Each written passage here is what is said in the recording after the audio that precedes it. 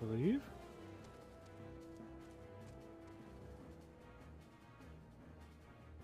Live? Are we indeed live? Yes, yes we are. We are live. Alrighty. Just need to add this to the playlist for this. Was it put in as Final Fantasy 14?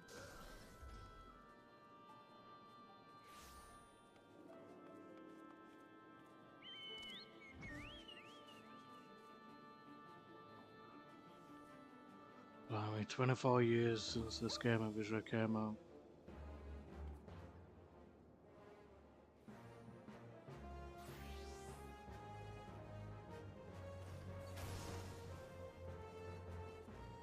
Alright. That's not saved. Got good latency, I've got a good connection, that's what I like to see.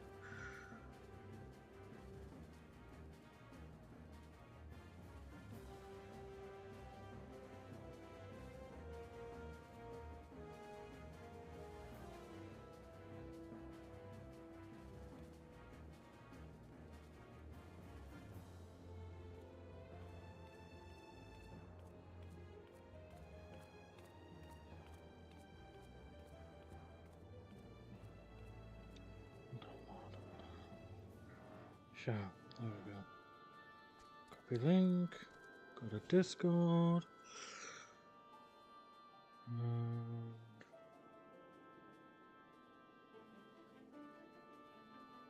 see.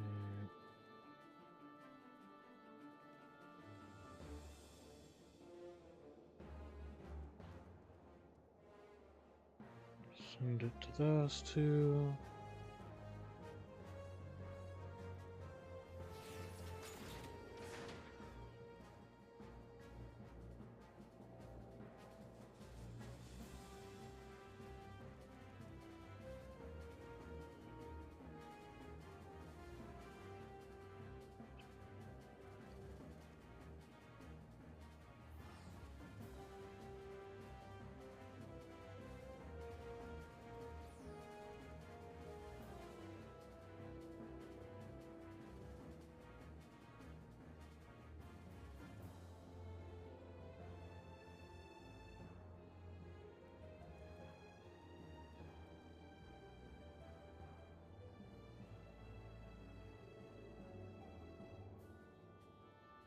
Don't really know where else to put it in terms of that. Last place to put it will be Tumblr.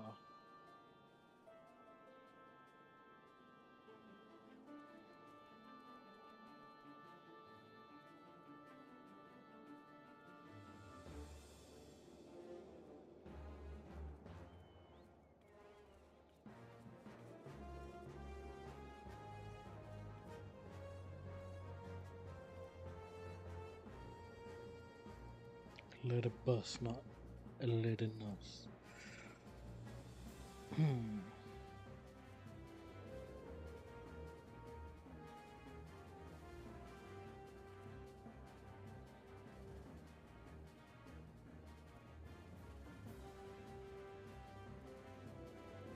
we go.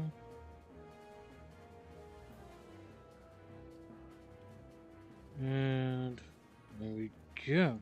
Okay. Da-da-da. Plug that in so it charges. Right.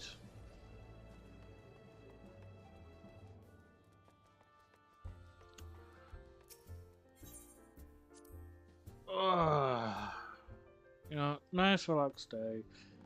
I didn't get to stream last week because I was getting my groceries in and stuff, so to be able to just relax this week and play the game, which is what I wanted last week, it feels good. Rest assured, everyone is quite well. I've been keeping a close eye on them and have satisfied myself that they are all in fine health. As a matter of fact, they're just about to convene indoors with Spite to discuss how best to use their pent-up energy. Let's join them, shall we? Pent-up energy, huh? That's only one word I'd call it. Well, my friends, now that we have all settled back into our bodies, it is time we resumed our duties in earnest. Let us speak of our plans. Oh yes, our plans. Ever since the Emperor's death, it's been one unsettling rumor after another. I've a mind to pay a visit to Garlemald to ascertain the truth of the matter. Ooh, be careful doing that, Thancred. A prudent endeavor. 'Tis of the essence that we establish the full extent of the threat, not least if it should prove that Xenos doth indeed orchestrate events from the shadows. In light of which possibility, I shall accompany thee on thy mission. Be assured that thou shalt find me more a help than a hindrance. Thou requirest another to imbue thine ammunition, dost thou not? Yeah, it's got you there.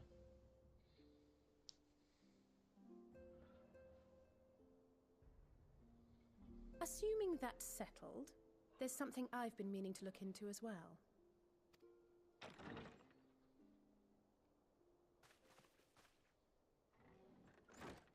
Welcome back, everyone. Lise!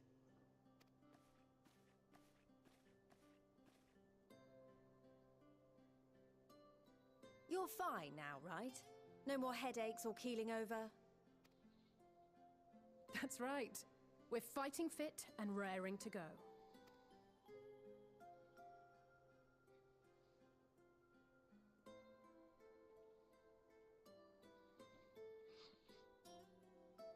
The famous Lise Hext, former scion and hero of the Alamegan resistance.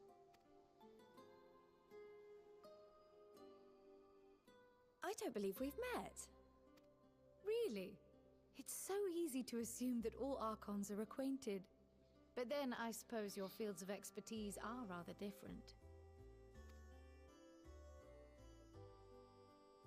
Grahatir, at your service. I have read much and more about your exploits, Commander. It is a pleasure to finally make your acquaintance. Likewise. The others told me all about you. Do not be so sure. Words scarcely do justice to the vital role he played in our victory in the first. A more dependable comrade one would be hard-pressed to find.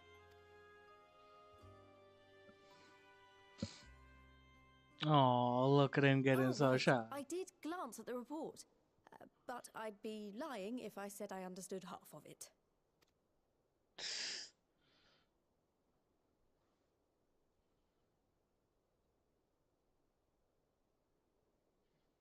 But oh, bless Grahatir getting all nervous and shy at that compliment. Well, well, that's a lot to take in. Just to be clear, this means we're not heading for another calamity, does it? Shorn of their unsundered master's leadership, what Ascians remain shall struggle to see their plans to fruition. And though I would ever advise caution, I believe we may rest easy for a time. Hey, we can rest. I'll take that as a yes. Not something our guy gets to do much. Even so, I don't know what to make of this business about Hydaelyn and Zodiac being primals. A difficult truth to bear, yes. But at last we understand the nature of our adversary.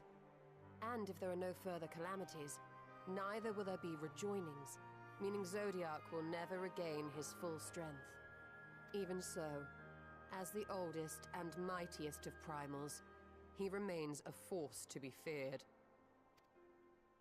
Though his is a power born of the desire for salvation, we have seen the havoc it may wreak, and it falls to us to ensure that it is never again brought to bear upon this star.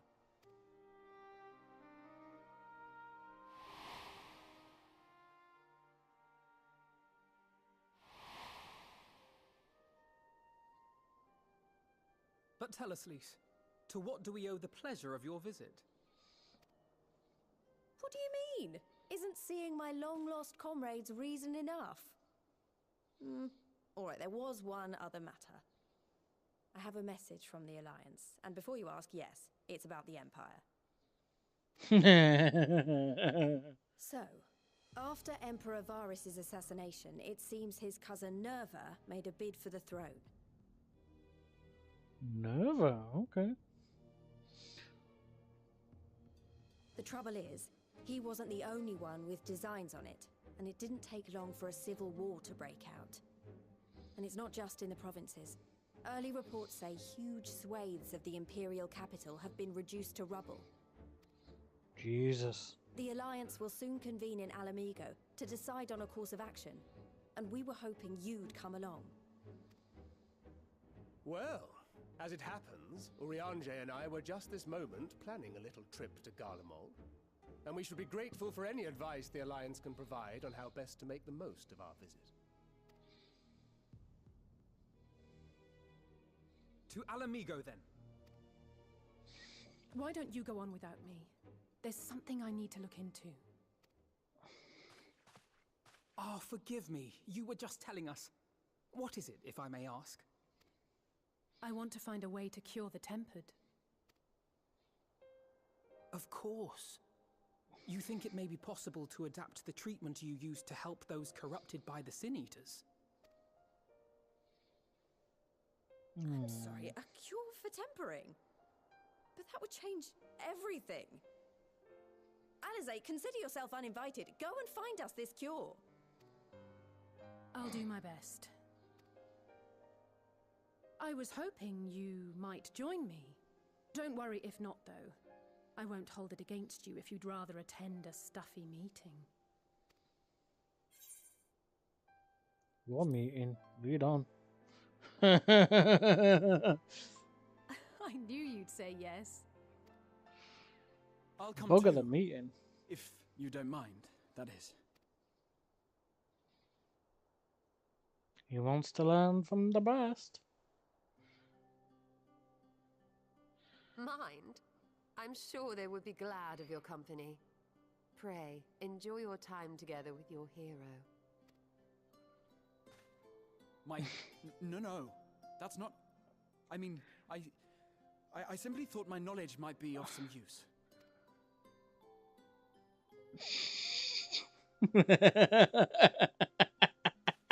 We shall be on our way then. Godspeed.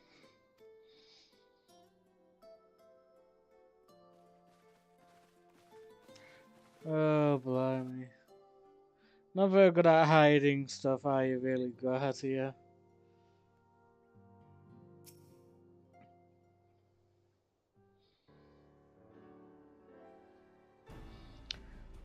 When I set out to save Halvik, I think Gabu was always at the back of my mind. And having proved that the light corrupted and not lost, I am convinced that the same must be true of the Tempered. Similar to those corrupted by the Sin Eaters, the aether of Gabu's soul has been rendered stagnant, and though the root cause is different, perhaps the solution is the same. It is by no means an unreasonable hypothesis, I'll say, and it warrants full investigation. If there's even a chance we can save Gabu, we have to try. But however much I'd like to race over to Limsa and set to work, there's no room for recklessness, not when a child's life is at stake. As I'm sure Beckluck would remind us, we still know little and less about the soul. Any number of things could go wrong if we don't exercise due caution. And so before attempting anything, we should learn all we possibly can about Temple. There's just one problem.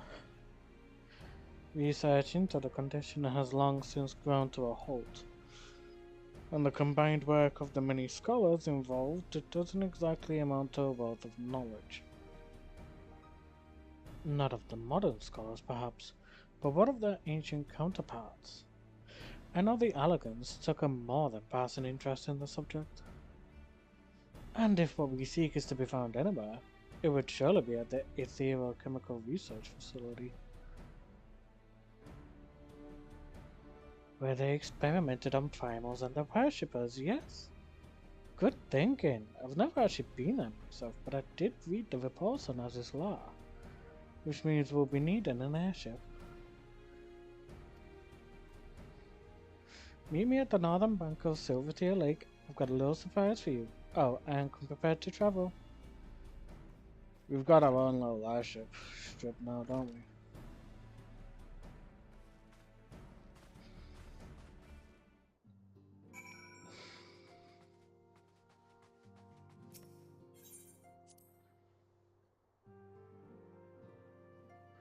I see that Ven has logged in. Ah, jeez, I forgot to do the actions. I personally only need reduced rates. I don't mind using the reduced rates one. Yeah, that's all I really need. If Ren needs more, I'm sure she'll put something else on.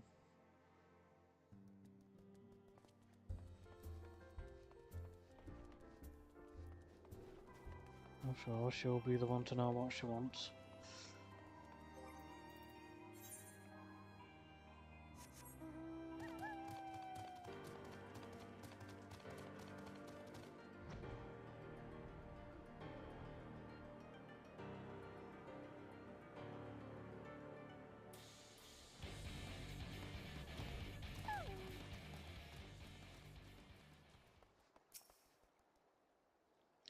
La da da da da da da da.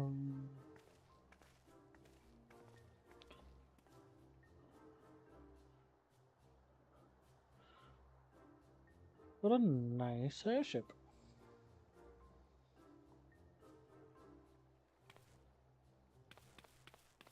I give you the Bonanza, the science's very own airship. I built her as a company project with the help from our friends at the Rising Stones, and named her Luck and Prosperity. Named her for Luck and Prosperity. Tataru, this is amazing. We'll be able to fly just about anywhere we want. Our garments were impressive enough, but to build an entire airship, I see the annals did not exaggerate the many talents of the sun's fabled coinkeeper. I had also introduced myself as a pilot, except the training didn't go quite as well as I'd hoped. But that's alright, because we've hired this capable fellow here instead.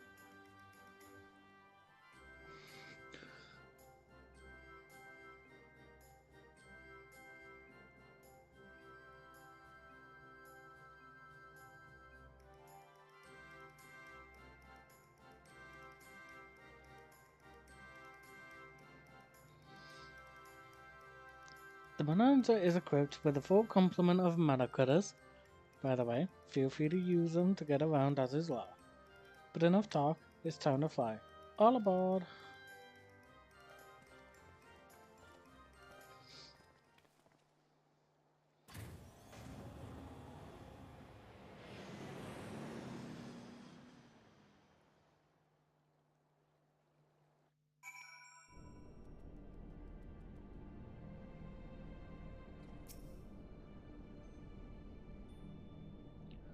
Honestly, Sid would be jealous of the way that airship flies. Tataru has outdone herself.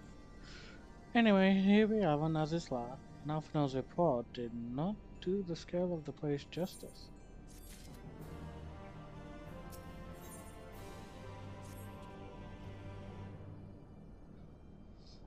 This appears to be the helix, which means we stand in the Alpha Quadrant. To the east lies the Beta Quadrant, and yes, I believe I have my bearings. Though this is my first time on Azizla, I do have some familiarity with the place thanks to the records in the Crystal Tower. Unless I am mistaken, this path leads to an airfield, beyond which there will be an information terminal. I suggest we begin our search there. Or I could just go ahead and get us to, you know. No? Okay.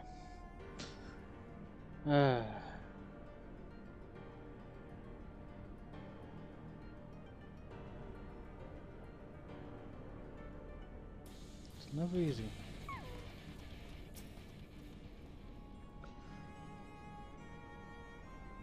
And here's the terminal. A moment while I search the archive for references of tempo.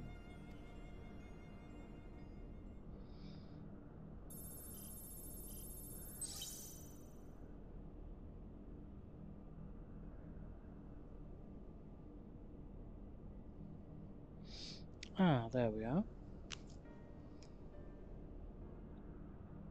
Iconic corruption. An overview. That sounds promising. Indeed. Let us see what this report has to say.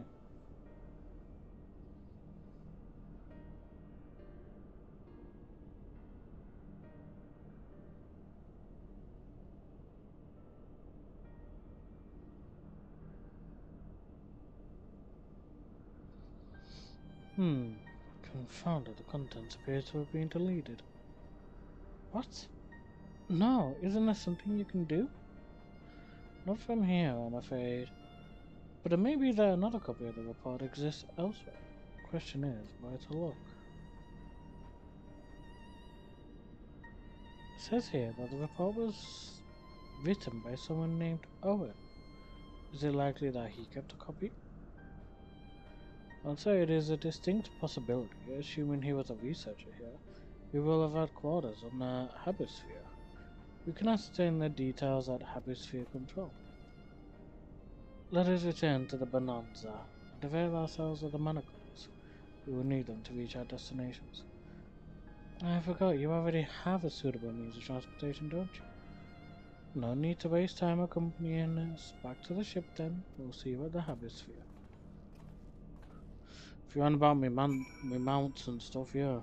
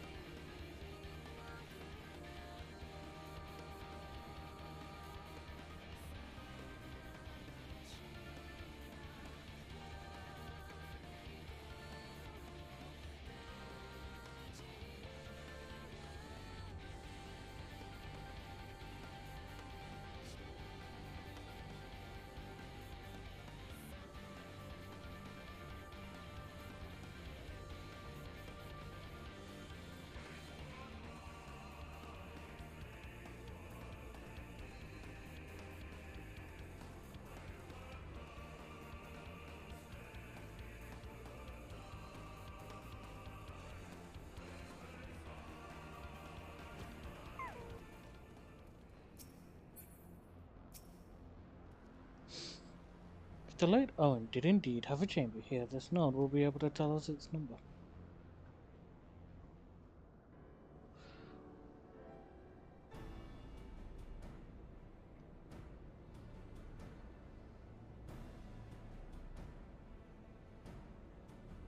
There.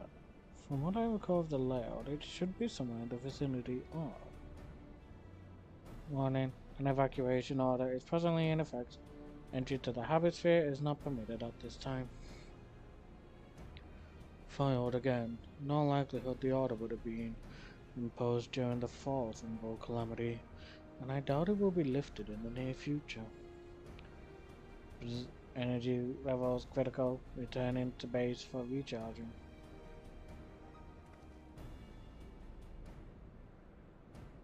Well, sure, there must be some other way to get in, to gain access. Force, for example. Ere we resort to that, I have an idea. Were we to send a surge of energy through yonder control mechanism, it should prompt the system to restart, releasing the locks. As for a suitable energy source, a concentrated lightning shard may suffice. Roughly, I seem to recall that they are known to form at points of stagnant ether throughout the continent. You seem to recall. Are you honestly telling me that was in the records, too? I am. A report sent to the capital mentioned that lightning-aspected ether was prone to pooling on the continent, resulting in surges that interfered with equipment. A minor detail, I grant you, but in my role as caretaker of the Crystal Tower, there is no such thing as too much elegant knowledge. Besides, my studies helped me to feel connected to the source. To home.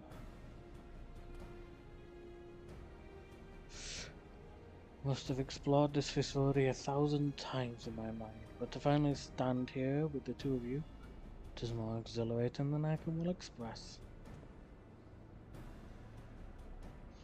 Now then, the lightning shard. If I may, I suggest we split up and search the Beta Quadrant. Oh, but beware of sprites.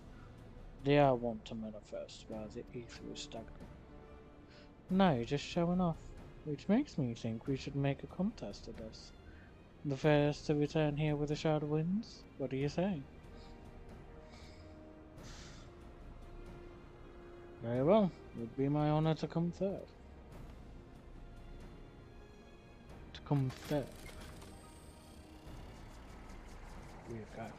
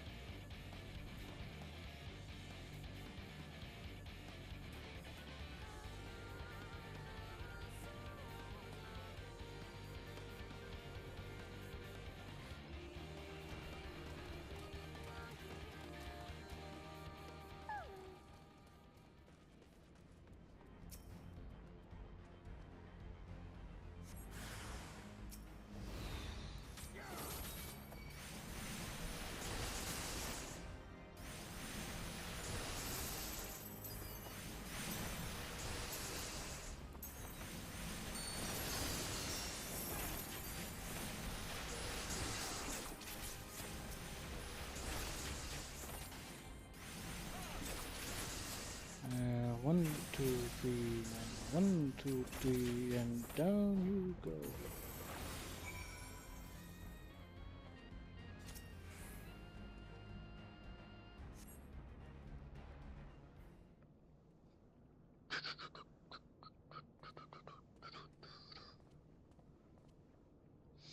Bravo! That was quite a show, adventurer. Why, the spectacle proved so enthralling that all thoughts of the prize slipped my mind. I appear to have forfeited our little race. Congratulations. The lightning shard is yours.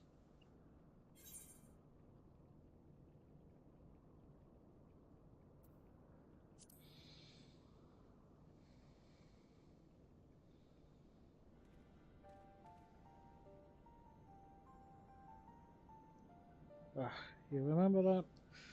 In my defense, I was caught up in the moment. It isn't every day you meet an honest-to-God's hero, after all. Well, the contest continues, so you had better hurry back. But one last thing.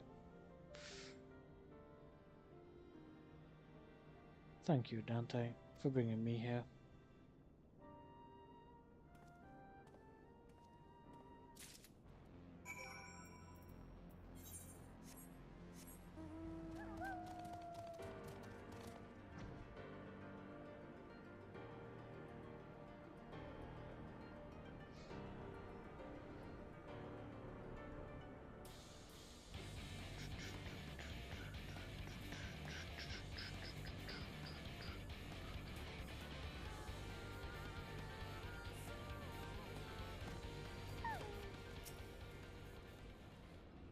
It appears Alice had no luck, so victory is yours. Congratulations. Now then, may I have the shard?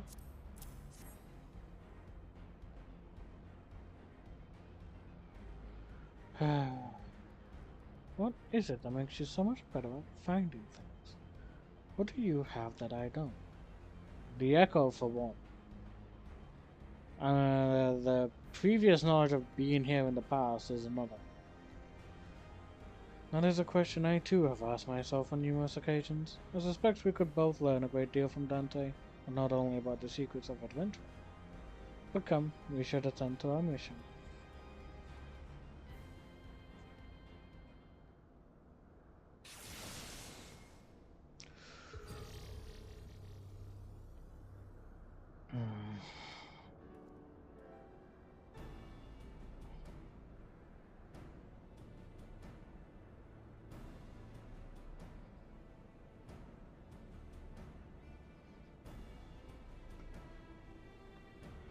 Excellent. The system responded exactly as intended. We now have access to the Habisphere. Only one obstacle remains: the security systems within. Should they be triggered, they could make life rather difficult for us. In light of which, pray leave the rest to me. If I am right, my royal blood should allow me to venture in unmolested. Assuming this place works at the Crystal Tower, yes, but if it doesn't, you'll be on your own.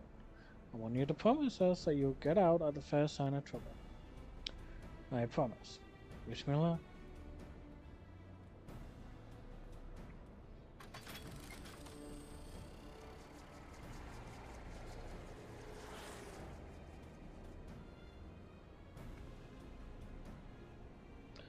Well, nothing for it but to sit tight.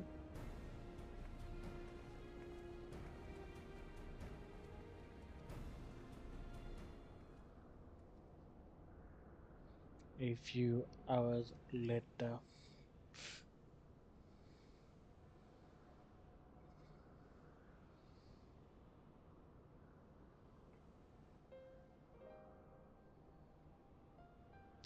I'm sure this Owen fellow was very learned, but Iconic Corruption and Overview sounds like a studying thesis. We all had to write. Lest you wonder, mine was about the combat applications of ether. Nothing if not practical. Afner's was more philosophical, of course. Political, dare I say it. He chose to write a lengthy discourse on our nation's duty to the world. Controversial subject, to say the least. He asserted that Charlene's knowledge should rightly be used to protect all life on the star, in direct opposition to the country's cherished policy of non-intervention. Being a leading member of the Forum, our father was not happy. At the time, of course, Offner was utterly convinced of his views and would cheerfully argue to the death with anyone who saw things differently, by which I mean the vows were long. To be fair to him, though, he's since learned to be a little more open-minded. But deep down, he still holds fast to that one belief, and I admire him for it.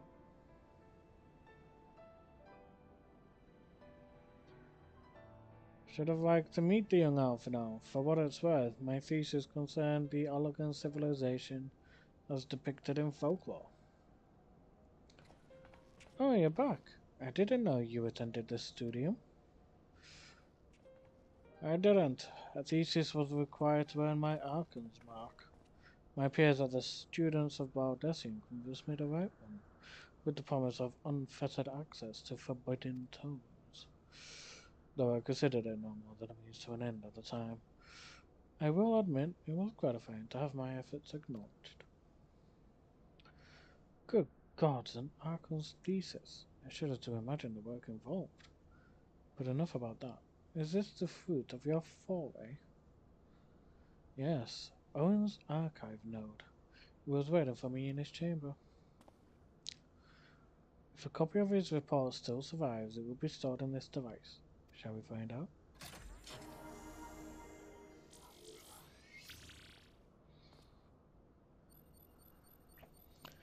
Initializing. Scanning for registered user. User not found. To proceed as a guest, please complete biometric authentication.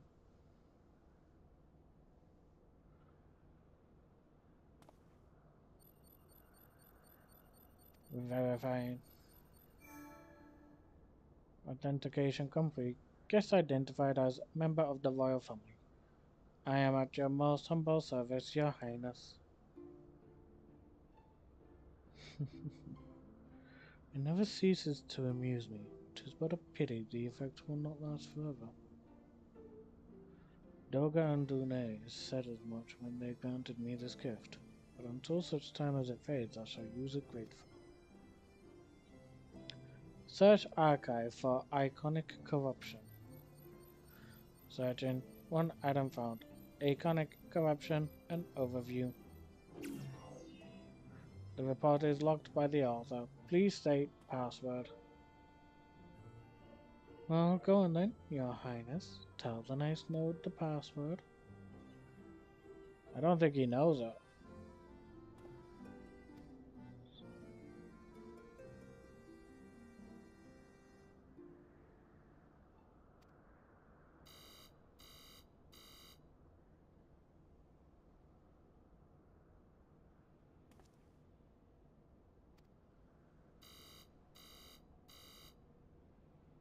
Oh. Oh. Having a bit of issue there, Guahatia. Confound it. Come now, passwords are invariably short and simple. For instance,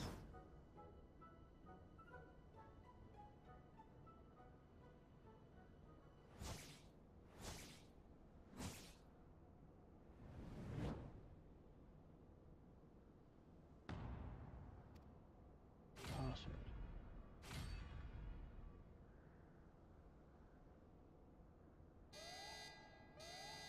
The notion that the password could be something so inane would be laughable were it not dangerously stupid. Furthermore, your conduct in the presence of His Highness is grossly inappropriate. Know your place, handmaiden. Oh shit! What did that thing just call me? Oh shit. Is she about to blow? Wild Rose. Password incorrect again. We warn that any further inappropriate behavior in the presence of His Highness will not be tolerated. Alright, that's it. I say we dismantle it and manually extract what we need. Now, let's not be too hasty. A single misstep and we risk losing the report altogether. I believe this may be a task for Sid and his colleagues. If anyone can coax Machina into cooperating, it is them.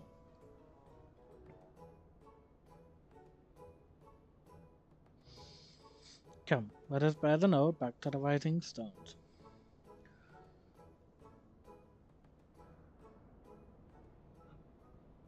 Oof, Alice was not happy there. Jesus. She was about ready to go all slice and dice on the thing.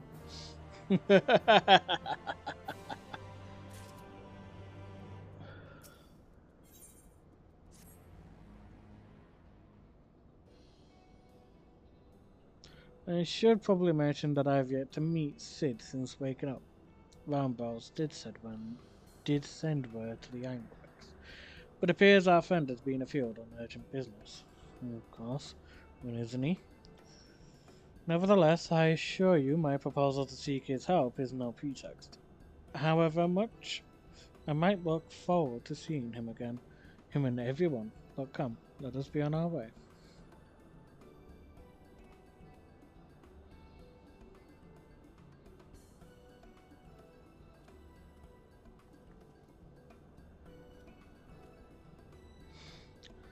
Look at him, all but running.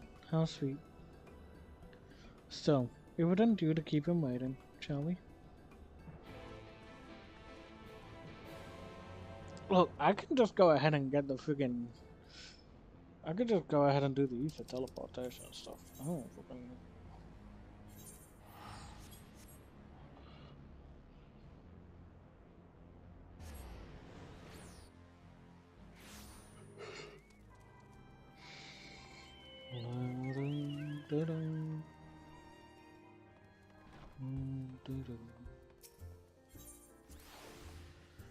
Rising Stones.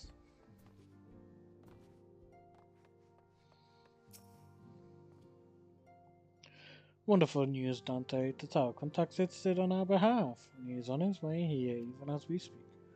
While we wait, I should very much like to hear what transpired at the Alliance Council. Would you be so kind to quiet?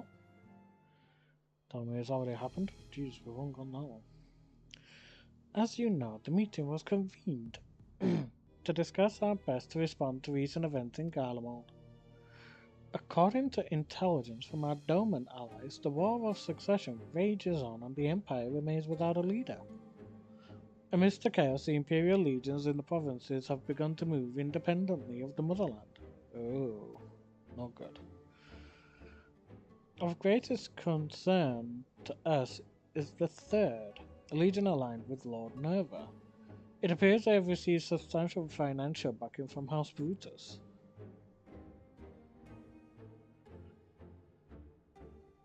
Brutus? Aren't they the ones who took in Yosuyu and Asahi?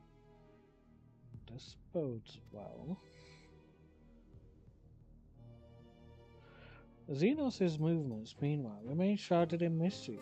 We're hoping that Thancred and Oriandra will be able to shed some light on his activities when they return. Until such time as they do, the Allied leaders feel it would be unwise to interfere in the conflict, and so, thanks in part to the Imperial withdrawal from Gimlet, they have decided to turn their attention to the primal problem once more. Working with friendly factions amongst the Beast tribes, they hope to reopen dialogue and explore new avenues for peace. Given the timing, I suspect they wish to put their respective houses in order ahead of a decisive clash with the Empire. Whatever their intent, this is not a problem easily solved. The Lominsians in particular struggle in their efforts, and Alphanau and Ishtola have been called upon to aid them. So long as we are dealing with the tempered, I'm afraid no amount of damage will avail us. But if we could develop a treatment for tempering, then anything is possible. Which is why we must succeed. And on that cheery note, why not make yourselves comfortable in Dawn's respite? I shall sit in as soon as he arrives.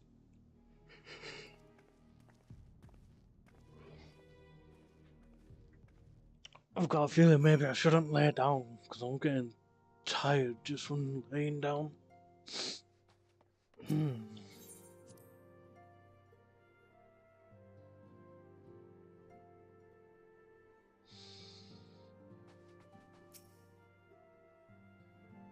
Strange, I had a good night's sleep. Granted, I woke up late than I thought I would, but still, had a good night's sleep, had some breakfast, had lunch. Well, I had a bread, mind you, now though.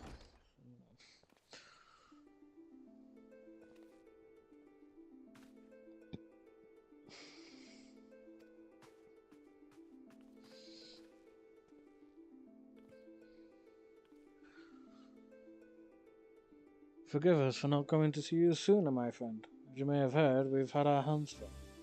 In our defense, you are up rather early. I was under the impression you'd be slumbering a while longer. Oh, I would be, as you not fulfilled your promise. Ha! I still struggle with that idea. From where I stand, the secrets of traversing time and space seem exactly as unfathomable as they ever did. But if an alternate version of myself has already laid them bare, I dare say that frees me up to concentrate on other endeavours. Speaking of which, you wanted my help with something. What is it?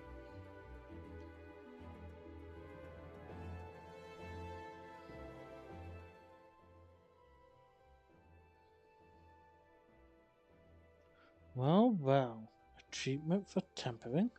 And for the next step, you need to find a password to this elegant report.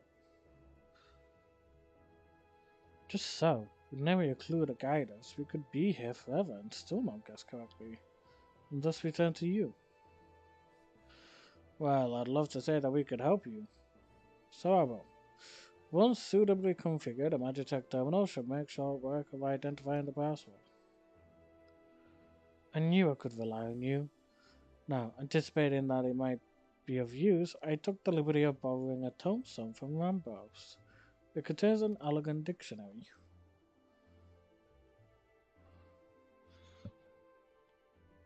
Good thinking. I'll transfer the information to a terminal and set it to work right away.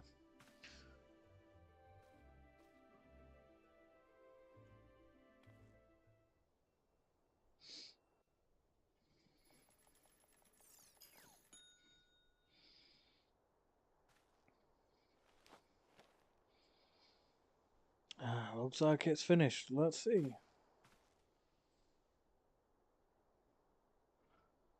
Freedom. The password is freedom. Huh, short and simple, just as I said. Would you care to do the honors, Your Highness? I would, milady.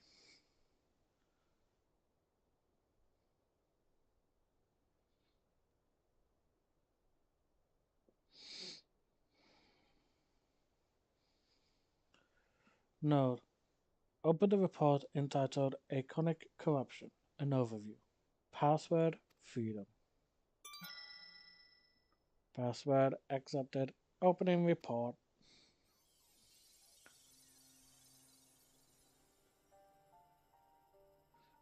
This report seeks to provide an overview of the mechanism by which icons corrupt and bind men to their will.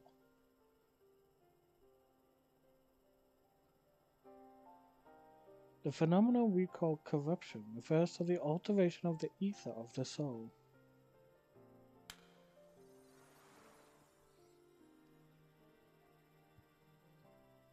Said ether ordinarily exists in equilibrium, no one element being more prominent than another.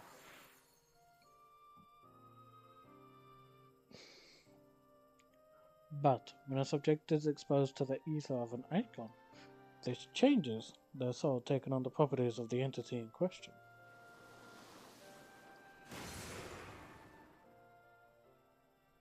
By way of an example, exposure to the ether of the fiend, Sephiroth, would cause a subject's ether to become aligned with the element of earth.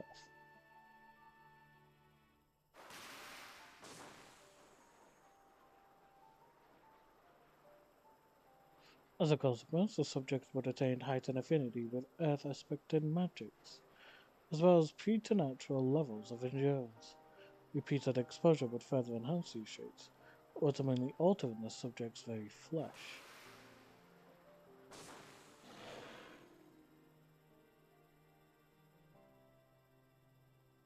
The changes undergone by the subject are not solely attributable to elemental alignment.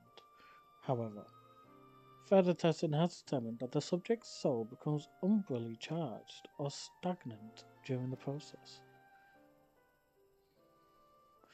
This stagnation of the soul has the effect of diluting the sense of self, rendering the subject vulnerable to the will of the icon, the thoughts of whom come to consume their entire existence.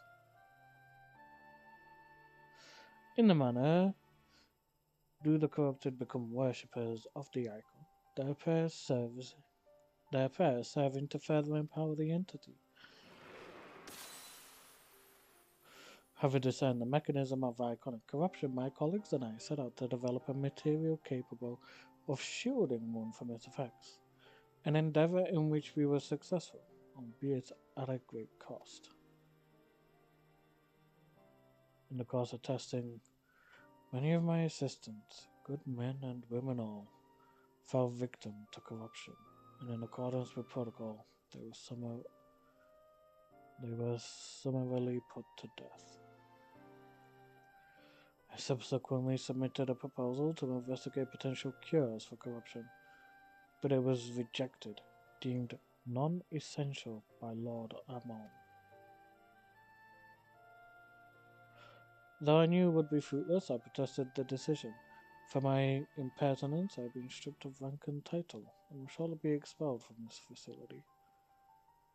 In all likelihood, this report will be expunged from the archives. Nonetheless, I record it in hope that one day someone will undertake to do that which I could not, and find a cure for the victims of iconic corruption. End recording.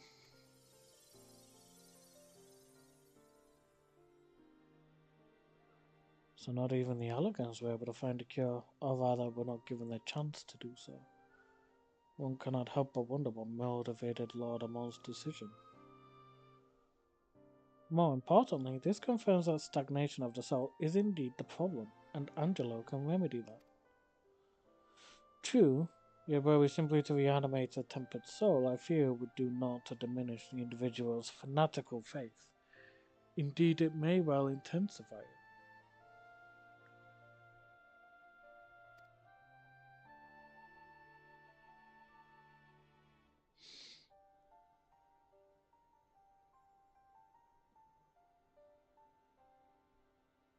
No, we would somehow need to suppress the primal's hold over the subject at the same time, or risk them ever remain in its thrall.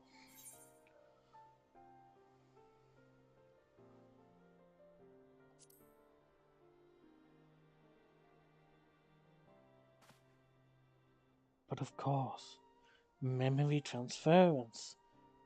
The process has the effect of compartmentalizing memories, separating them into manageable bundles, if you will. By adapting the technique, it may be possible to achieve selective reanimation. That is, limit the effects to only those memories that existed prior to tempering.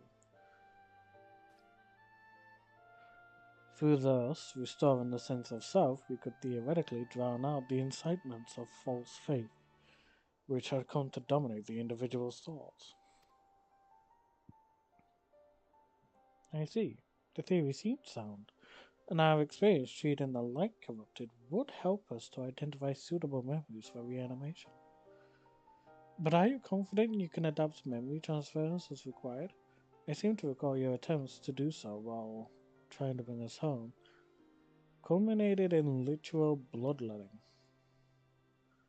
They did, you were right. Despite my best efforts, I could not recreate the mechanism, and I could see that the rather clumsy compromise I reached would not provide the basis for a cure. And perhaps it's better that we consider another approach. Your doubts are understandable, but this time I believe we have reason to be confident. You see, nodes such as this were built with the ability to simulate magics, which leads me to believe that it may be capable of performing simulations of the transference technique. If so, we would be able to conduct years' worth of tests within the space of a few days. In theory, it would be no different from how we identified the password, but it will take more calculating power, a lot more. I honestly couldn't say whether our equipment would be up to the task. Tommy said, "Why do you suppose Owen locked his report behind a password?" "To keep it from prying eye, of course. Why else?" Wait. A password that could be guessed by anyone with leisure and a dictionary wouldn't keep it from a person minded to look. No. He wanted his report to be seen by those who strive for freedom. Not unlike the members of a certain distinguished engineering collective. I believe their motto was freedom through technology, or some such. You two, round up as many Magitech terminals as you can find and bring them to the workshop.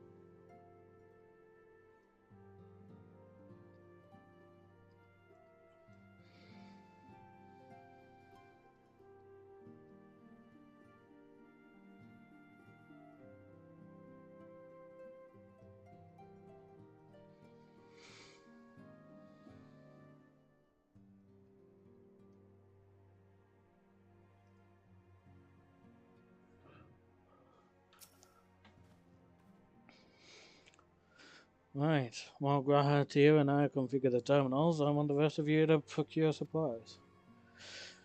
Namely, ceruleum to fuel the terminals and ice shards to keep them cool. The more we have of both, the better. Leave the ice shards to me. I'll round up some adventurers and go on a gathering spree. Fair enough. In that case, I'll trust Dante and Alice with the ceruleum. Here's a promissory note for each of you.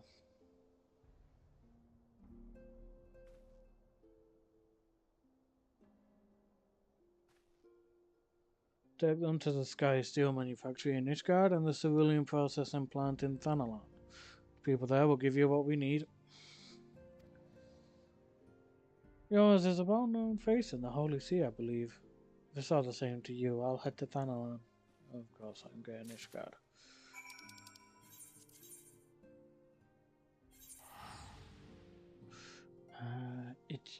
Itch.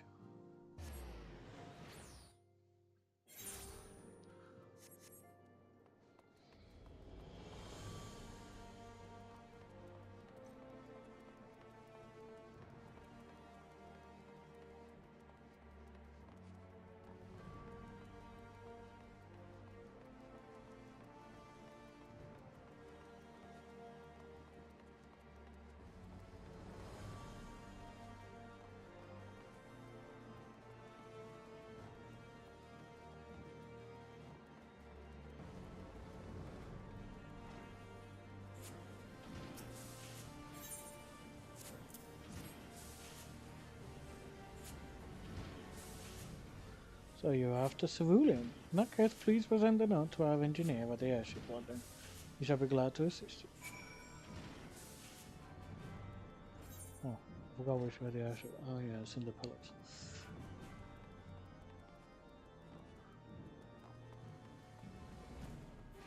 Dun, dun.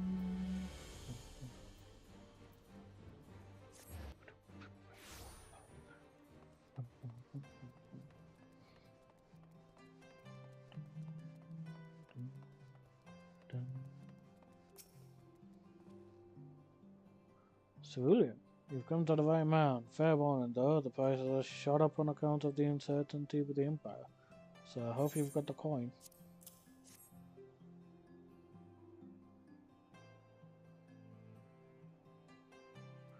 Well now, I promise every note from the Ironworks. Don't see many of these. Not that it's a problem, it's as good as gold to me. I thought you were going to say it's as good as platinum to you. Platinum being the more, you know, wealthy one. Considering how much that can bring. After I get to see you? My friend! After the disappointment of not seeing you in Alamigo, what good fortune to chance upon you here of all places.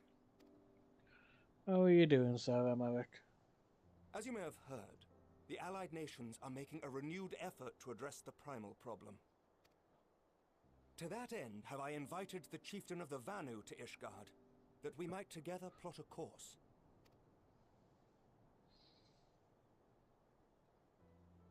Since the war with the Empire appears to be nearing its conclusion, I would also like to call upon Estinian's lance. Alas, he is, as ever, a difficult man to find. Oh, that's not I am surprised. informed he recently paid a visit to the Rising Stones. Should he happen to do so again, be sure to pass on my regards, won't you? But tell me, what business brings you to our fair city this day?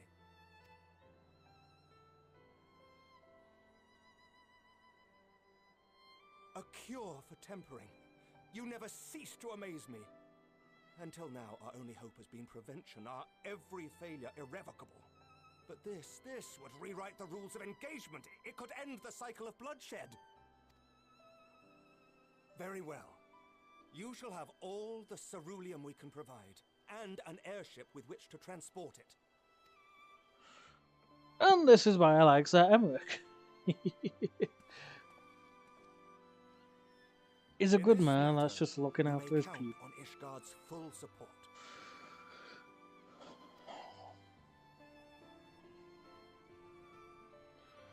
He's just a good man looking after his people.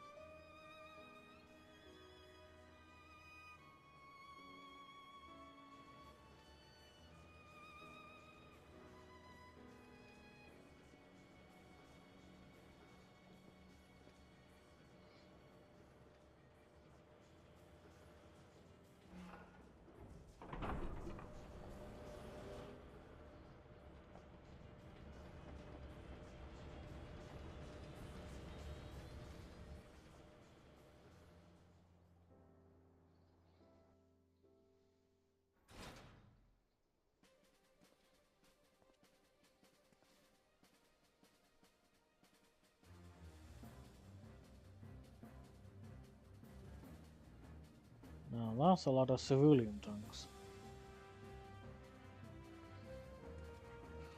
And that's a lot of ice shards. Jesus!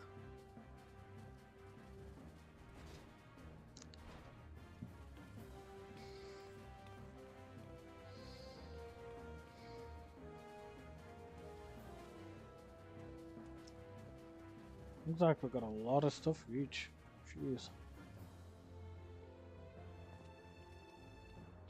I'll say is all tired out by the looks of it. Who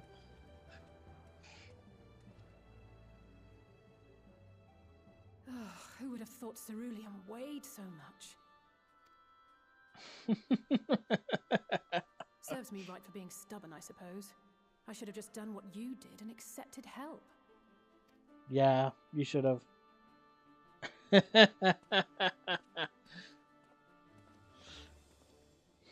Good work, you two. This is all we asked for and more.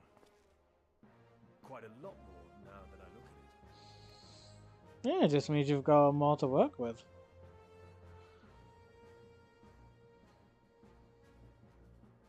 Lord Emmerich, eh? And entirely by chance. Ha! Some people have all the luck. Yeah, we We do. have also succeeded in configuring the terminals, thanks in no small part to our able assistant. Nero! It's been a while, hero. You seem surprised to see me. Lest you misunderstand, I've no interest in such things as cures for tempering. But if you mean to achieve that which eluded even the storied Allagans, it seemed plain that you would require my expertise. And so it proved. Is that not right, Garland? For all the effort it took to track you down after your latest disappearing act, you could find the cure for death, and it wouldn't be worth the trouble.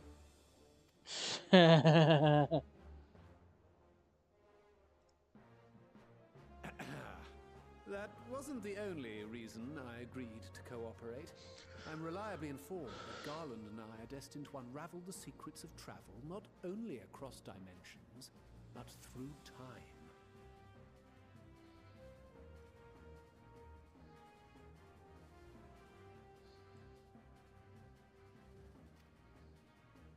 Doubtless the lion's share of the credit lies with me. 9 parts to Garland's 1. And this research will be a stepping stone to that illustrious achievement.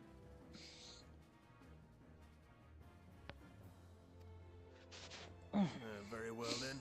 I'll do 1/10 of the work. Just the part that's beyond you. God, you two sure love having a Whatever pissing you say, competition. Garland. Right. If everyone's ready, let's begin.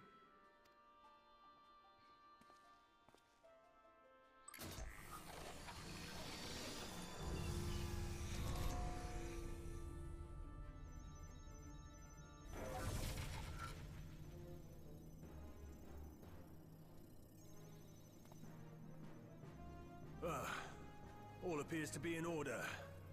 Now, we just have to wait for it to find us our magic. Why not take this opportunity to put your feet up? This may take a while.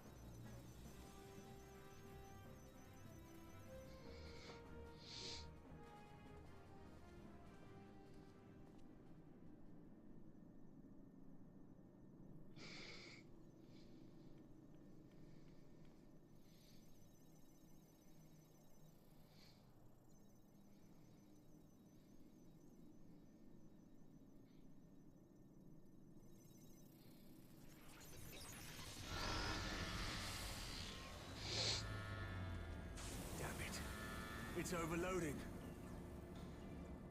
Oh, that's not good. She won't last much longer! There's plenty of ice crystals to keep We'll it have to shut cool. it down. Wait! We're close! So very close! Oh.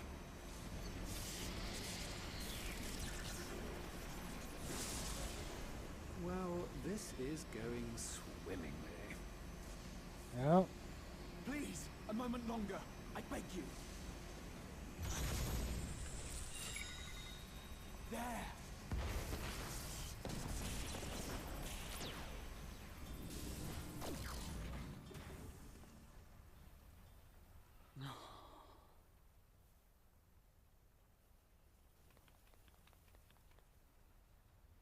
One of them did show up with the answer though as well. I was able to memorize the magic before it faded. It still needs to be put to the proof, but I believe we have our cure.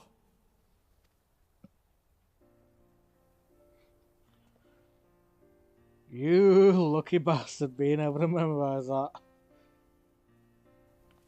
In this few seconds it was up for. It's just as well. She'll never run again. The fault is mine. I'm sorry. Don't be. It may fall short of dimension hopping, but a cure for tempering is not to be sniffed at. This, my friend, is a world-changing discovery. One we're proud to have had a hand in. A few Magitech terminals are a pittance to pay.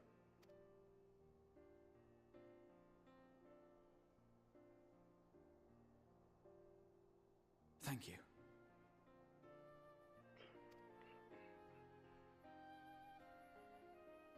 Well, we've done what we can. The rest is up to you.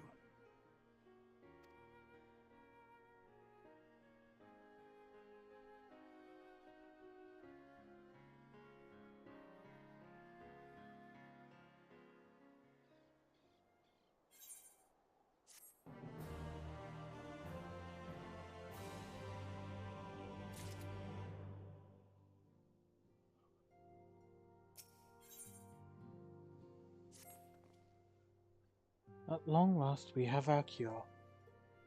In theory at any rate. We cannot be certain until such time as we put it to the proof, but I am quietly confident. Well, if we're to test on someone, then I suggest Gabu.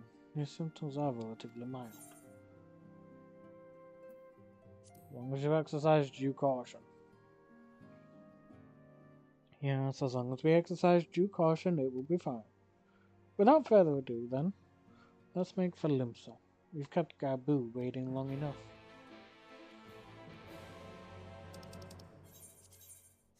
Actually, what am I doing? I can just return.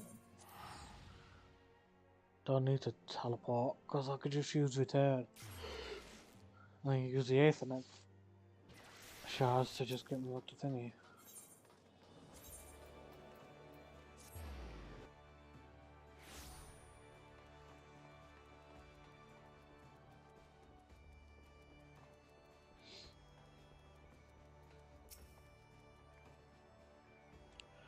Well, this is the moment of truth. I'll have our host bring Gabu to us at once.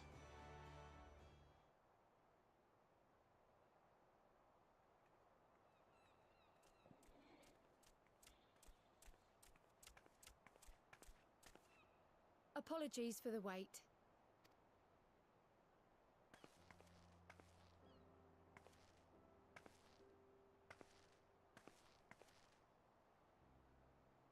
Gabu, have you been good?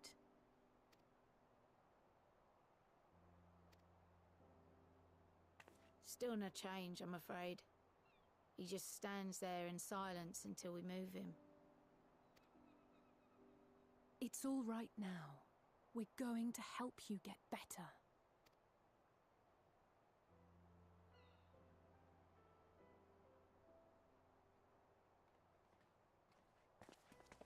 Fancy meeting you here. Alphino Yushtola! I thought you were attending to primal matters. We were, and came here for a meeting on the subject. Certain pirate factions did not deign to attend, however, and it was cancelled. We had resigned ourselves to having wasted a journey when we chanced to espy you. Could it be that there has been progress with the treatment?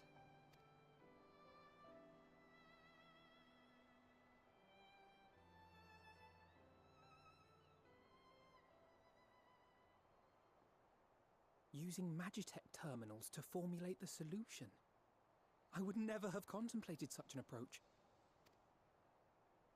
So this new magic, adapted from memory transference, would be used to purge the subject of their fanatical faith, while Angelo would be responsible for reanimating the ether of their soul.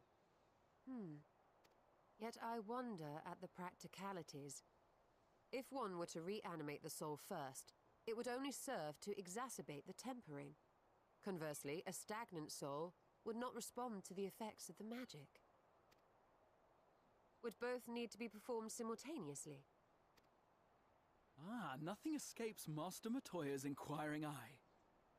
As you say, both must be carried out simultaneously. And thus, I propose to imbue Angelo with the tempering treatment in much the same manner as I did the spirit vessels.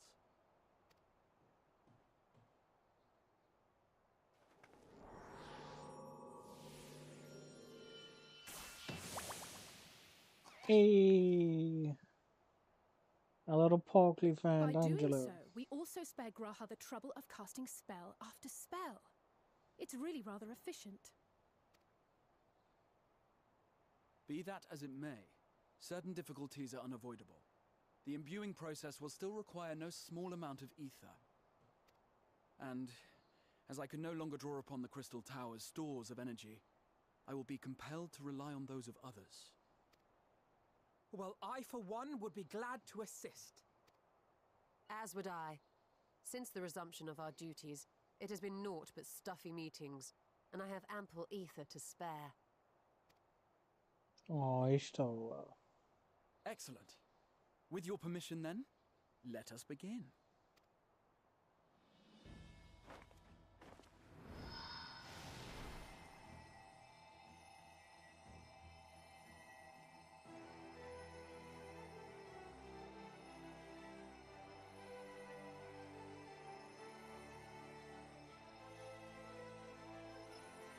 Yes, this will do.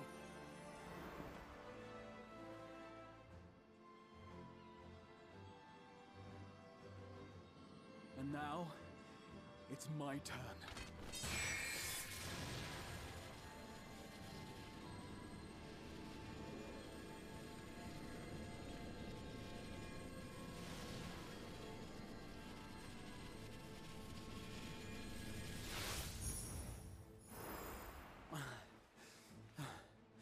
Tis done. No small amount indeed. Well, we seek to go where even the Allagans did not. It was never like to be easy. The rest is up to you, Alize. The treatment itself will take time and focus, so we will need a quiet room.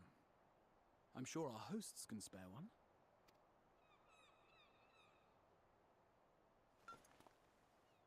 I will go with her. It may be a while before we return, so I would ask for your patience and your faith.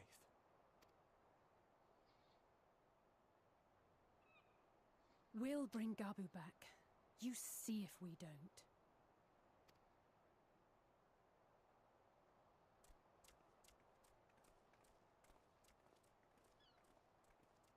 'Twould seem our part is played. Let us find a place to recuperate while we wait for news.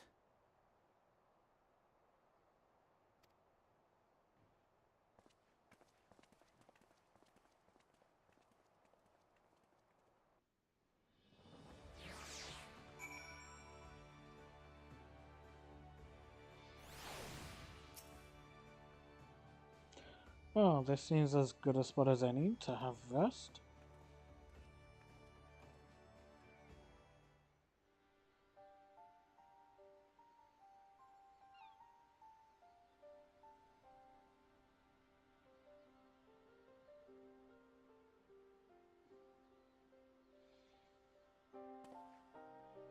For years, Eorzea has labored to find a solution to the primal problem, without success. Any hope that tempering could be reversed faded long ago.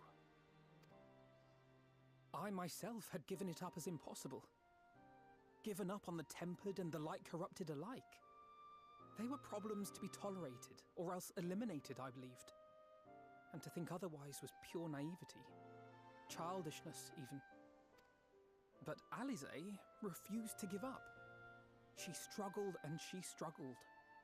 And her efforts were rewarded with a way to bring back Halric. And now countless others may no longer be beyond salvation. However much we bicker, I have the greatest respect for my sister. Had I half her stubbornness, nay, her unwillingness to accept the status quo, I would be a far better person. A far better scion.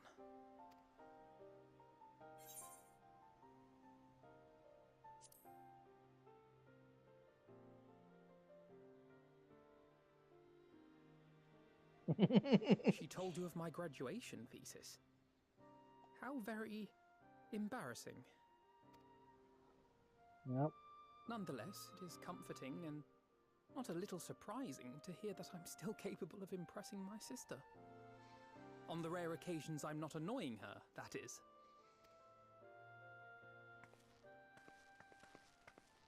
Oh, she is exhausted.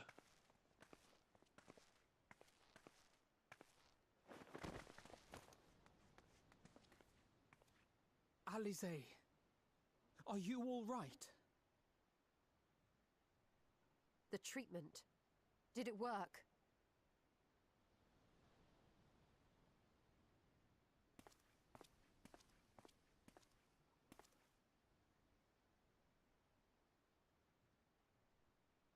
I'm so glad to see you all. Delighted, happy, glad. Oh, the treatment worked! Gaboo!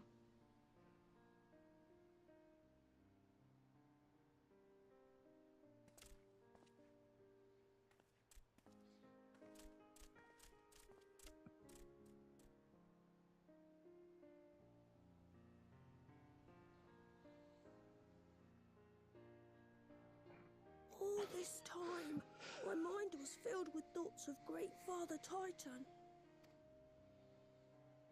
But I never forgot about Mother and Father.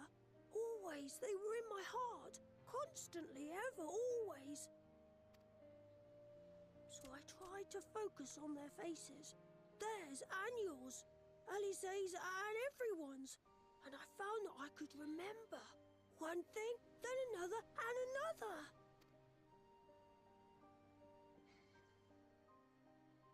Oh. Your hopes reached Gaboo. They helped him to hold on. Gaboo. Such a darling. I'm so proud of you, Gaboo. I couldn't have done it without you, Alize. Can you help the others too? Cure them, heal them, help them? Yes, we can. All of them.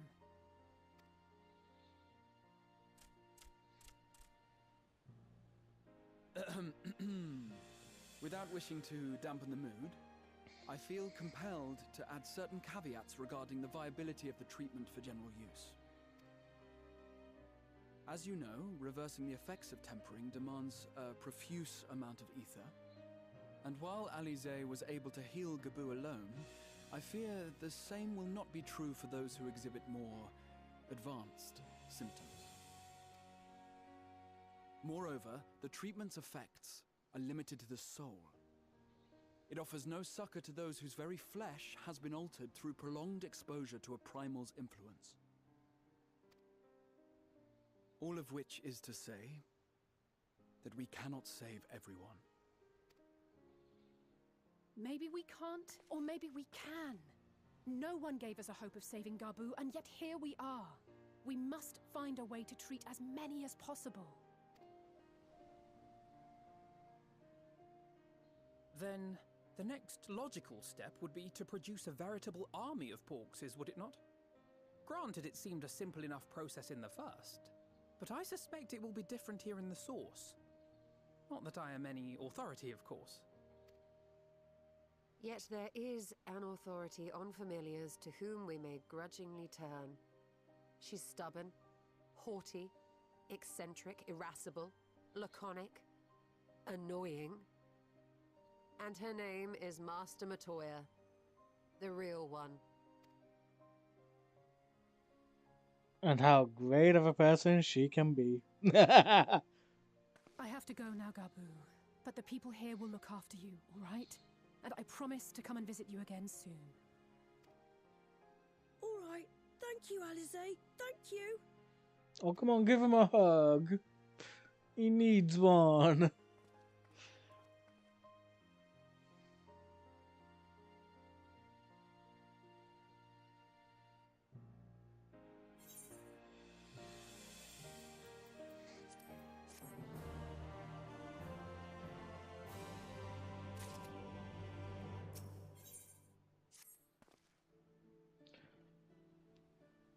She will be at pains to remind me. I have not paid Master Matoya a visit since returning from the first. But this seems as good a time as any. Come, let us make for her cave.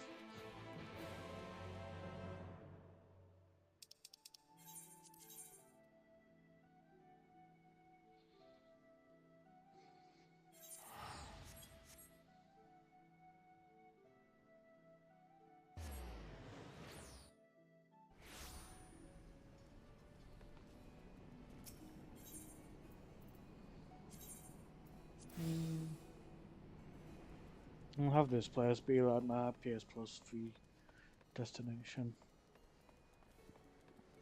Because I feel like we'll probably be coming here quite a bit.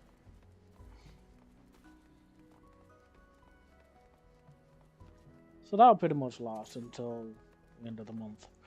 This is something I've been forgetting, is that PS Plus gets the benefit of a free destination. So I really do need to keep checking the PlayStation Plus thing to just keep getting a free destination every month. And depending on where I am in the game, depends on where I'll put it.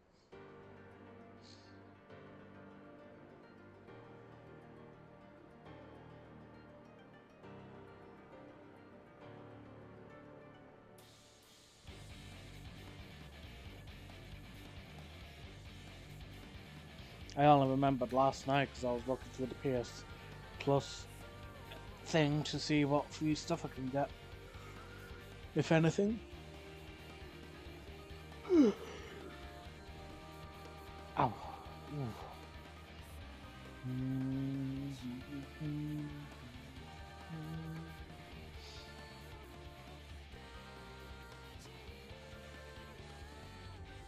Because it's kind of the same for Yu-Gi-Oh! Master Duel. PS Plus, you get 50 legacy packet tickets. So you could just use them on PS Plus, from PS Plus to just get stuff.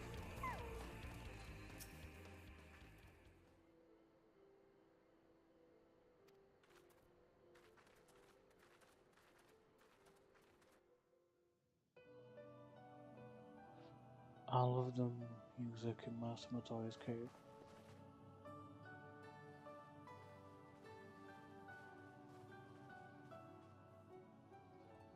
Nary a word from you all this time, then you bring every man and his pirogo with you. Did no one teach you any manners, girl? They were too busy teaching me etherology, Master. Jesting aside, I wanted to be the one to express our gratitude. I am told you spared no effort to sustain our bodies while we were away. And for that, we owe you our lives. Thank you. You were gone so long. I was starting to think you'd set your heart on staying. It wasn't easy to leave, as it happens. Seldom does one have the opportunity to study other worlds, and I would not have minded extending my stay by a handful of years. Ever the scholar. Y'shtola dedicated herself to studying ancient civilizations of the First, befriending a tribe known as the Knights Blessed in the process. There she took on the name of Matoya and won the respect of all the children of the forest.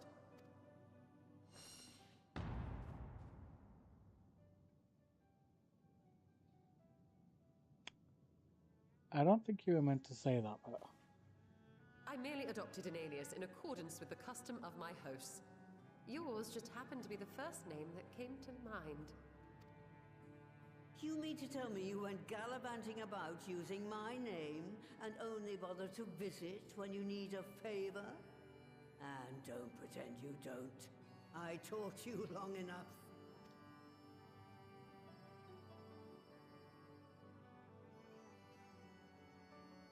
Indeed.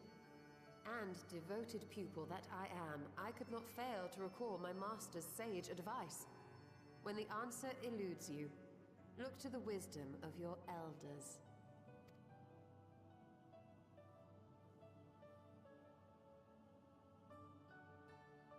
You there.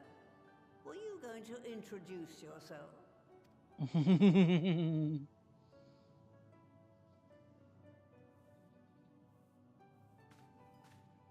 How remiss of me. Grahatir is my name, and I'm proud to call myself a scion. I too wish to offer my gratitude for your invaluable aid in sustaining the Archon's bodies, as well as my apologies. It was my inexpert summoning spell which endangered their lives in the first place. Ah, yes. The one bent on digging up the mysteries of Alag. Old Galaf used to speak of you, and Kryles told me all about your recent exploits. Do you have a bad back or something? At ease, boy. Whatever mess you've made, I'm not in the habit of dwelling on the failings of the younger generation. You are too kind. I've also heard much and more about you, Master Matoya. 'Tis an honor to finally make your acquaintance. Well, that's more than enough pleasantries for anyone. Tell me what you want. I haven't got all day.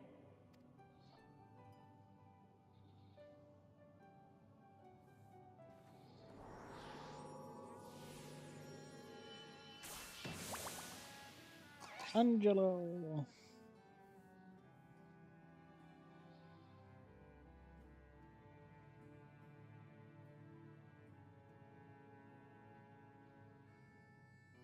So that's the way of it. It should be a simple enough matter to make the familiar. The magic, on the other hand. Ah, that you may leave to me. Being the only one possessed of royal blood, I alone can imbue the subject with the necessary magic. So I just need to create porxes with the power to stir the soul. Just, I say. Though we're talking about a veritable herd of the little buggers, we'd collapse before we reached double figures.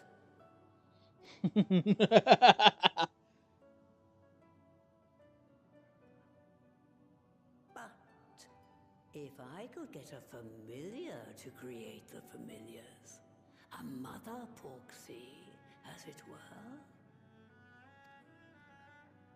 Such a thing would exist. Interesting. Seems I haven't seen the last of that moldy old hole after all.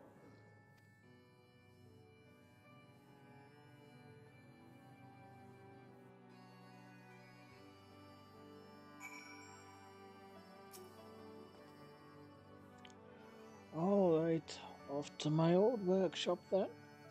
Everything required to make your familiar is there. That may be, but no one has set foot in there since the Exodus. I dread to imagine what has become of it. Oh, there's sure to be a handful of feral familiars, and mayhap a monster or two, but nothing to trouble the likes of you. You can consider cleaning up the place, payment for my help. Fine, we'll do it. Good girl. Now, if there are no objections, I suggest you run along to the Maker's Quarter. I'll send one of my Paragos ahead to let you into the workshop. You need only tell him who you are, and can't be too careful after all. Off you go.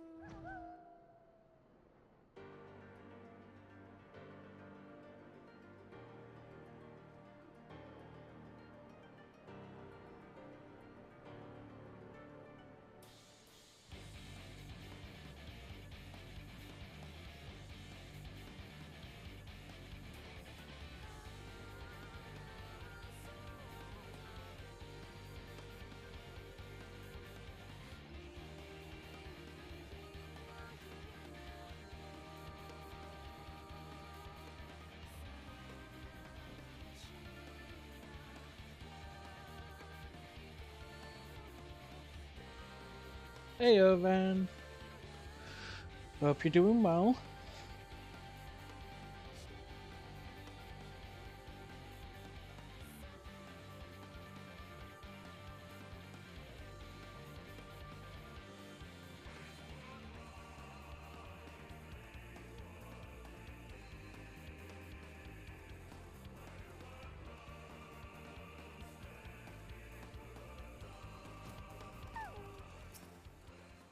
Ah, there we go.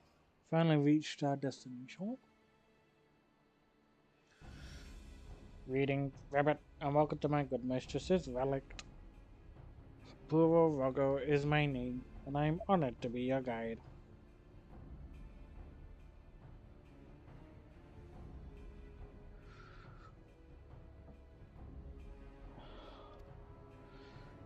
Within you will find a space dedicated to the making of familiars, along with a cavern wherein the requisite ingredients may be had. I must warn you, however, that the place has not played host to a single soul, much less a brew, in over 15 years, and will, I regret, be in some disarray. But rest assured, my brothers and I shall see to it you do not lose your way. Now then, Rabbit, only say the word and I will show you in.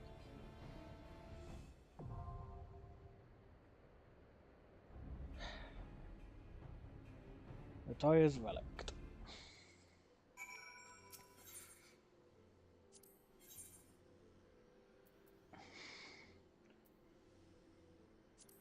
Oh no, we have...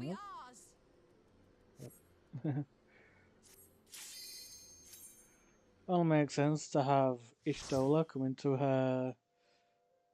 into Master Matoya's relic.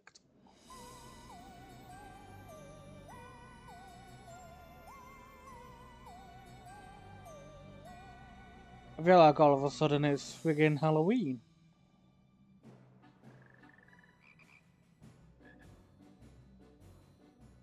Then I feel like I'm also slightly playing Banjo-Kazooie with the music. Right. To begin with, I need you to gather a few ingredients. Listen well to what the Porogos say, or you'll wish you had.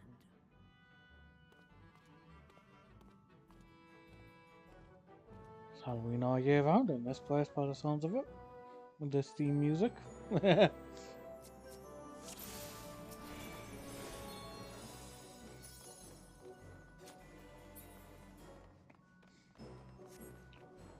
First we need to harvest some clay.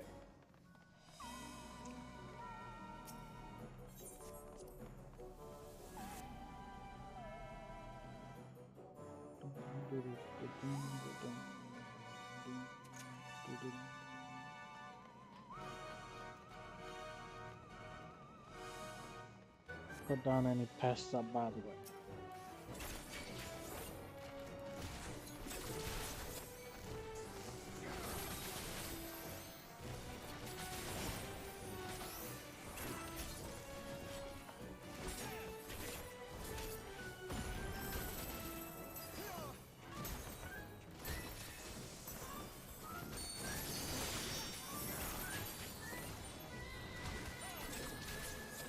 Nope, no thank you, don't appreciate that one bit.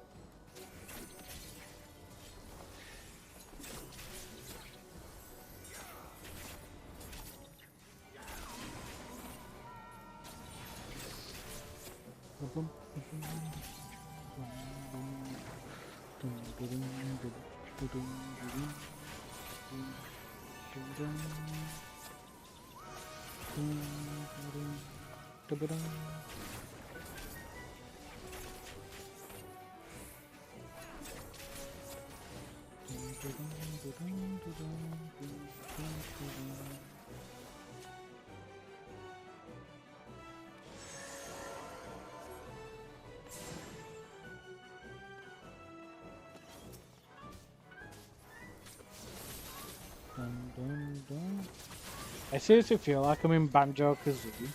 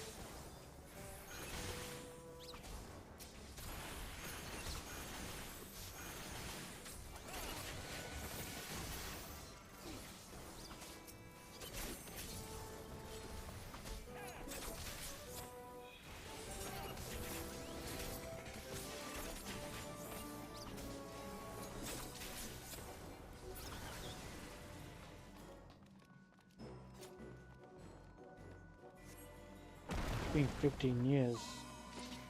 I don't see any reason why I wouldn't be freaking infested like this.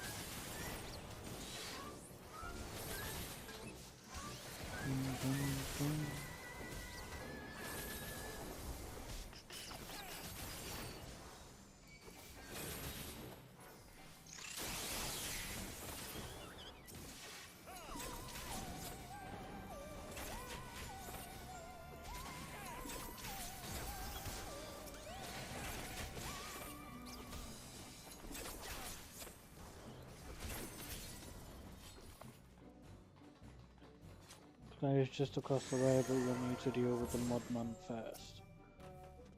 Lovely.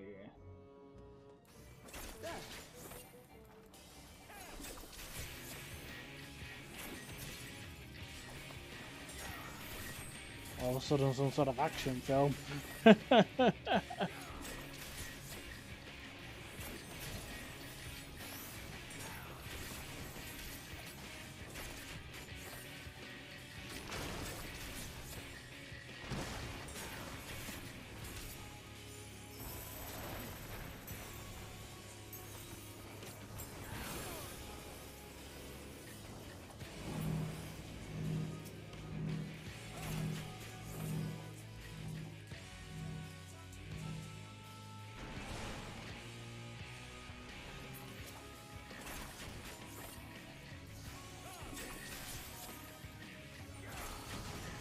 Just the beginning.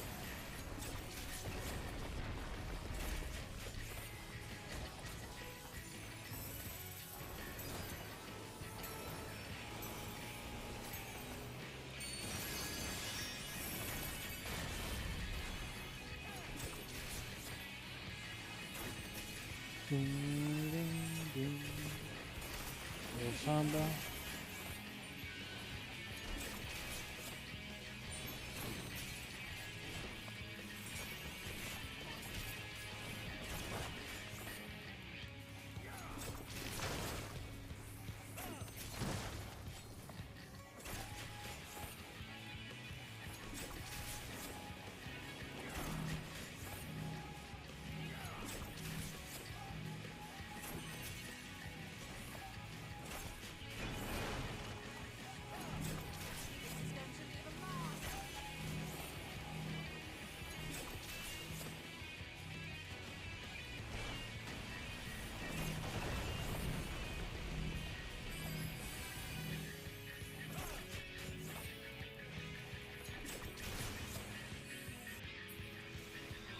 Jesus Christ, that thing did not want to give me a chance, huh?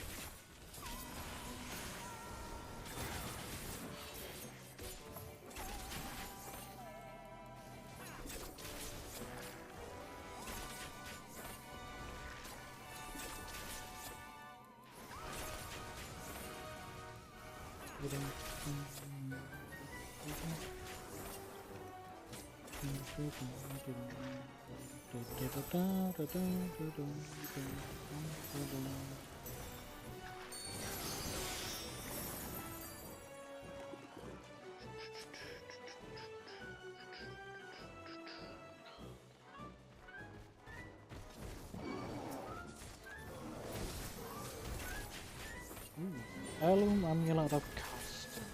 Nice, nice.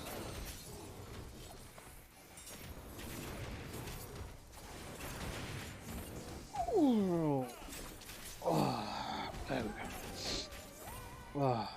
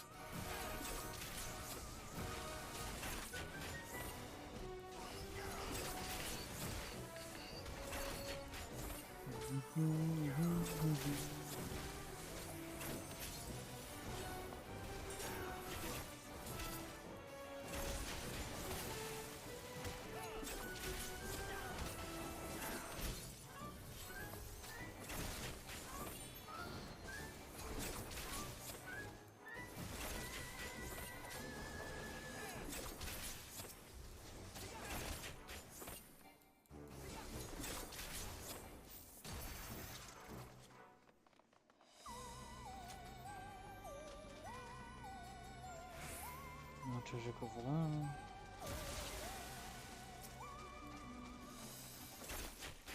More of the options.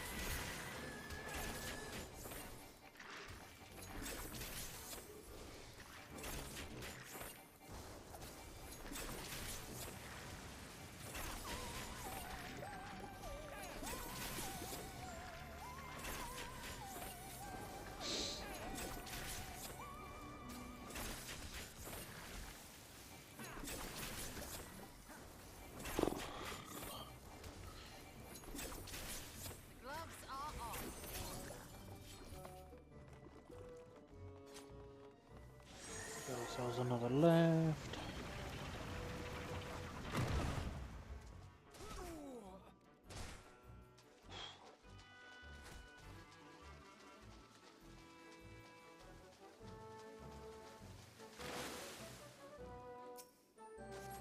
Oh, look at it, it's so cute and adorable.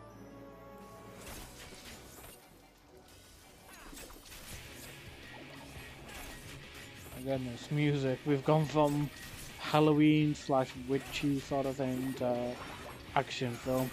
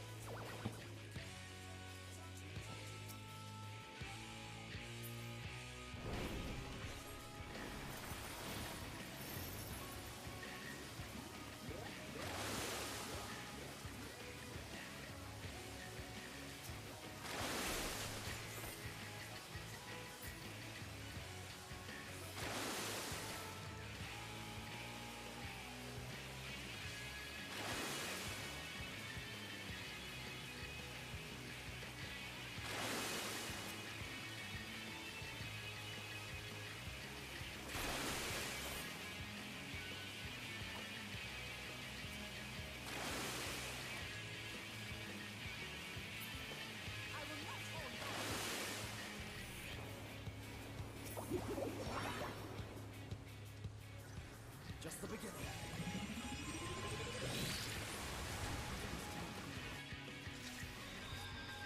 Oh, damn. Okay, my guess is I need to get the right one then. Ugh. Oh, these are some sort of gimmick to them. It's gonna be lovely.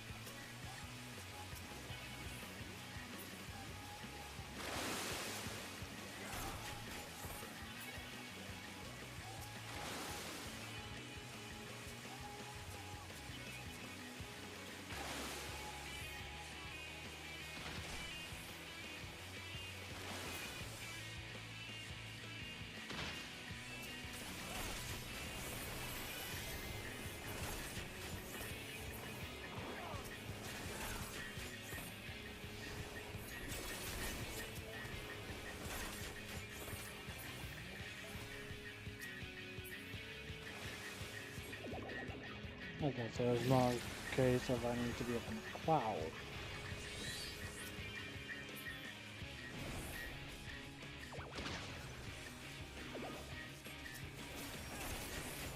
Good to know.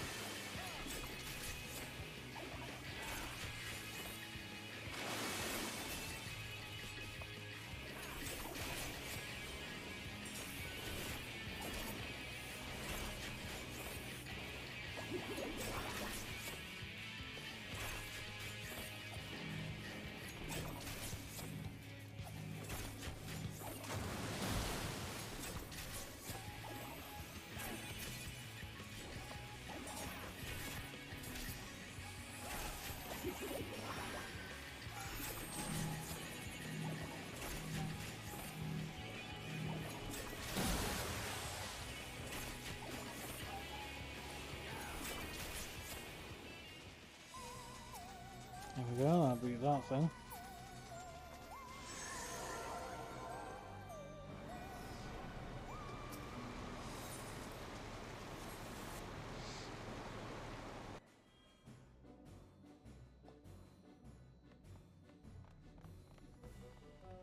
Need to fire up the kiln.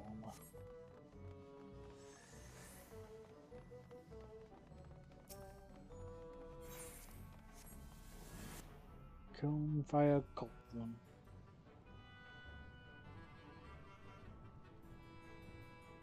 Ooh.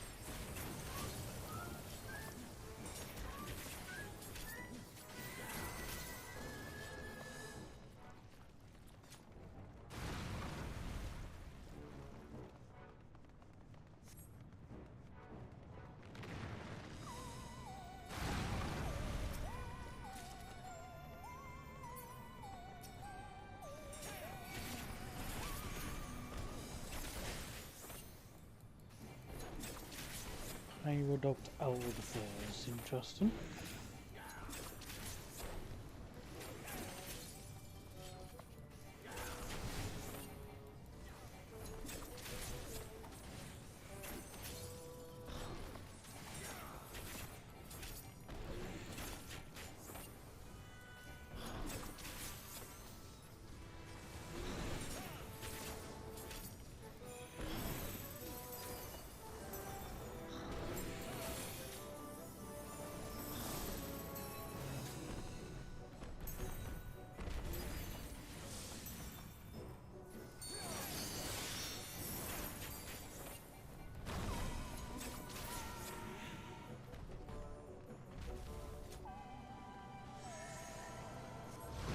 should help a little bit of magma can't stop us.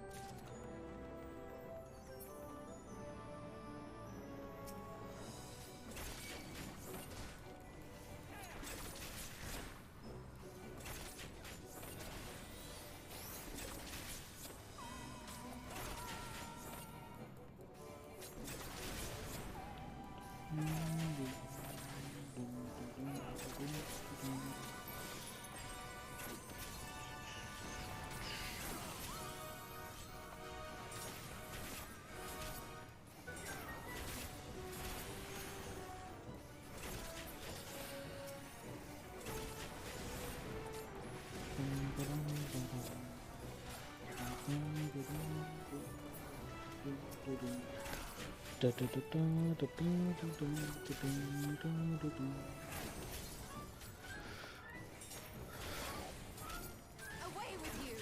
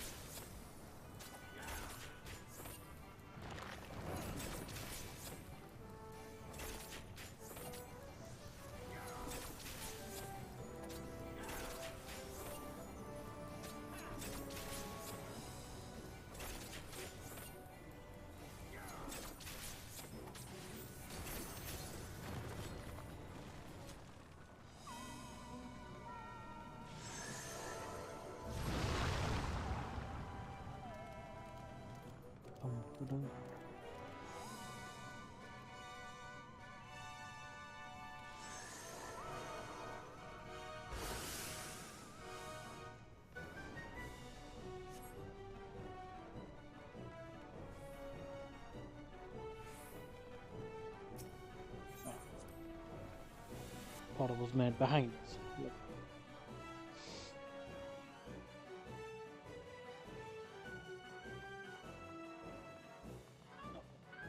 Alright, it's time to make ourselves a proxy.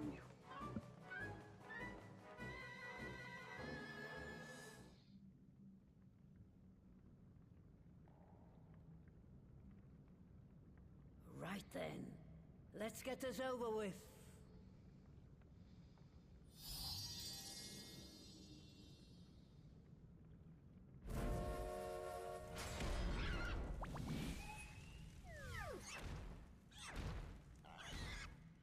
Newborns are wont to be difficult. Sure, who's in charge?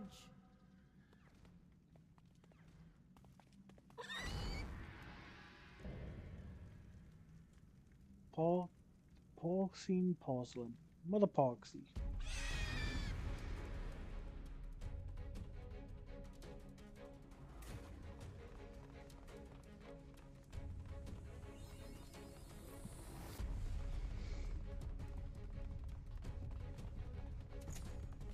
Pugnacious specimen, just like its queen. Careful.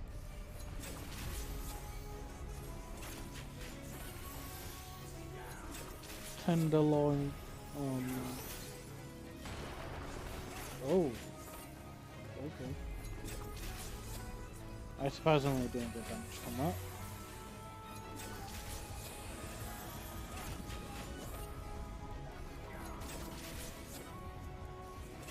Huh? No. Ooh. That was a bit on the far side.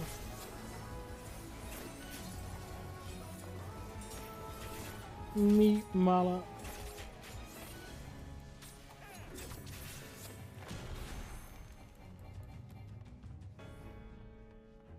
Barbecue.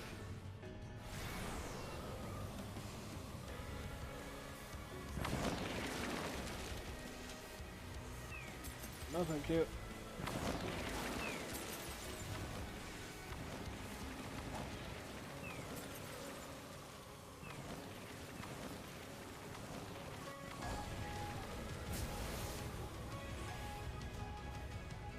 Just the beginning.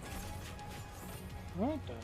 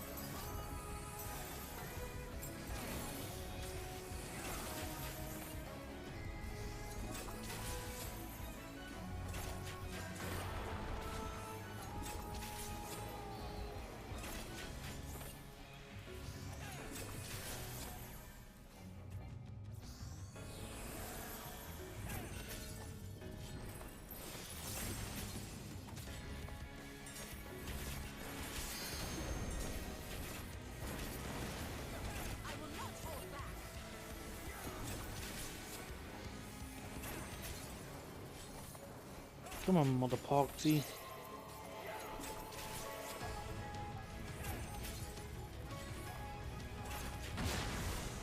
Ow.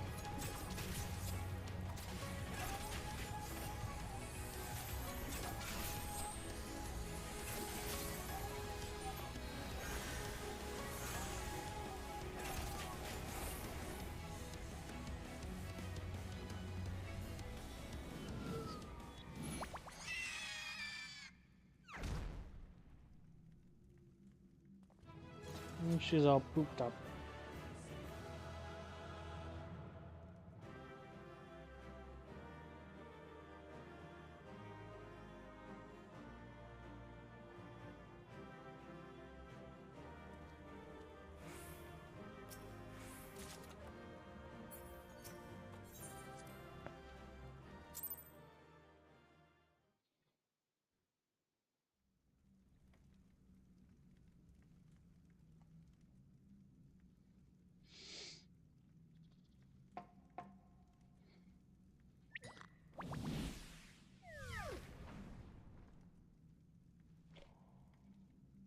there we are. Quite tame. Then all that remains is for me to imbue her with the magic. My friends, I'm afraid I must trouble you for your ether once more.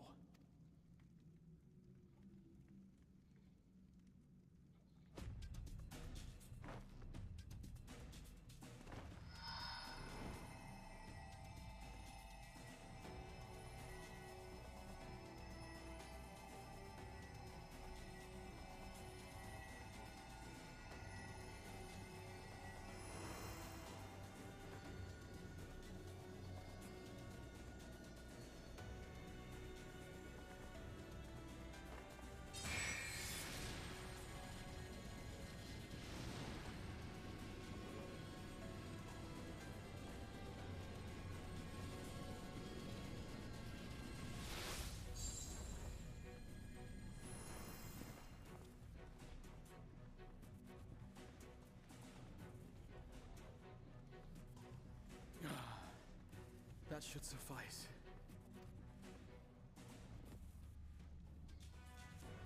Good. Let's set her to work then, shall we? I want to see some porkses. Assuming that is, someone can spare the requisite energy.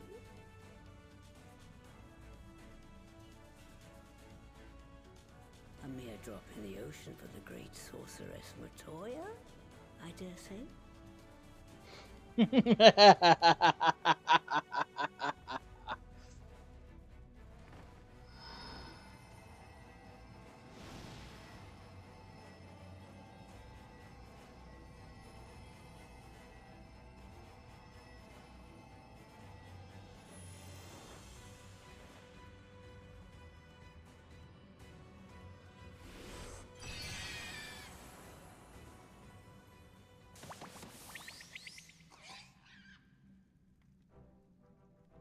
Excellent. Our very own litter of Angelos. And we can make as many more as we want, simply by providing the mother Porksy with additional ether. I will require a moment before I try again. It's still hard work, but a damn sight more efficient than making them one by one. Thank you, Master Matoya. Everyone, we're a step closer to our goal. Distributed amongst the allied nations, they should do much to facilitate closer dialogue with the beast tribes. And given their present travails, I believe our friends in Limsa Laminsa should be the first beneficiaries. Agreed. Though I must leave this errand to you. I doubt my legs will carry me out of the cave, much less to Vilbrand. Thank you for taking the lead in gathering the ingredients. I expect you would benefit from a rest too. Yeah, but that doesn't mean I'm In gonna addition to the Porksies, I trust you've gained an inkling of how much effort goes into the creation of familiars. Or mayhap you attribute your struggles to old age. Said yes. Would it persuade you to treat me like an adult? Not with that pertness, it wouldn't. Anyway, assuming you have no other favors to ask, I shall be leaving.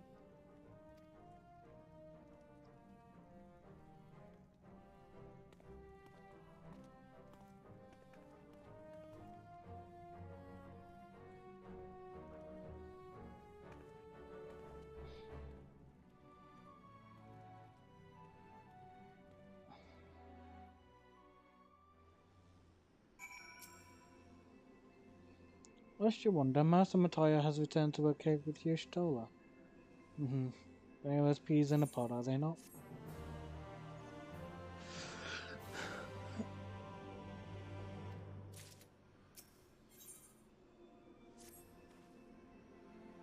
Well then, my friends, let us return to Limsa Laminsa and deliver the good news to the Admiral. A word to the officer in Bulwark Hall should be sufficient to secure us an audience. I have notification on my phone, let's see. Bunch of crap.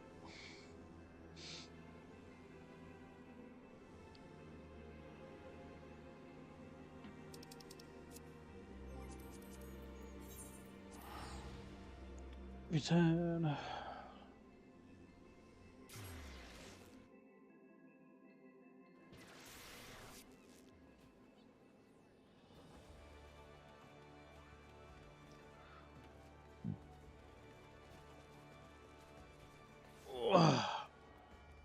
Oof.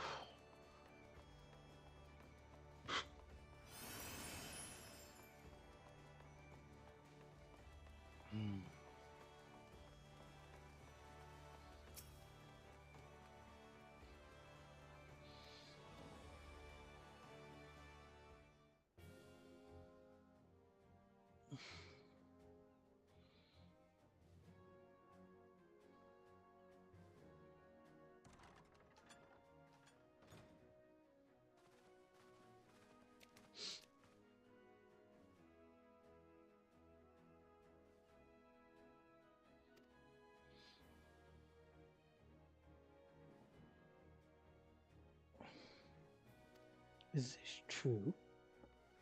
By the Navigator, a cure for tempering.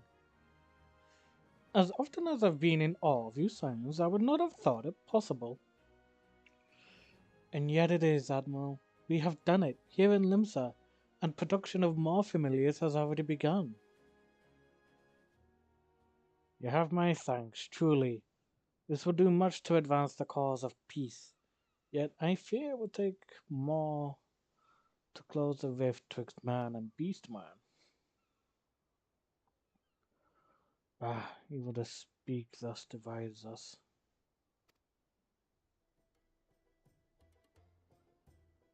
Welcome as it is, a cure will not guarantee reconciliation between our peoples. For though summoning and the tempered may serve to fuel the conflict, they are but symptoms of it. If we are to resolve the primal problem once and for all, we must address the cause. We must strive for mutual understanding and find a way to leave our bloody past behind us.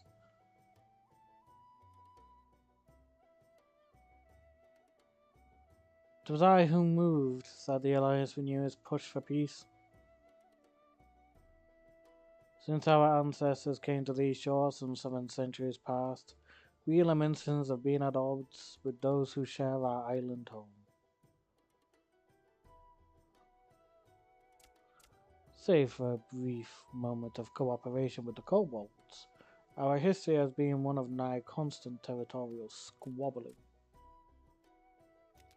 Meanwhile, our struggle with the Sahajin for control over the seas has only grown fiercer, matter made worse by the thrice-damned calamity driving them to seek new spawning grounds.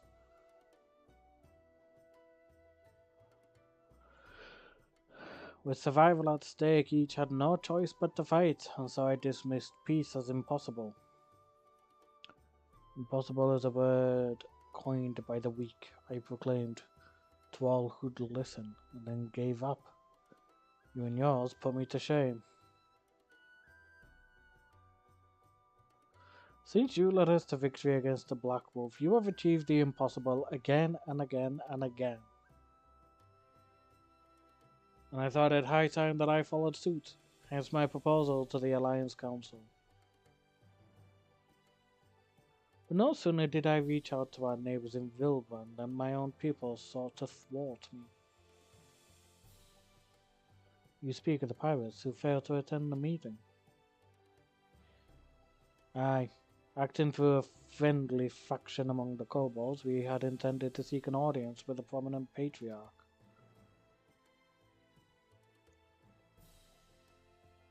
But the bloody executioners would not hear of it, and their absence sent a message to the rest.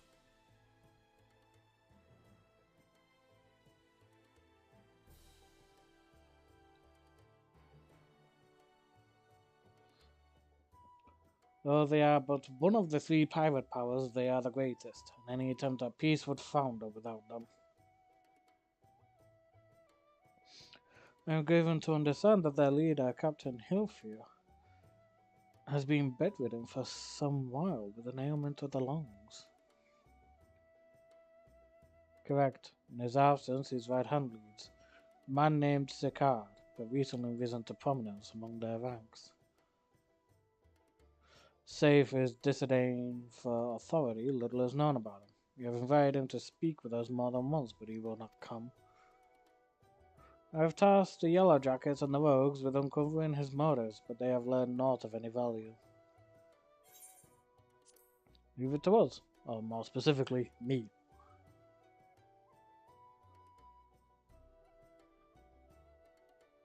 I'm actually nearly done with 5.4 already. I've just got this and 4 more quests. I just need to do 5.5 and 5.55. I could actually get to Endwalker today.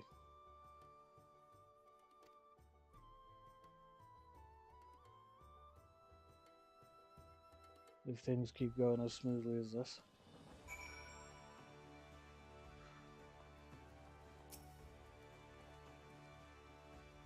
By way of a first step, I suggest we split up and make inquiries around town. Someone must know this Sicard. If you could approach the pirates, Dante, the rest of us will seek out merchants and adventurers.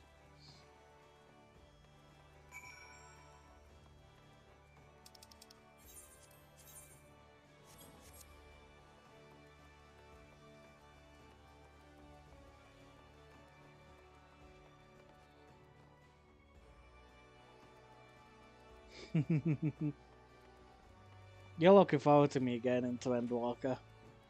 I don't blame you, I'm looking forward to it myself, if I'm honest.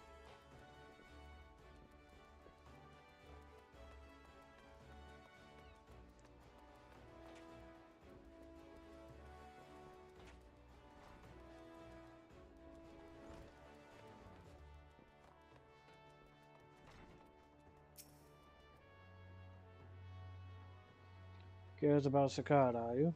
As am I, my friend, as am I. Sadly, I know nothing of the man, save that the bloody executioners experienced a marked improvement in their fortunes after his promotion. Quite how he achieved this is a matter of some debate.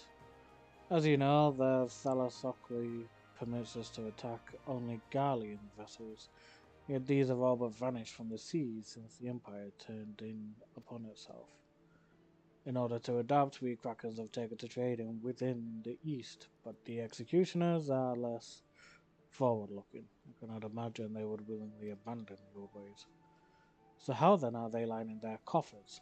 Whatever this secret, they are not like to share it with their rivals. But mayhap you will have more luck.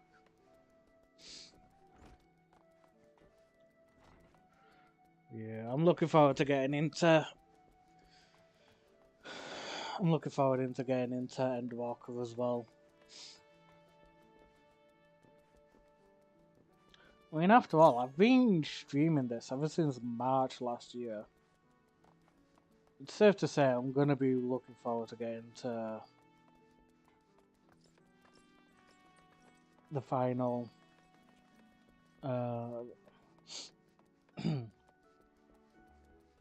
safe to say I'll be looking forward to getting into the current final expansion until Dawn Trail comes out, in which case I'll be selling that one. But hopefully I'll get a bit of rest time between Endwalker and Dawn Trail.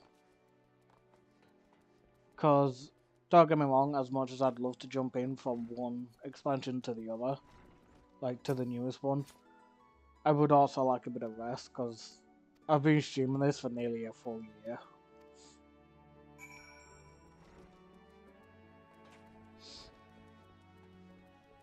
So it would definitely go without saying that I would like a bit of rest and a bit of... I wouldn't say time away from the game, but just time away from streaming it once I've done Endwalker.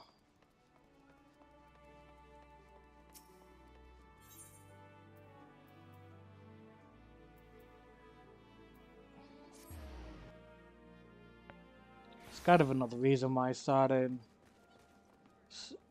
I'll start streaming on Wednesdays and Saturdays for this game.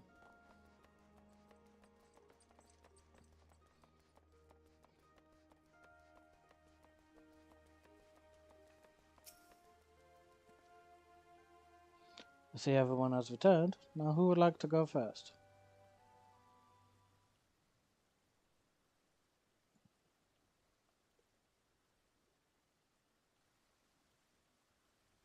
So just as their imperial prey began to disappear, Sickert turned the executioner's fortunes around with a mysterious new source of income. Whatever it is, it's nothing to scoff at. According to a tavern keeper I spoke to, the crew's been indulging themselves as never before, but no amount of drink seems to loosen their tongues as to how they are coming by their coin. For my part, I spoke with a reporter from the Harbour Herald. The publication has been investigating the secret of the executioner's good fortune and making little headway. Plainly, the executioners do not wish the nature of their business to be made public. And I think I may know why. In the course of making inquiries on Hawker's Alley, just as the executioners began to enjoy better fortunes, the price of crystal went into sharp decline. A sudden fall in demand, I was told. Curious, I contacted Hoary Boulder, who has been watching the movements of the beast tribes, and my suspicions were proven correct. Despite ever-worsening relations between the beast tribes and the Thalassocracy, neither Titan nor Leviathan has made an appearance of late, suggesting that the kobolds on Sahagin lack the means with which to summon them. Do you mean to say the executioners are divesting them of their crystals? All indications point to that conclusion, yes, though we have no hard evidence as yet. We must investigate further. Agreed. So, how do we proceed? Oh, I have an idea about that. In fact, I have already taken the liberty of making certain provisions. Oh, of course I have.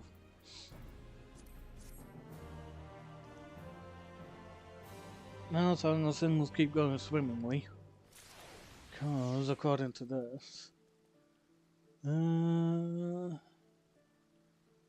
my next dungeon will be till the second to last quest of 5.5, Death unto Dawn Part 1.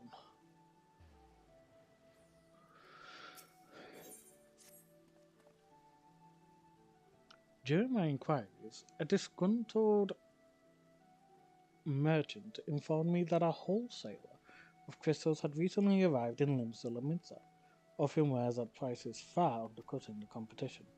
After asking around, I was able to gain an introduction, and would shortly pose as a potential buyer in a bid to establish the crystal's provenance. The man is due to be at Oskin's Embrace in Lower Lenosia shortly. I suggest we make our way there at once.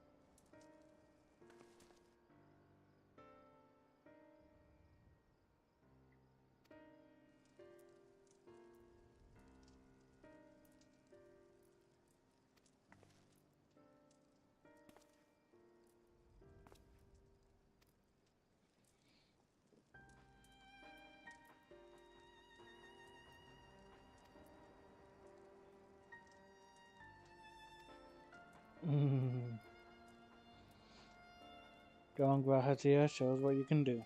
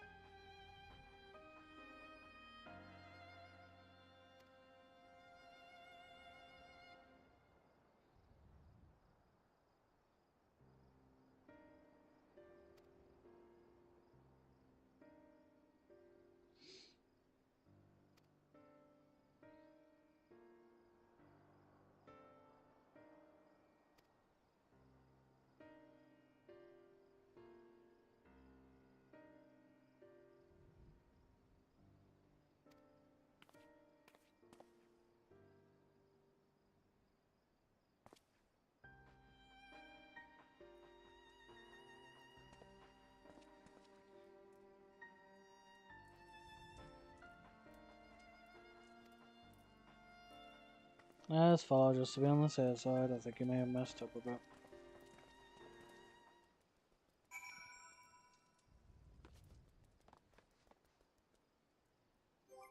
Any of the mithrite sand? Oh, yep, I didn't hand any in. 1 second. La da da da da da da da.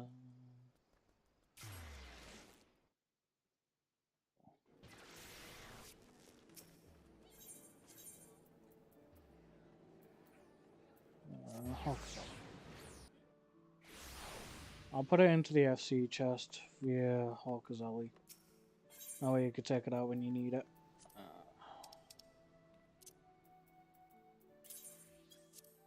There we go. That should be everything.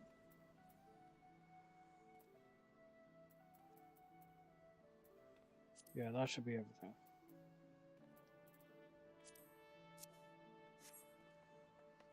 Not a problem.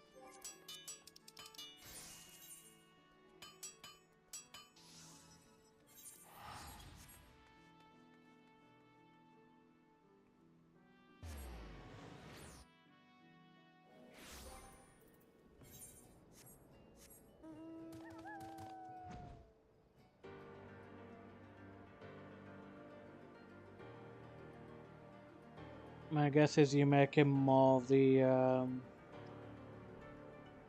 stuff to make the rank 2 actions.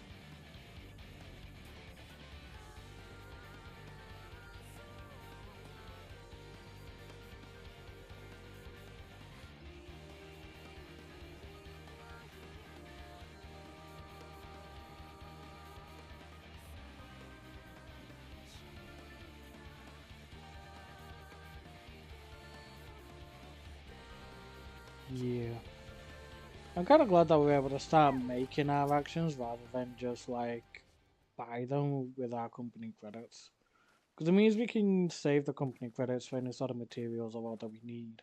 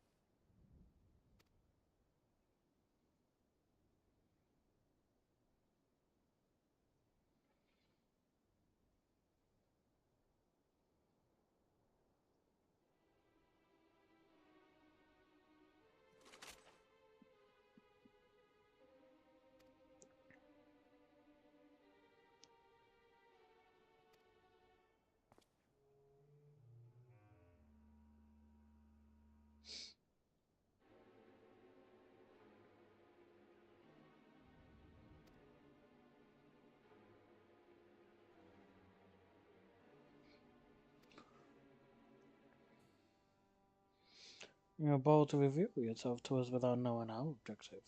That would explain your swift rise to power. You have spoken plain, and so I shall return the favor. You came here to learn why the bloody executioners oppose the Admiral's will. When we have our answer, should Limsa Laminsa make peace with the kobolds, you would lose the source of your newfound wealth.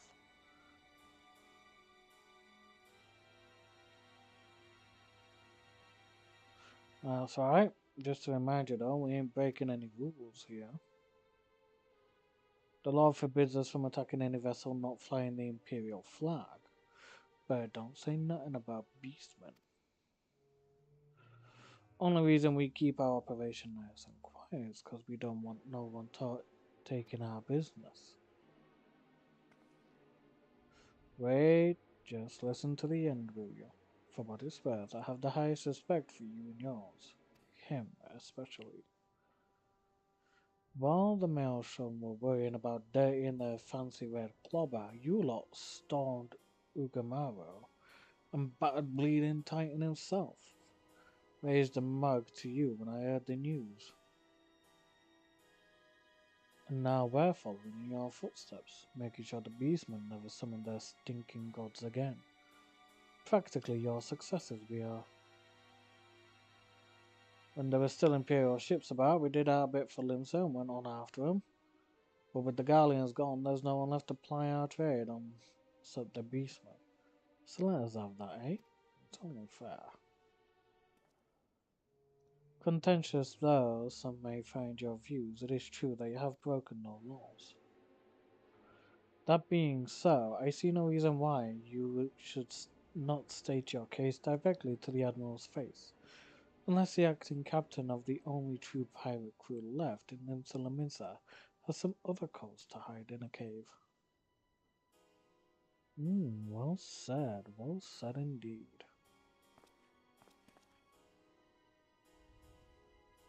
Alright, I'll meet with the Admiral. I'll even provide the venue. The Astalicia. I trust you won't turn down the invitation.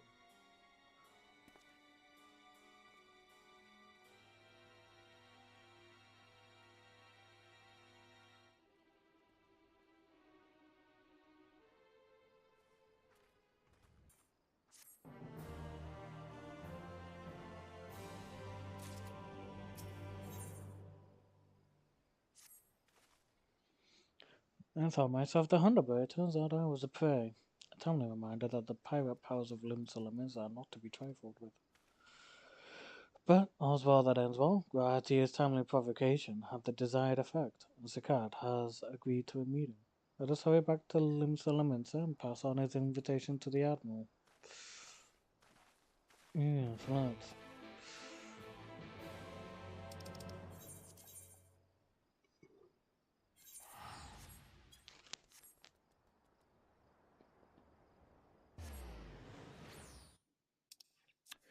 You're doing the reduced rates this time. To be fair, we do need the rank 2 of them, so good time as any to do them.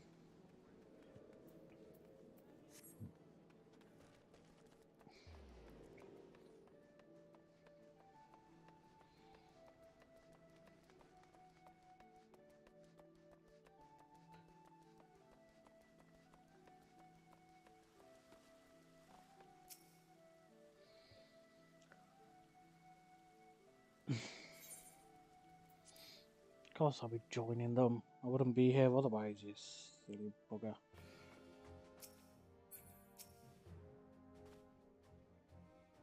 Welcome back, my friends. What news?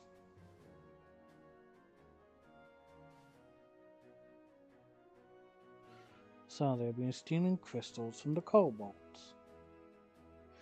My thanks for solving the mystery and securing a meeting besides. Suffice to say, I accept Sicard's invitation, and I would have you join me as my guests. The future of Limsa hangs upon the outcome of this meeting, and I would have the silence present to bear witness.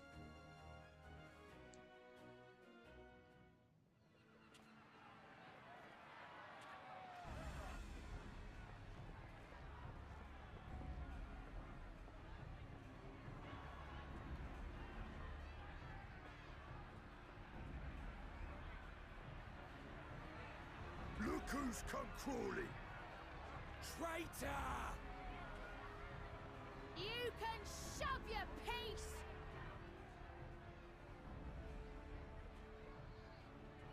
Is this where we get to see badass Melbourne?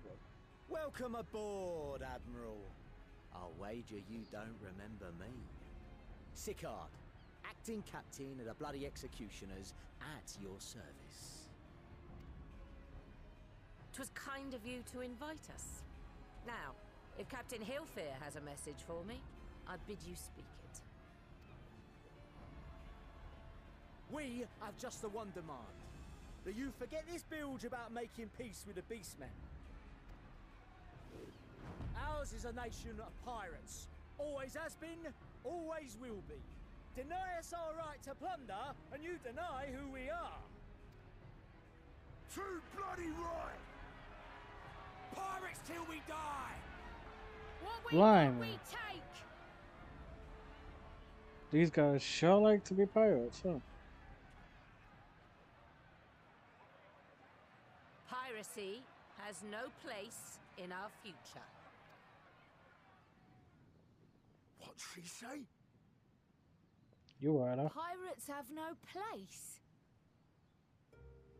Our nation has prospered through piracy, 'tis true. Yet it is but one part of our long and storied history.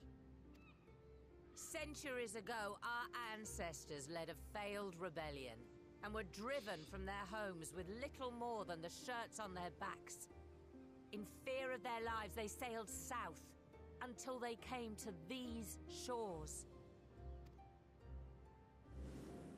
Finding the land occupied by kobolds, however, they were forced to turn to piracy in order to survive. And survive they did. But not so long ago, when the Empire threatened to crush everything we'd built, we set aside piracy and joined hands with our neighbors. This too was in order to survive. And survive we did. Time after time we fought the Empire, and time after time we won. And through trade with our newfound allies, we prospered more than we ever did through pillaging and plundering. The Empire teeters on the brink of collapse. Ere long, provinces like Wurlit and Bosnia and many others will regain their freedom. When they do, our matchless fleet will lead the world in a new golden age of commerce. The tides favor us, and the ocean beckons with her vast bounty. But if we cling to the old ways, this great ship we call Limsa will trade the boundless seas for a lagoon. Shall we scorn the world's wealth for a plundered pittance then? Or shall we embrace change and thrive, like our ancestors before us? The choice is yours. But if we are to prosper in the coming age, the whole of Vilbrand must become our ship, and a kobold and Sahagin our crewmates.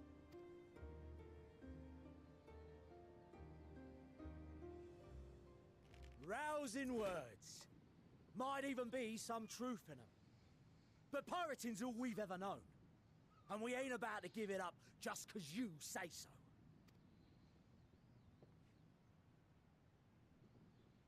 Still, we're all the Mincins here and no one wants a war. So where does that leave us? Long before you became Admiral, I heard you was captain of the League of Lost Bastards. That true? If so, you'd know how we pirates settle our differences.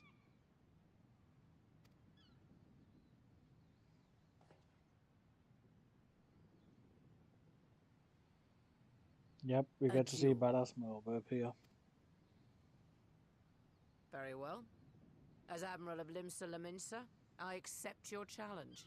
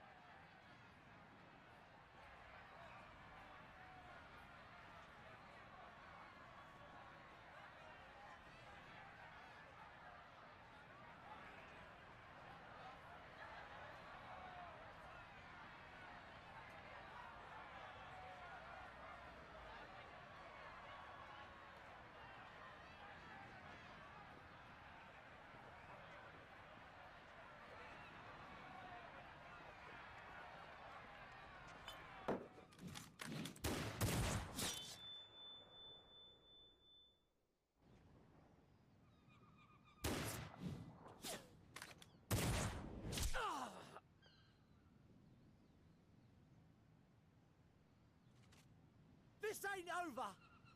Not till one of us is dead! Finish the job! Or I will! Captain's come out of bed just to deal with you, kid.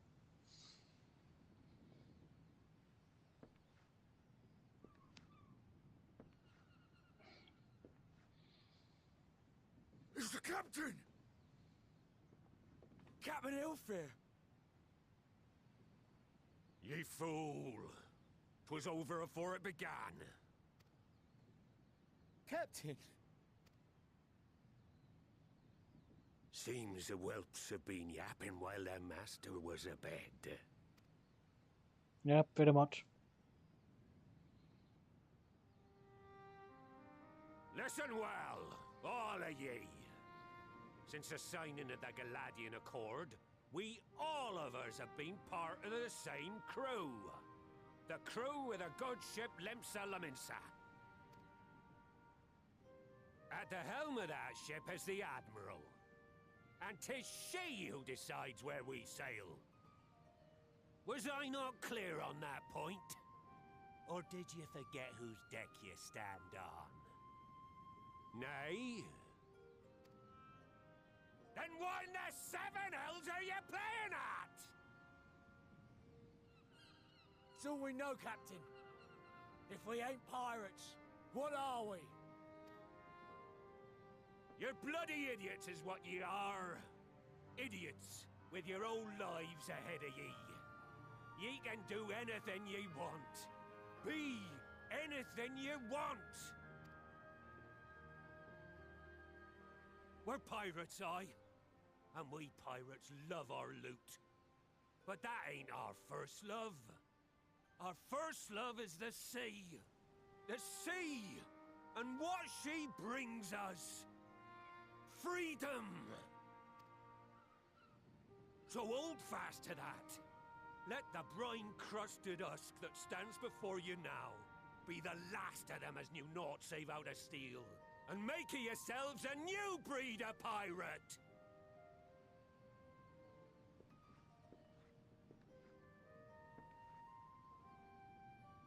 Lad, I made ye me right hand 'cause I saw something in ye.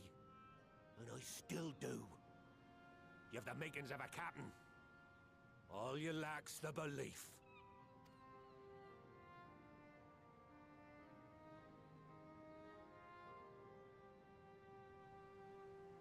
Well now, it seems we're of one mind after all.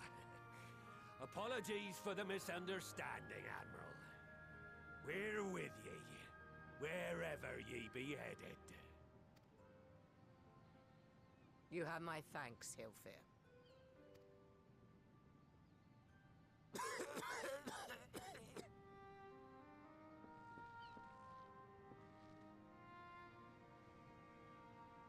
Your choice of dueling pistol did not escape my notice. Good old Annihilator. Ender of many a proud pirate's voyage.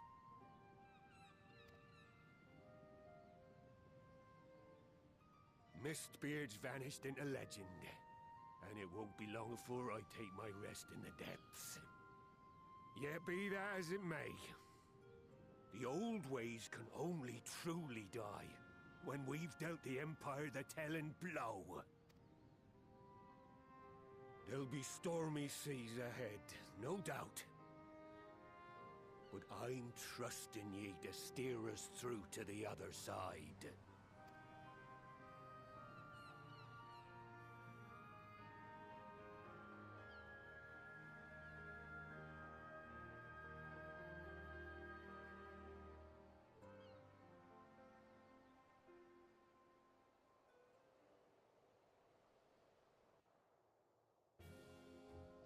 Good old Hillfire. Though I had anticipated a duel, I did not foresee that Hillfire would intervene. But full glad am I that he did. Could have been ashamed to kill the boy. Instead, the both has learned a valuable lesson, and we have made peace amongst ourselves. All that remains is to do likewise with our neighbours.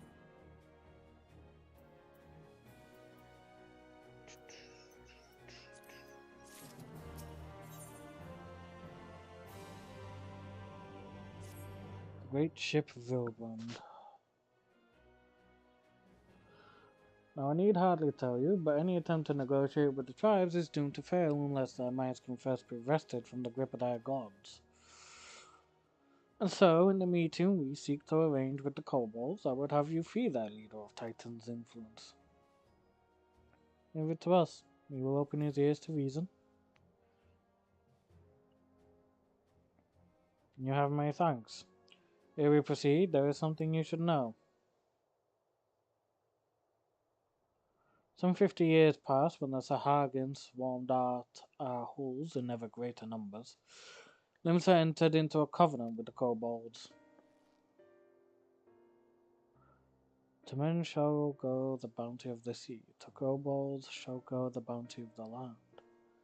An ostensibly equitable arrangement, conspicuously lacking in detail.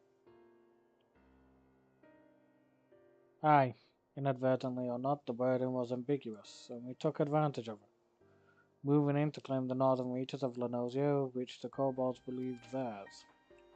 Bloodshed followed, then bloodshed, to answer the bloodshed, and on it went, till every elm of Vilbrand bore the stain of our conflict.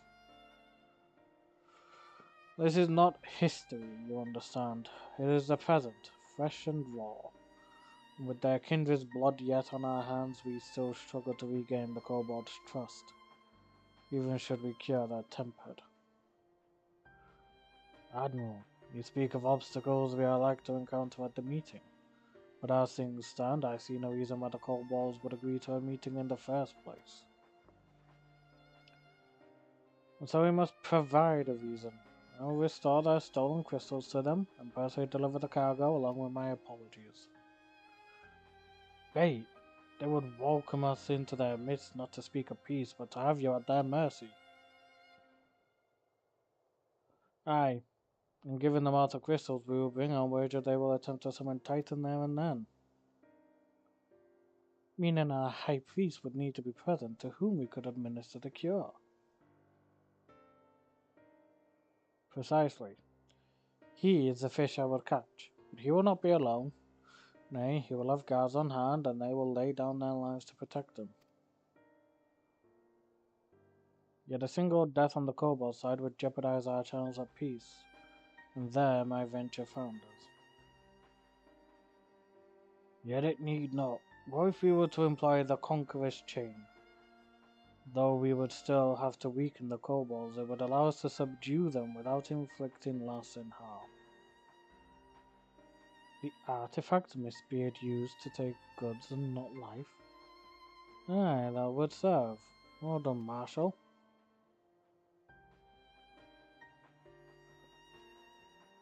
Servants, what think you of our strategy? The effects of tempering are cumulative. We may safely assume that the High Priest's exposure to primal influence is extensive. It will therefore take a great deal of ether to reverse its effects, not to mention time. Time during which Alice would be defenseless. Even she would all look to her protection.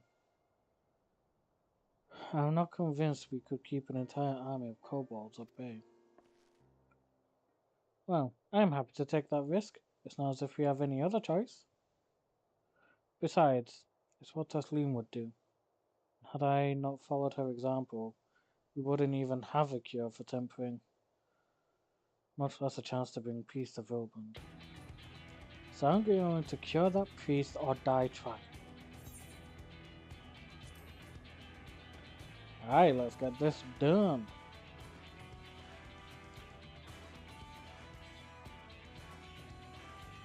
It is settled then.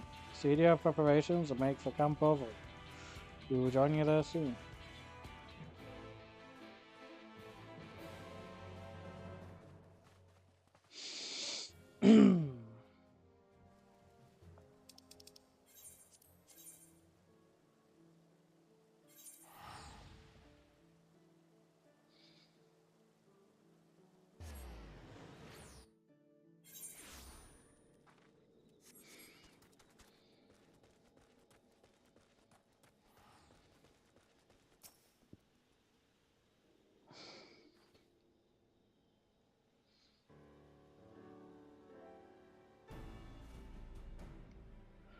Alphinaud wasn't lying when he said I'd be defenseless, so I'm counting on you all to give me the time I need.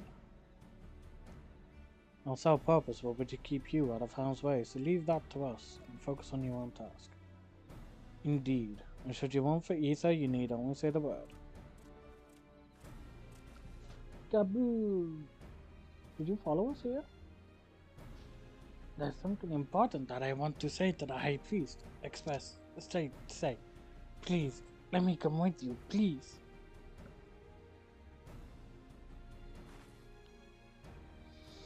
I'm sorry, but it's too dangerous. I need you to promise me that you'll stay here where it's safe, alright?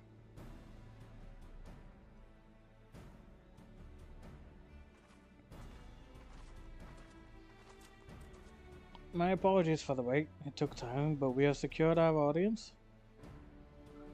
All unfolded as expected. At the mention of my returning their crystals in person, the Corvallis suddenly remembered how keen they were to be reconciled. And so, in the glorious spirit of cooperation, we are to be received by Patriarch Zada of the Second Order, who awaits our pleasure in the Navy. If you are ready, let us proceed to the Yugamaro mines at once.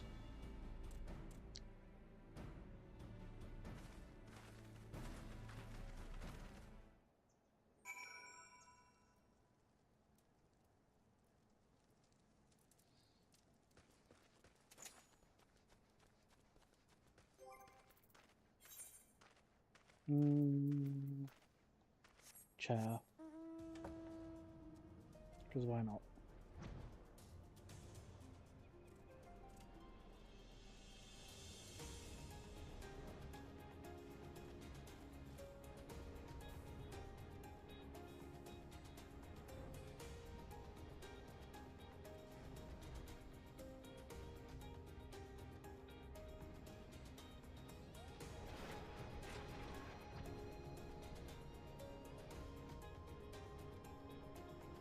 God, I hate having to go all the way around.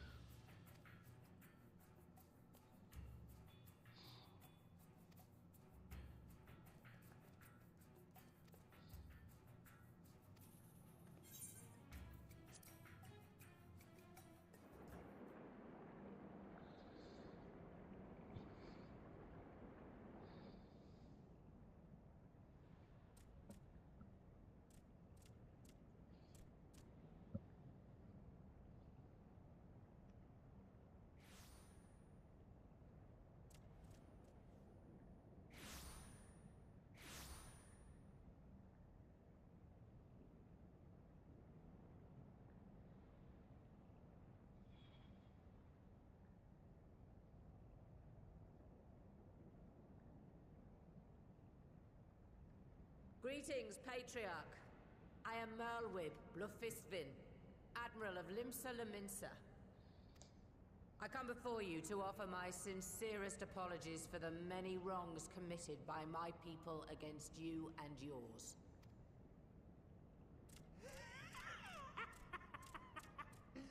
You were foolish to come here. Stupid, unwise, foolish. The Great Father shall have your souls for your folly. Idiot, we planned this. Just as we thought.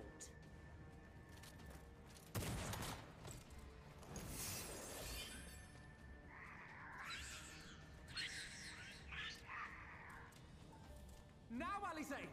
Quickly! You don't need to tell me! Let none pass. We must grant her as much time as we can. Hell yeah. Let's get to it.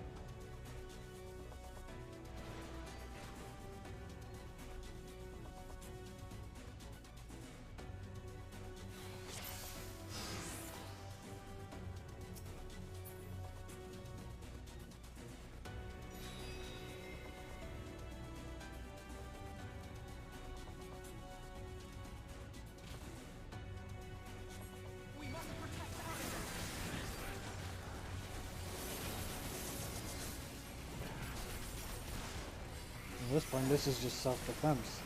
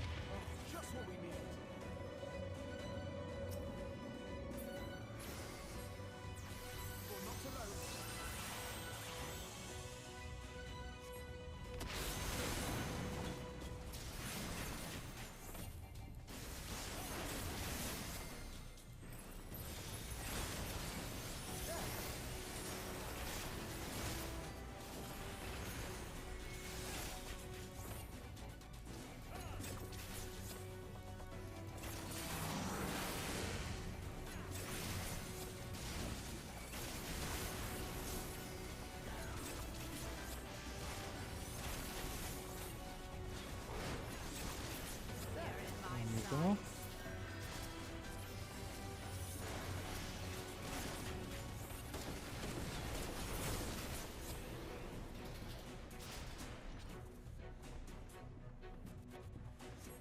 Here you are, Alize.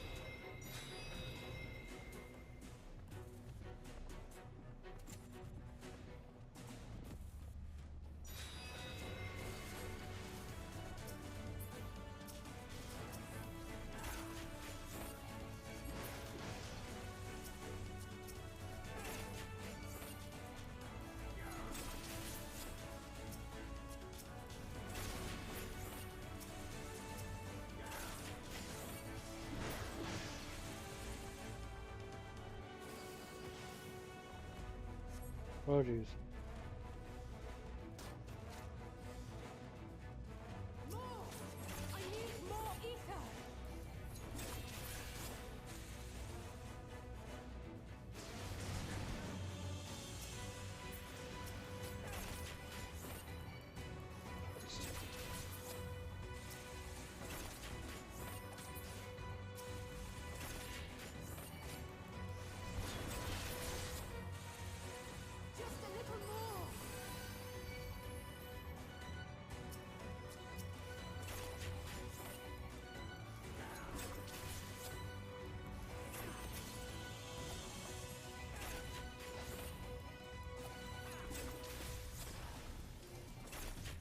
Jesus Christ!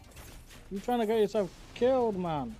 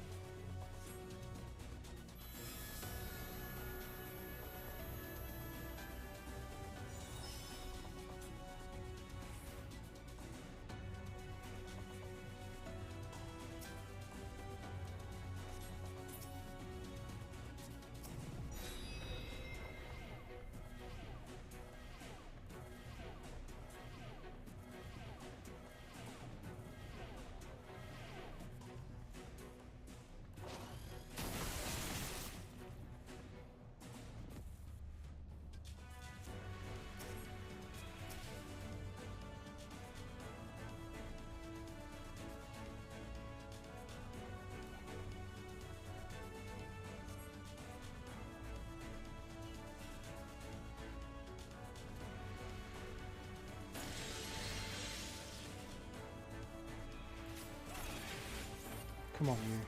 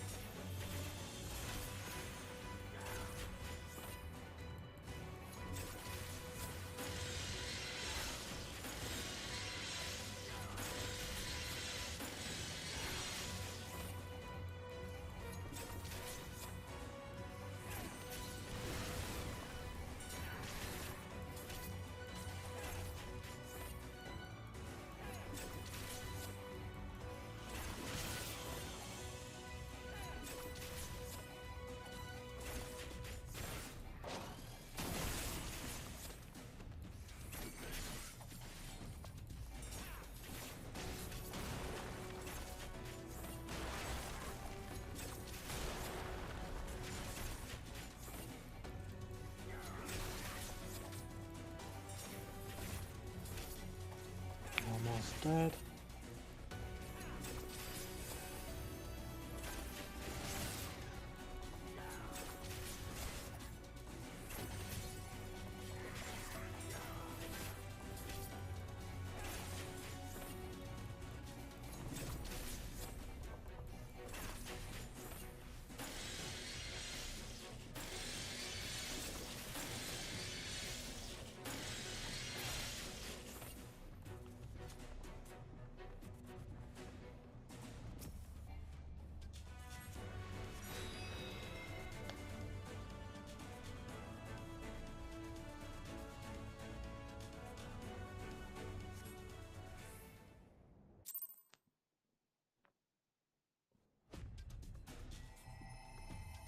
Yes, this will do. Here I go.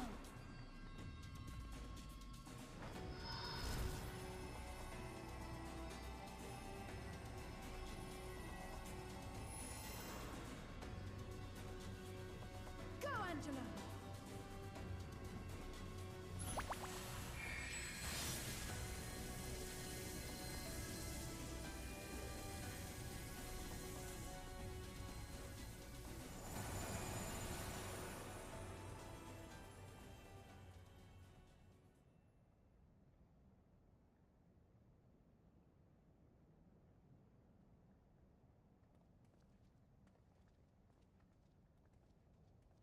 Did it work?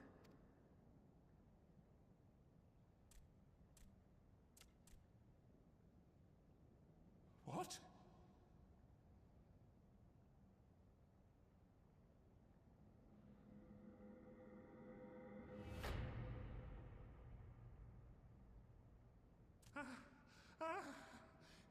What is the meaning of this?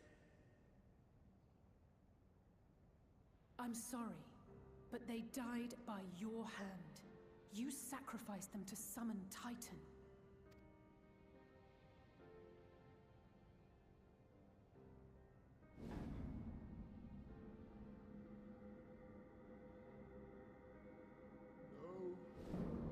No!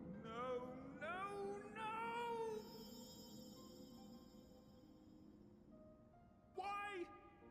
Why would I do such a thing?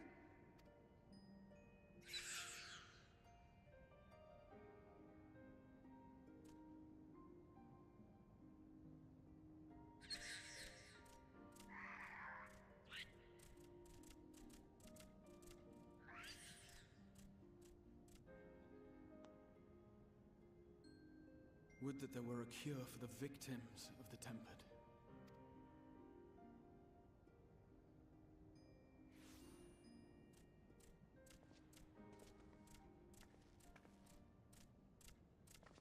Gabu! What are you doing here?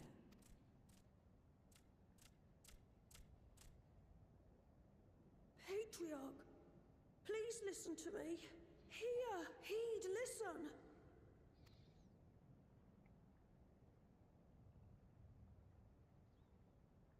The Great Father we have been summoning is false. He only hurts us and those we love. For a long time, his voice filled my mind. It told me to do terrible things. Awful, unspeakable, terrible things. But I didn't give in to it. And you mustn't either. There's been too much pain already. So please, end the suffering.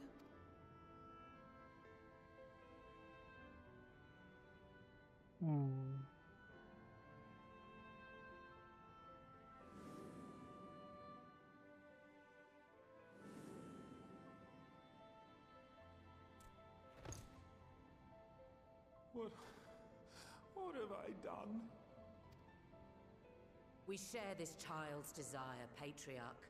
An end to summoning, for it spells naught but misery for both our peoples.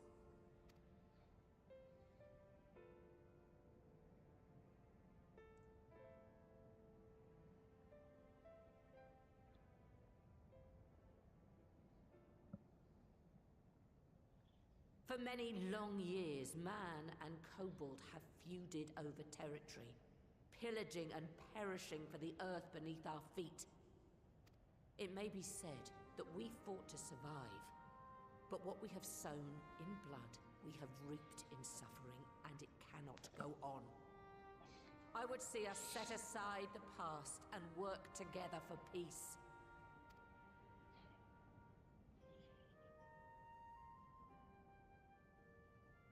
It was wrong of me to hurt my own in the name of the Great Father. Sinful, evil, wrong. But that doesn't mean there can be peace between us.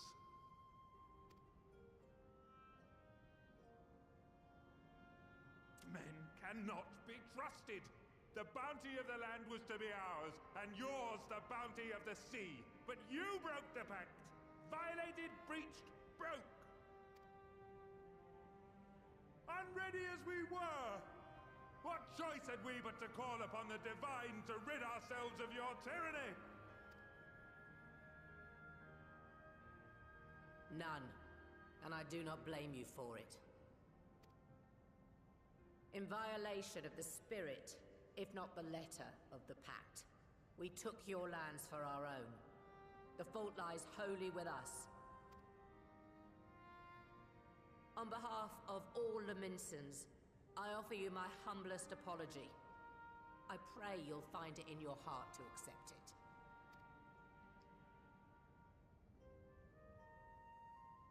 Yet I know an apology alone will not serve to make things right. So, we will revise the pact to leave no room for doubt. And any who violate it shall face justice, swift and certain. No, we won't be fooled. Not again. Please, hear me to the end.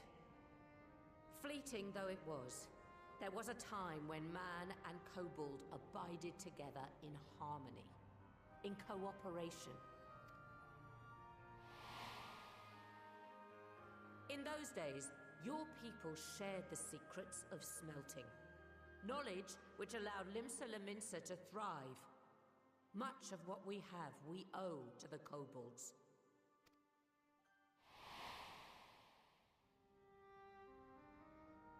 And so, for the good of all who dwell on this isle, I wish to make you an offer. We will bear your people's wares to every corner of the world, and trade them in your stead. In return, we will bring you the bounty, not only of the sea, but lands both near and far. Whatever you desire, the Navigator as my witness, you shall have it. There will be no more man and beastman, just the crew of the great ship that is Vilbrand. And together, we will share in the wealth of the world, if you'll only accept our hand in friendship. We want to believe you. We truly do. But we believed you before and you betrayed us. Fooled, deceived, betrayed us. There are bad men, it's true. But there are also good ones. And the ones before you are the best of them. They were always kind to me. Caring, nice, kind, and I trust them with my life. Oh, Kaboo.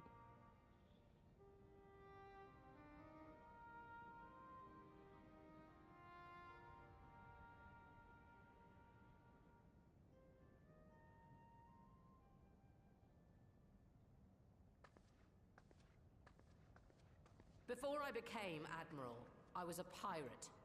I stole, I fought, I stained the sea red with blood. Such is my past, and I dare not forget it, however much I might want to.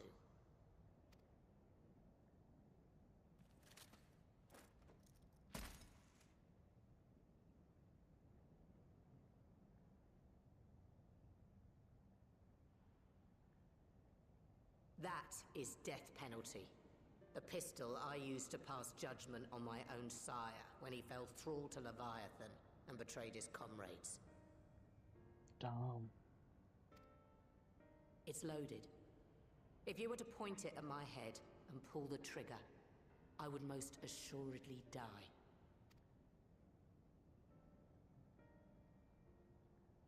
being extreme.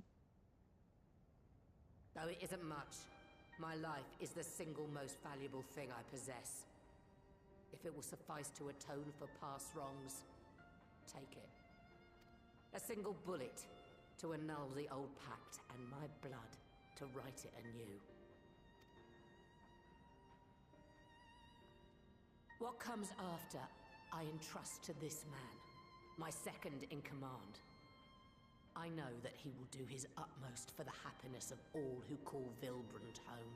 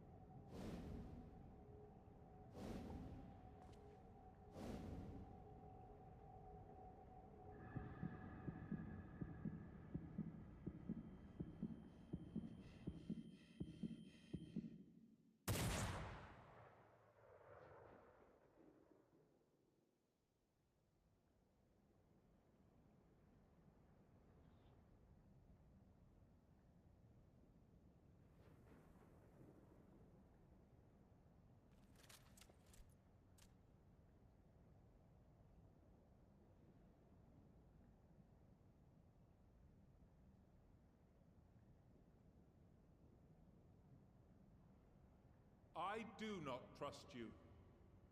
Not yet. But Gabu does. And I will trust him.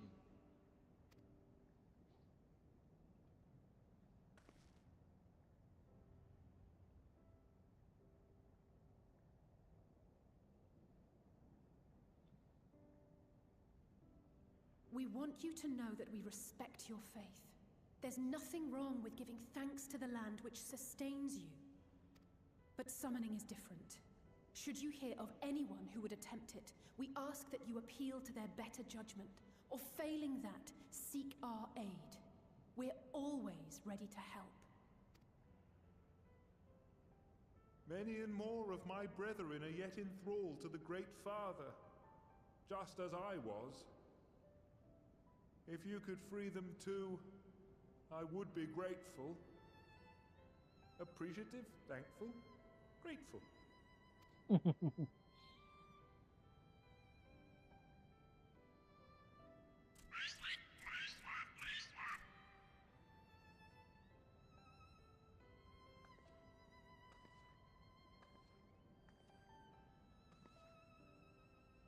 Tis we who should be grateful, Patriarch. I thank you for affording us this chance.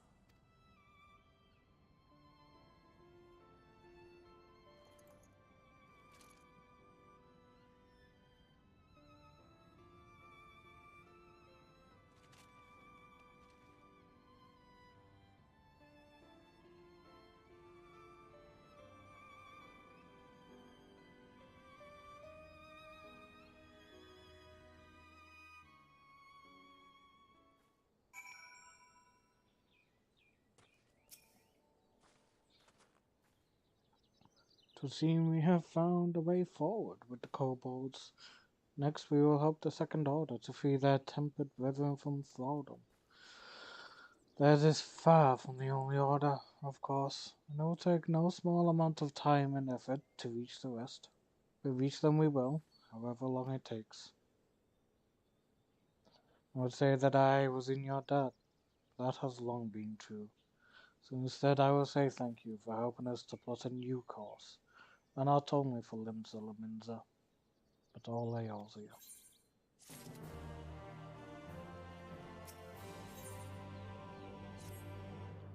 Futures rewritten.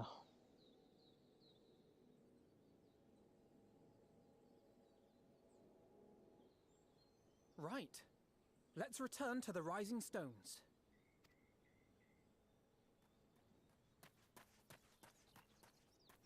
Admiral, Something strange is afoot at the floating city. Breathe, man. What is it? I think it's best you see for yourself. Please, come with me.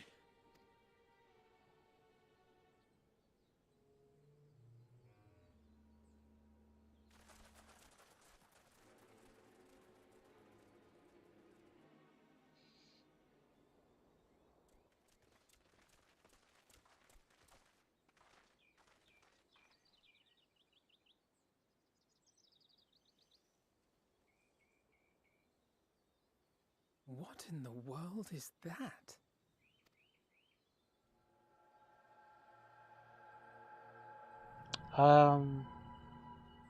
Not good, that's all I can say. Tower. You can see it too, then? I feared I was losing my wits. One moment I was patrolling as usual, and the next it was just there.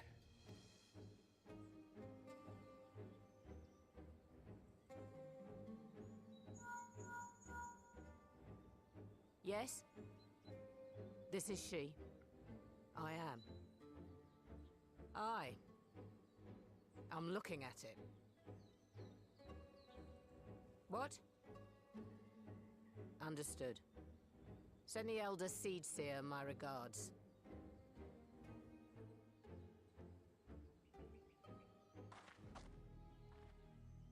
The communications officer. It seems this isn't the only tower. They've sprung up all across Eorzea.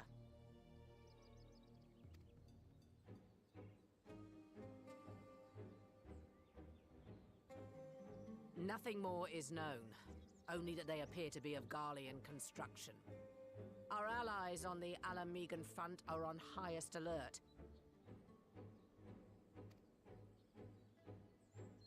Forgive my directness, but would you join them? They may well need the help. Of course, Admiral. We shall make all haste. My thanks. I will return to Limsa to weigh our response. Look for Commander Hext when you arrive in Alamigo, and may the Navigator speed you on your way.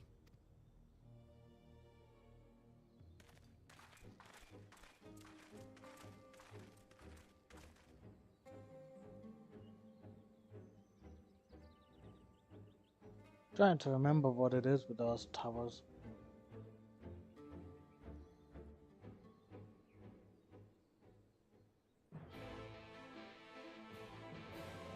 We'll find out soon enough.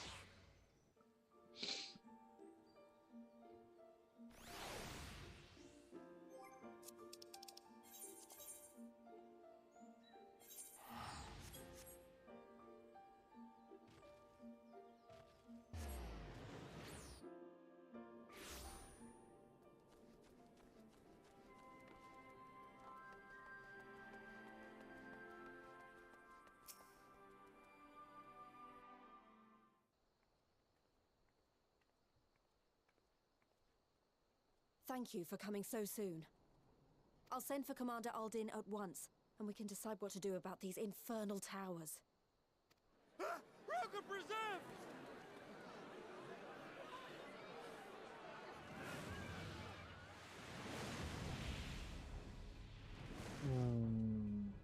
It can't be.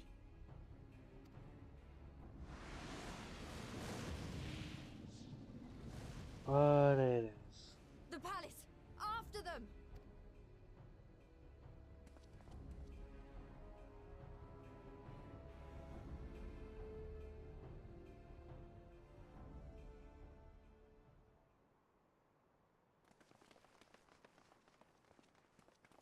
You're here. Good.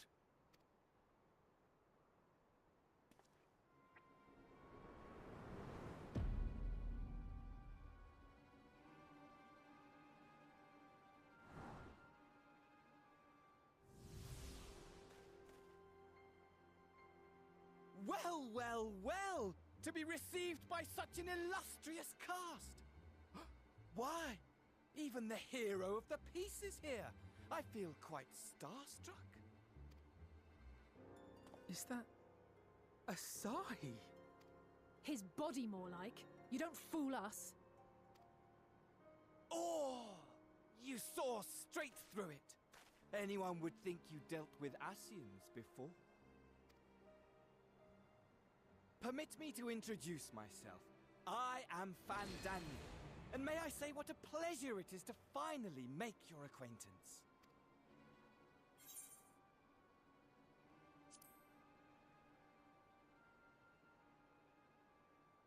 My, straight to business is it? Suit yourself.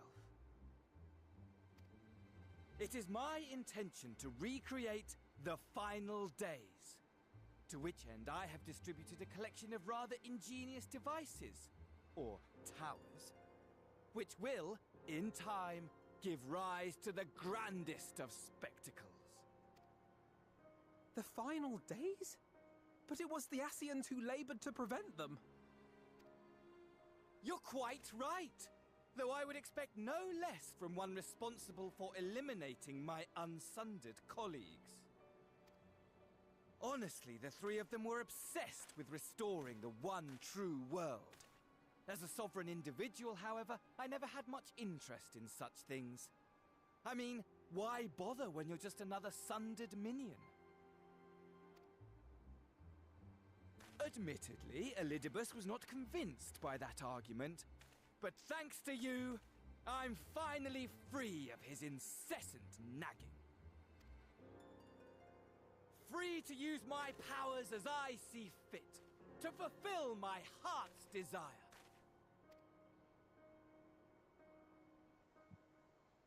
And my heart's desire is to lay this half-broken world to waste, leaving nary a fleck of dust behind! What? Why would you want such a thing?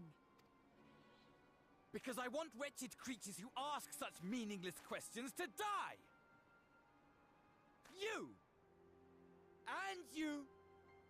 And you! I want you all to die! And I want to die too! Oh, yes! I want to die and take everyone with me in a paroxysm of pain and suffering! Hey, if you want to die, I'm happily willing to oblige. I'm different, you see. From the ancients who clung to dear life, and from you. So don't bother trying to reason with me.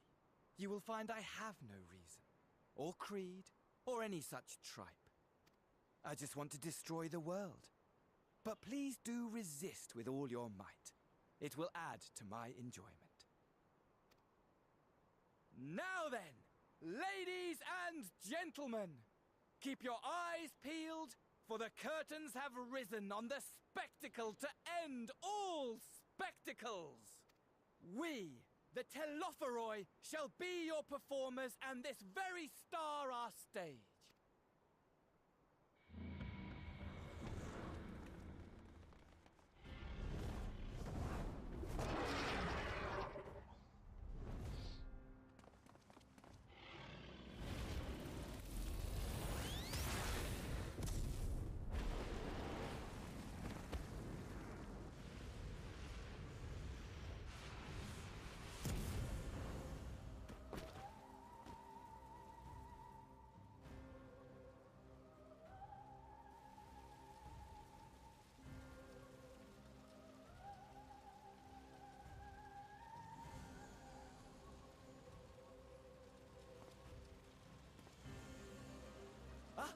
But I nearly forgot.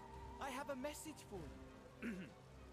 My esteemed patron, Lord Xenos, eagerly awaits you at the heart of the chaos.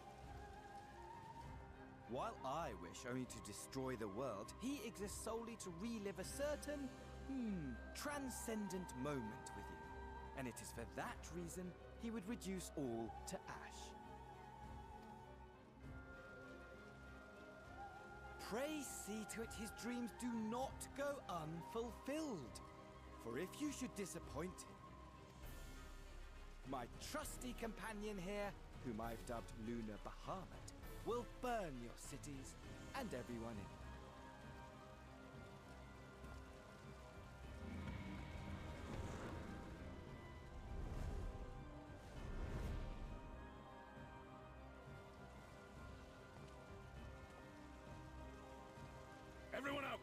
My men will tend to the blaze.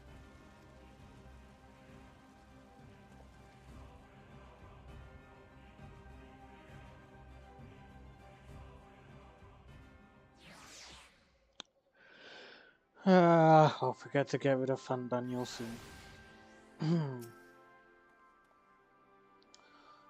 Thank goodness everyone's safe. We managed to put out the fire, though not quickly enough to save the garden. Barbara, can I leave it to you to send the word to the Alliance? I'm going to take a unit and investigate the tower. We need to find out what it's for.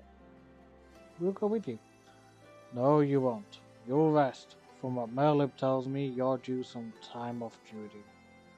Should we learn anything about the tower, we'll be sure to share with you. Until then, I want you to rest. Very well, but if you need our help, don't hesitate. And take care, both of you.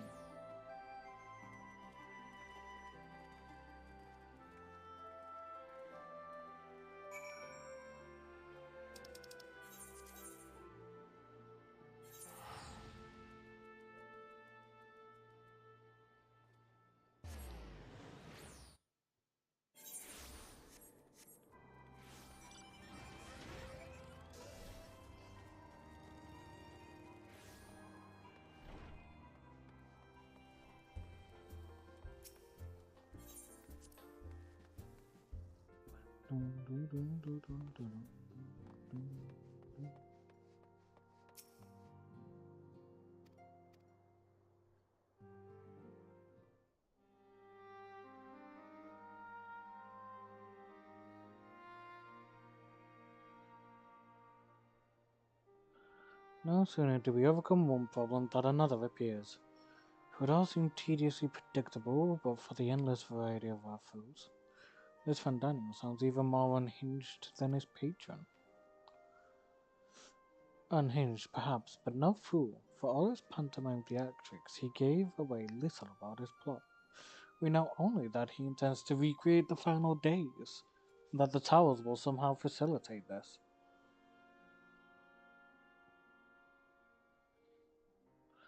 He called his dragon Luna Baham. Let's not forget that little detail. And the creature certainly did resemble the older primal.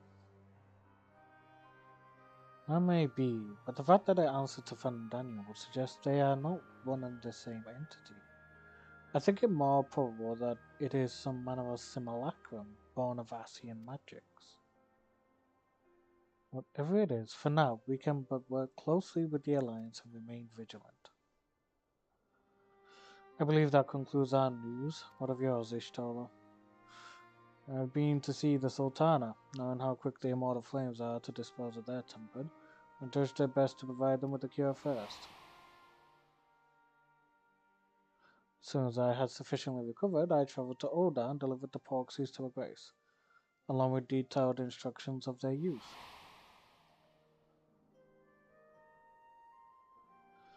Yeah, my visit chanced to coincide with the arrival of some troubling tidings. The immortal flames had been on the cusp of agreeing to a truce with the Immortal when negotiations abruptly collapsed. The Immortal claimed that a number of their kind have been abducted, and that men are responsible. Naught is known of the perpetrators as yet, but as the Immortal Flames went about investigating the abductions, they came upon one of Fandaniel's towers. On the subject of the towers, you may be interested to learn that they are not an exclusively Eorzean phenomenon. According to the Alliance, they have been sighted as far afield as Yangsha, and would seem reasonable to assume that they are everywhere. You simply have not found them. Well, as you said yourself, we could do little for now to save remain vigilant. And since we are dealing with a dragon, ostensibly at least, I believe it would behoove us to enlist the aid of an authority on such foes. Estinian! Now just a moment, if he could be persuaded to lend us his lance, I would be the first to welcome it. But the truth is, we will struggle even to find him. You let me and Crowd worry about that. We'll sniff him out no matter where he's hiding. If indeed he is hiding. We have ways of locating him, regardless. So, if there are no objections, we shall depart at once. Yeah, that's true. Those are really good at finding Estinian somehow.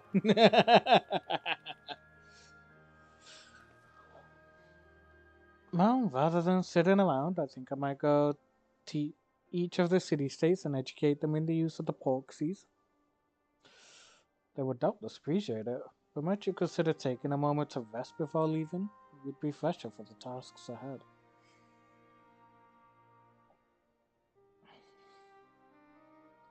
Well, my friend, our moment of triumph did not last long. It was over the way. The world often needs saving.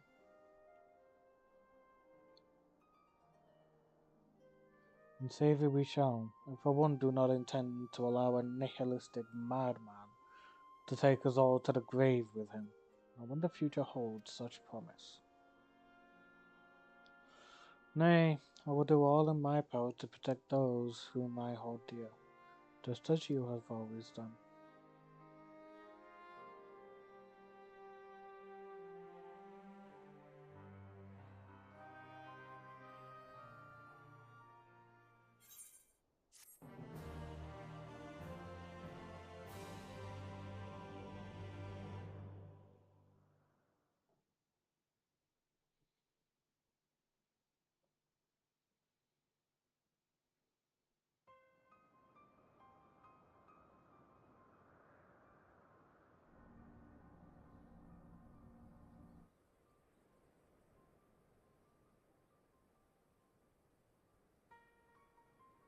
The scouts should have been back by now. I'm gonna go and find them.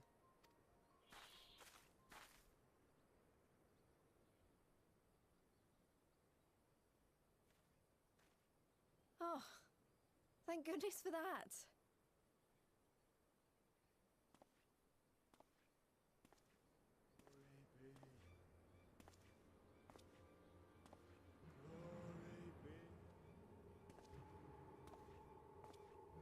Glory be.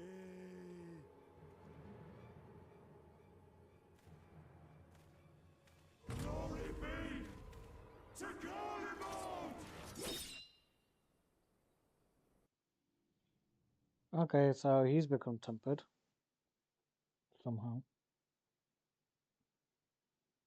Most likely the towers.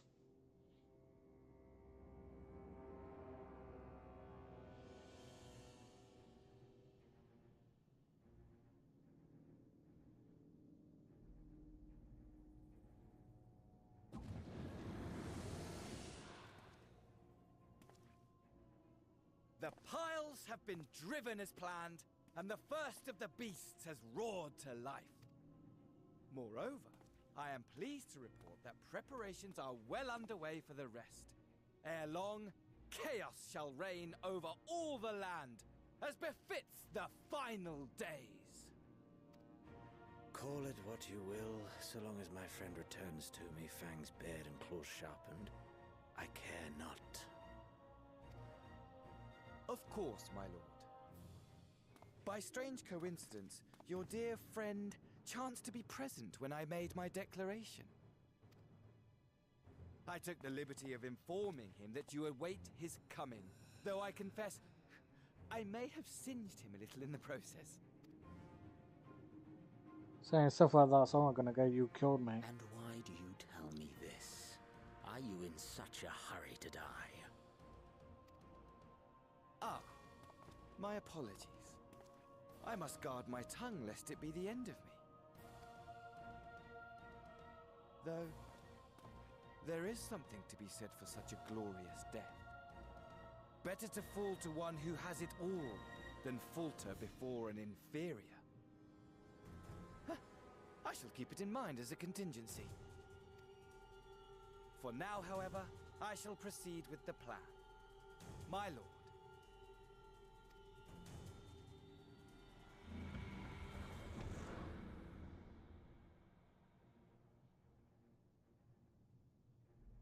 I must find myself a new weapon. One worthy of our long-awaited reunion.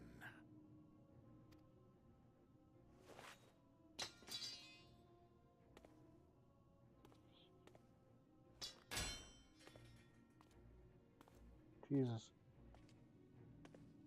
Just stepped on the sword and broke it.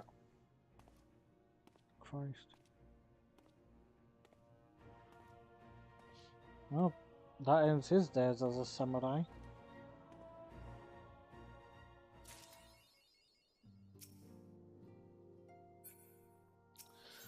Alright. 5.4 beaten now for 5.5.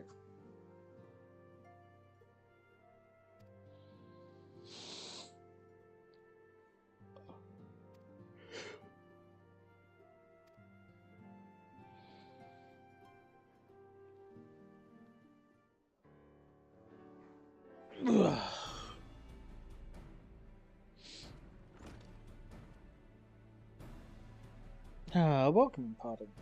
You needn't have gone to the trouble. From what I hear, you'd be more than busy enough as it is.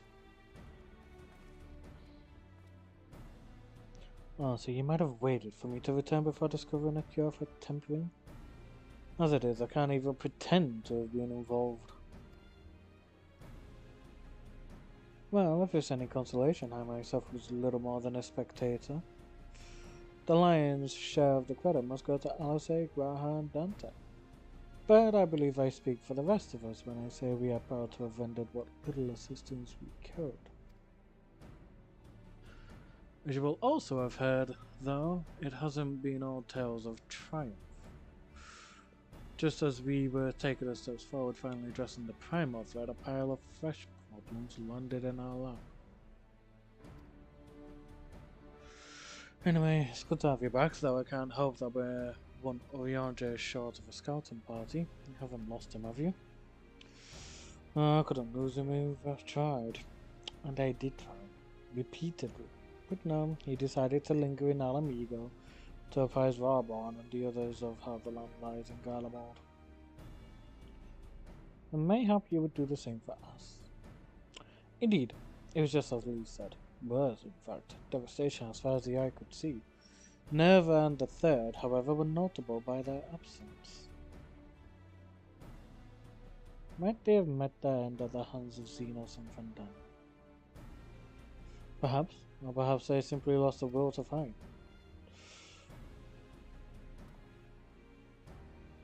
You see, the capital has been plunged into a deathly silence, with one exception, the Imperial Palace. It was a busy place before the war, but has grown busier still, with throngs of soldiers and civilians working there day and night to rebuild, or rather transform it. Transform it? Into what? That is a difficult question to answer. The construction is vast and unsettling to behold, like something from a nightmare. According to Oriange, certain aspects of its design were clearly devised with the manipulation of ether in mind. Magitech, in other words. Yet as unnerving as said edifice was, it was nothing next to the sight of its builders. They swarmed the place like so many insects, working with nary a word exchanged between. No one overseeing construction, no one barking orders. It was as if they were possessed or tempered. We wanted to investigate more closely, but given our suspicions, it seemed wiser not to take the risk. If Fandaniel could bind Bahamut to his will, might he have done the same to the people of Garlemald? Whatever the truth may be, this information is certain to prove valuable. You have our thanks. Well, be sure to save some for Oriange, which reminds me I have a message from Alamigo. Varborn is hosting a meeting to discuss the latest findings on the towers, and he requested our presence. Then why not leave that to us? You must be weary from your mission. No, Frank. Those towers have been on my mind since I first spied one on the way back, and I'm keen to get to the bottom of this. In that case, I shall stay and begin looking into another matter, as I promised Cryo. We need not all attend.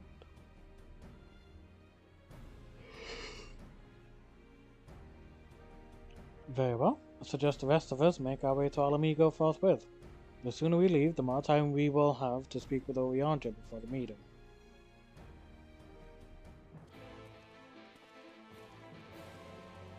God, I need an energy boost.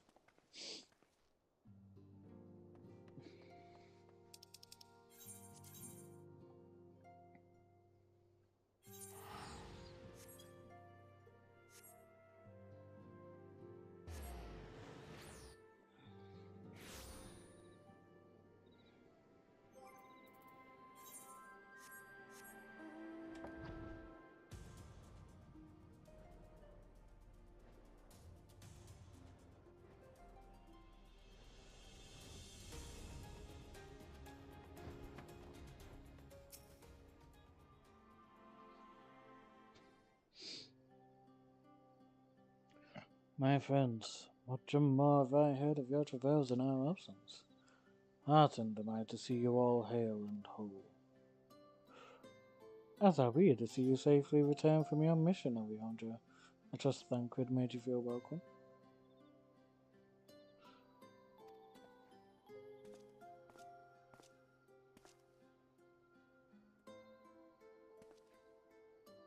Alanvald, whatever are you doing here? When we spoke via Link Pearl, you told me you'd be away on a mission. And who's to say this isn't part of it? But enough about that. It's good to see you looking so similar. I thought you'd have grown a bit tall after a whole year in another world, but apparently not. Well, I am sorry to disappoint you. While my soul may be a year older, my body has hardly aged, as you are well aware. I may remind you that we Elizan are known to be late bloomers, especially in terms of our height. Mark my words, a day will come when even a great Auroch such as yourself will crane your neck to meet my eye. He already kinda does, it's just it's craning downwards instead of upwards. Aye, it was not until my 20th summer that I myself outgrew my boyish proportions. Though Munbrida towered over me nonetheless. Alvaro brings out the best in Alvaro, doesn't he? They both seem so at ease in each other's company, it's almost endearing. So what exactly brings you here? Oh, for Dola, mostly. We need to go over a few things before we set out. Set out? Wait, does this have something to do with the towers? Hey, what gave you that impression? Actually, tell me later. You've got a meeting to go to. I'll see you afterwards, alright?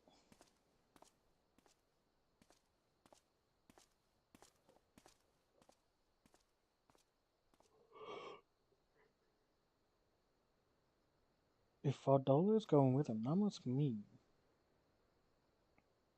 My apologies. As Owenveld Rayla pointed out, we have a meeting to attend. Let us be about it.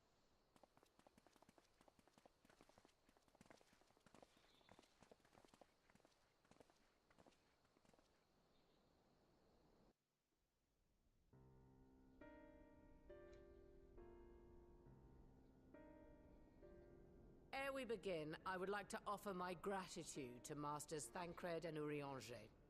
'Tis no small feat to infiltrate the Imperial capital and live to tell the tale, much less in times of civil war. Thanks to them, we may plot our course in full knowledge of how the winds blow in Garlemald. Full glad are we to have been of service.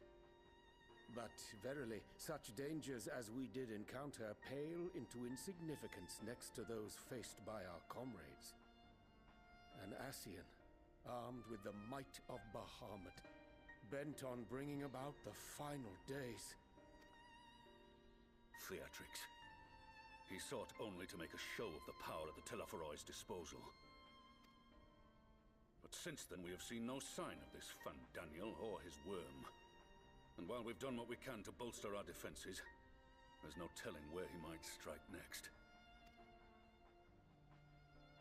Whenever and wherever it may be, we must use the intervening time to learn more of our enemy. 'Twas with this in mind that we dispatched scouts to investigate the towers.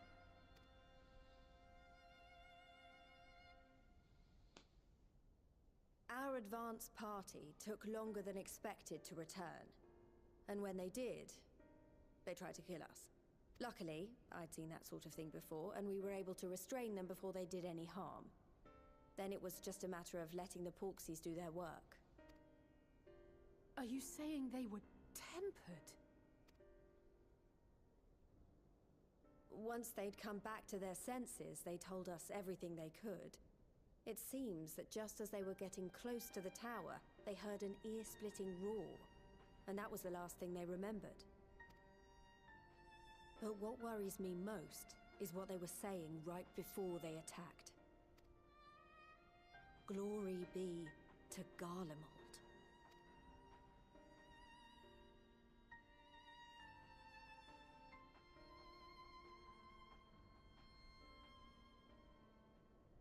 The Tempered have heretofore ever been thralls to primal entities.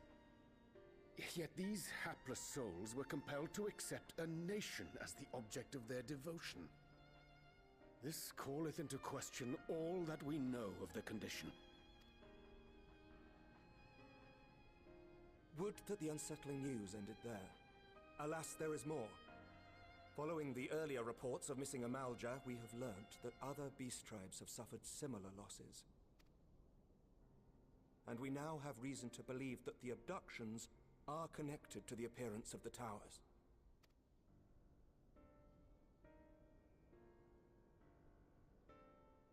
Our scouts sighted black-garbed figures leading shackled Ixal in the direction of the tower in Dravania.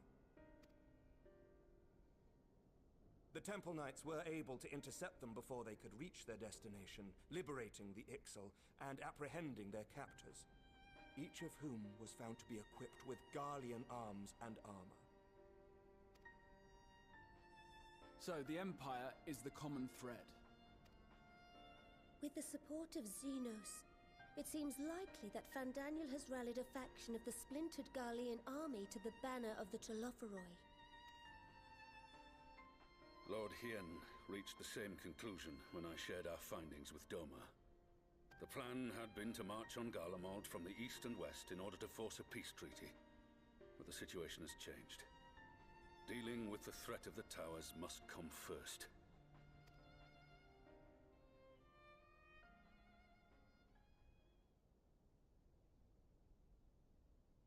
Given the nature of the enemy and the proven risk of tempering, I could think of few suitable candidates to aid in this task.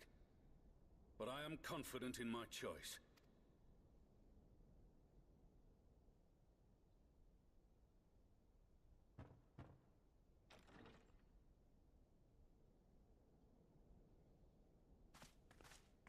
What?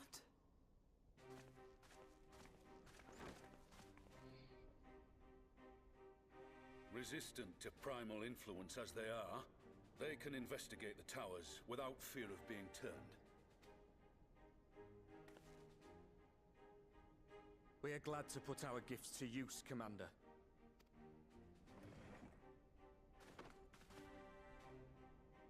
Gifted or not, going behind enemy lines remains a perilous undertaking. But we must know more if we're to strike back at our foe. I'm counting on you. If it would give us the upper hand, I'd do it 100 times over. We won't let you down. That concludes the briefing. You two, make ready and join your escort. Are you certain about this, Arenvold? I am. Come on, let's talk outside.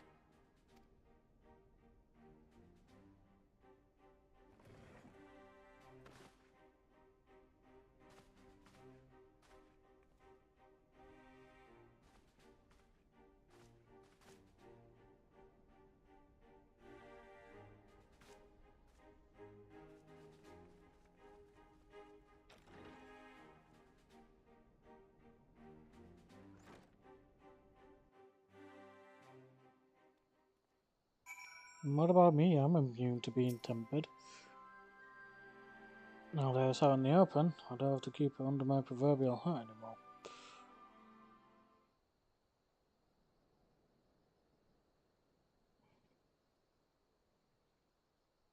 So you know, I've already gone through all the formalities at the Rising Stones. Made sure to inform Jamolva and Vmar at Ralga's Reach as well.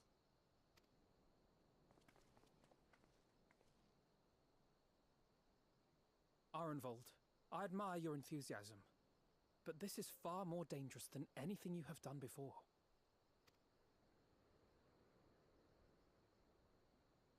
I know the risks.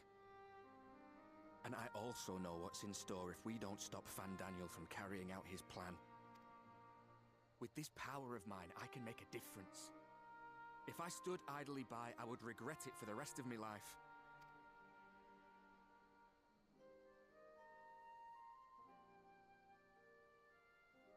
And you, Fudola? Is this what you want? What are you asking me for? It's not like I have any say in the matter.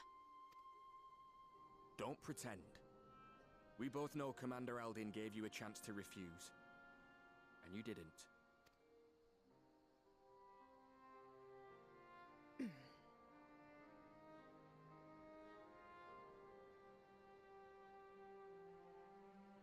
So the Empire's finished, is it?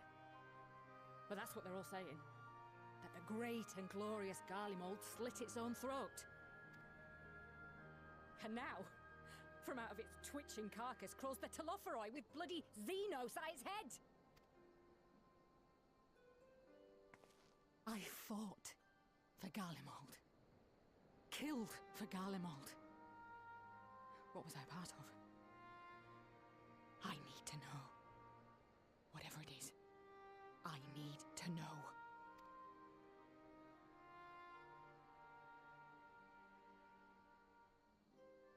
Very well. If your hearts are set on this, I shall not stand in your way.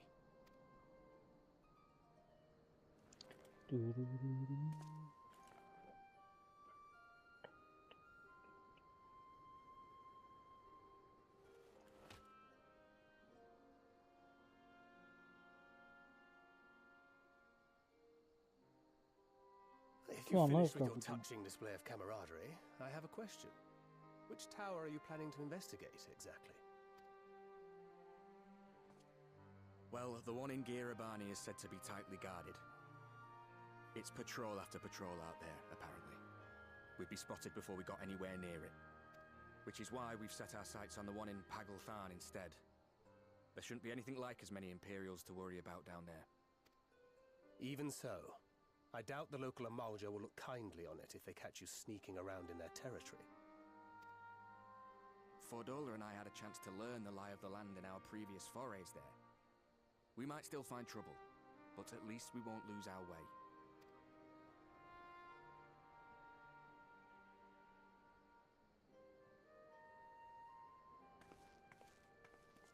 Well, we'd best not keep them waiting any longer.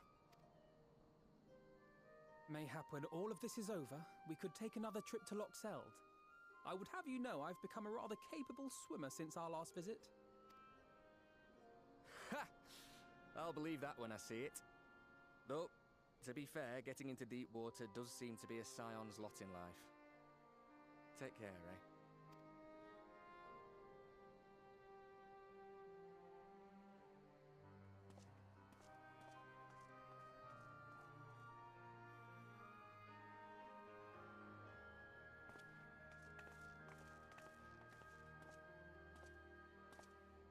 It means a lot, you know. You coming with me. I'll still owe you for saving my skin, don't I?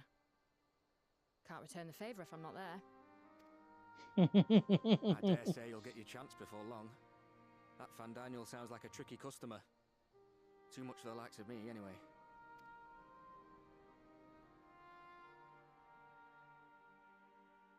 But we both know I'd just be another soldier if it weren't for my gift.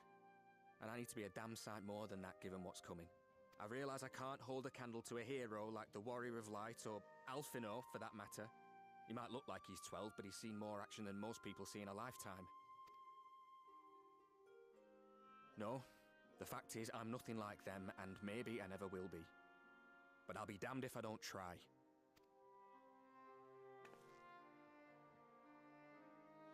They're counting on me. On us. So let's give it our all.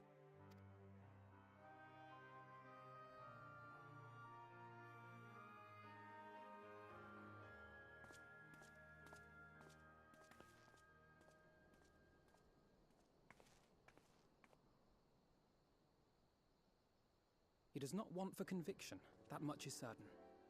So let us have faith in him. Him and Fordola both. While they see to the towers, I would attend to another task. Chasing down this lunar Bahamut. Ah, bloody thing. Can you hear me? It's Tataru. I'm happy to say we've managed to find Estinian. And I'm sorry to say he went running off again the moment we told him about Bahamut. But he did mutter something about heading to Ishgard, so if you're quick, you might still be able to catch him.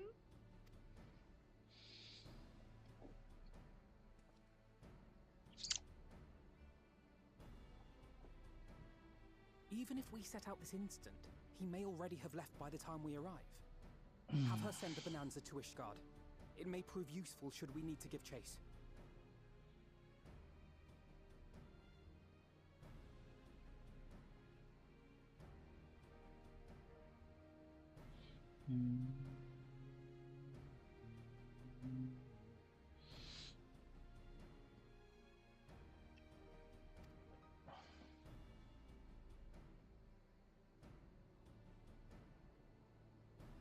Gladly. I'll see to it as soon as Kryl and I get back to the Rising Stones. Good luck.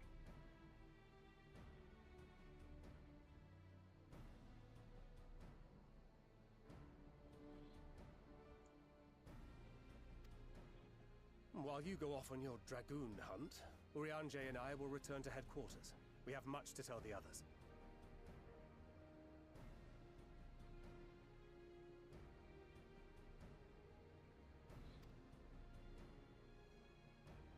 I wish you every success in your search for our elusive friend. May we all meet again ere long.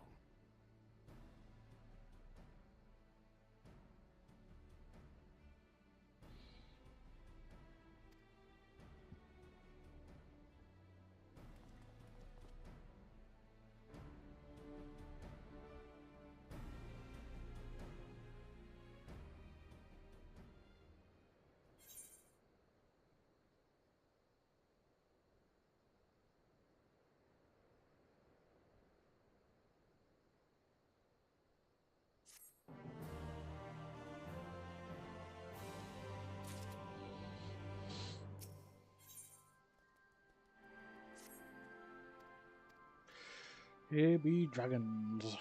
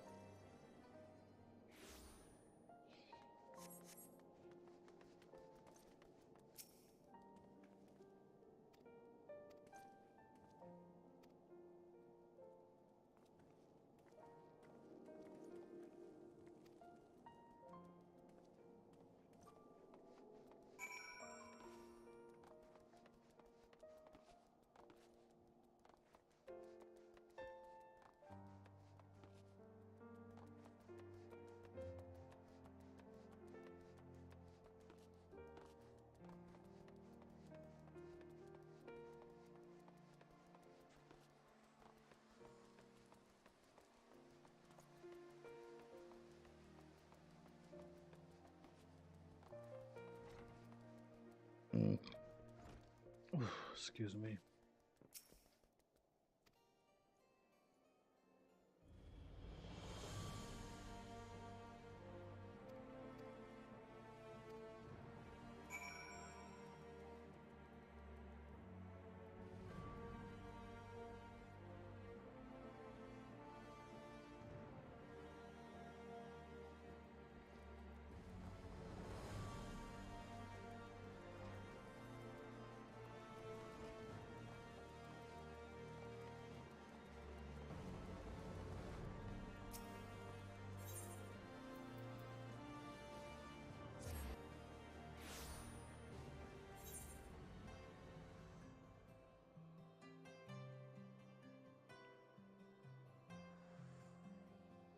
Pinnacle of possibility. What the hell is that?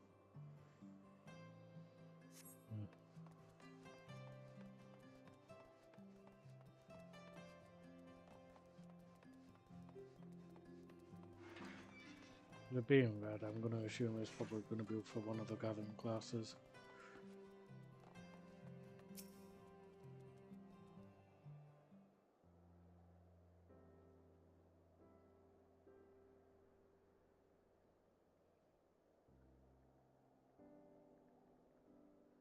No sign of him. Not that I've ever met him before, but the way Alphino goes on about him, I'm fairly sure I could pick him out in a crowd.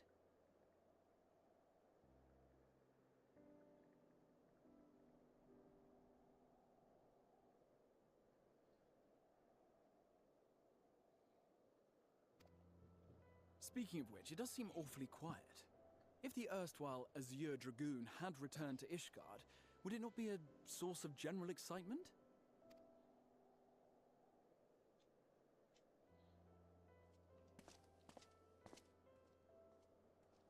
First the Scion's Coinkeeper, and now you. I'm beginning to think these meetings are more than mere coincidence.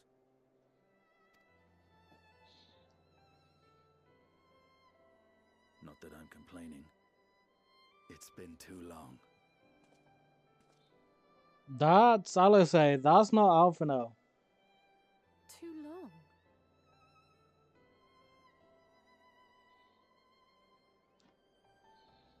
That's not Alphino, that's You look Alice. an ounce taller and twice as rugged. It suits you, Alphino.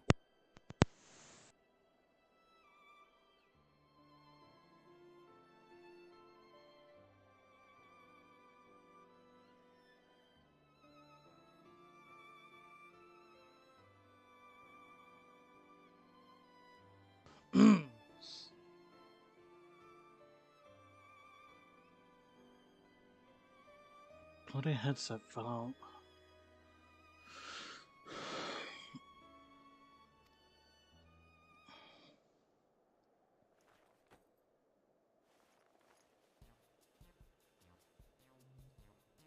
Quieter, though. Have you been giving him lessons on how to be the strong, silent type? I am not Alphino!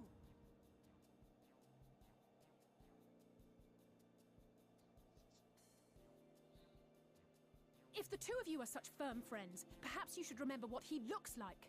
And what do you mean, rugged? Ugh! Had my brother mentioned what an oaf you are, I'd never have bothered looking for you in the first place. Wow. Estinian Wormblood, the Azure Dragoon. He who fought and felled the dread worm Nidhogg at the Warrior of Light's side. To think the day would come when I should see this living legend with my own eyes. Oh, God. Would someone mind explaining what is going on? Yeah, give me a second. I'm just getting my blanket sorted on this couch, and I'll get to explaining for you. Should have got the popcorn.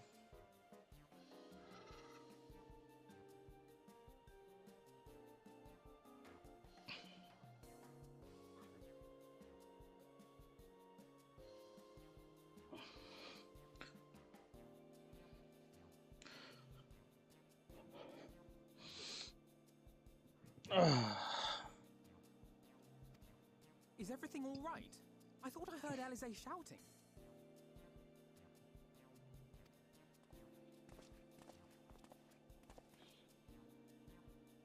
Estinian! It's been too long.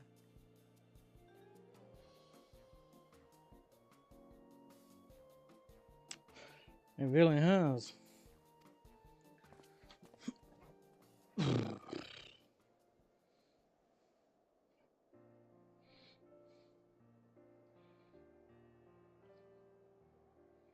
No, it's quite understandable.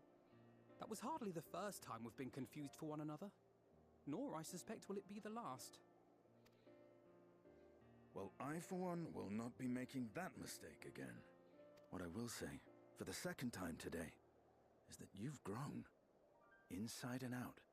I can tell. One can't remain a spoiled little lordling forever, you know.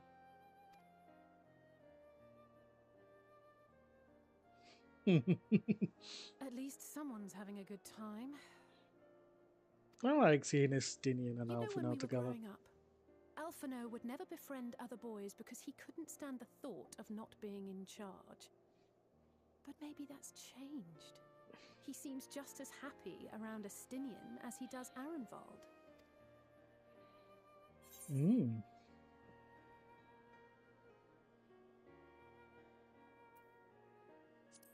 I think he learned how to talk with people rather than at them.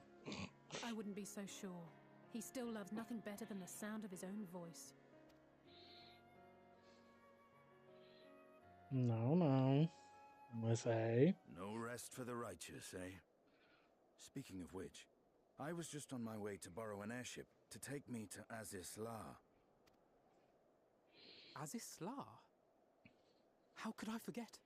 The dragon with whom Bahamut shared the deepest of bonds. Tiamat.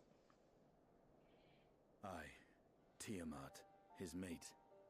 Even now she remains imprisoned on Aziz La, though her remorse binds her faster than any shackle. I see. As the one who first summoned Bahamut, you believe she may be able to shine some light on his latest incarnation. Might I suggest that we make the journey to Azizlar together? I'm not sure if Tataru mentioned this, but we Scions have an airship of our own now. I see no reason why not. Assuming your sister can bear the thought of sharing a deck with me. Be my guest. But confuse me with Alphino again and I'll throw you overboard.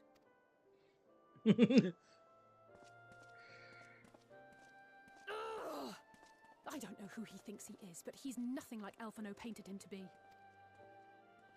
I will admit, he is not exactly as I imagined him either. Based on what I had read of the man, I think I was expecting someone a little less blunt?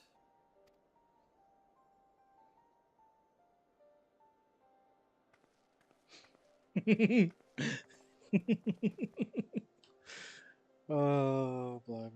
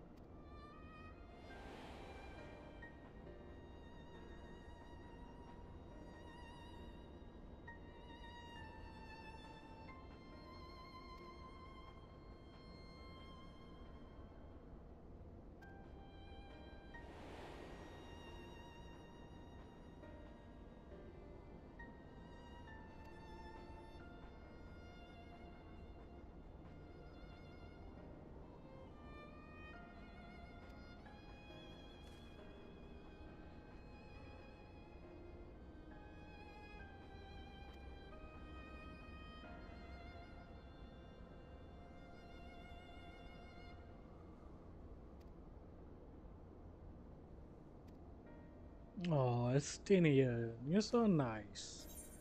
Trying your best to watch over Tiamat in Nidhogg's place. Bless.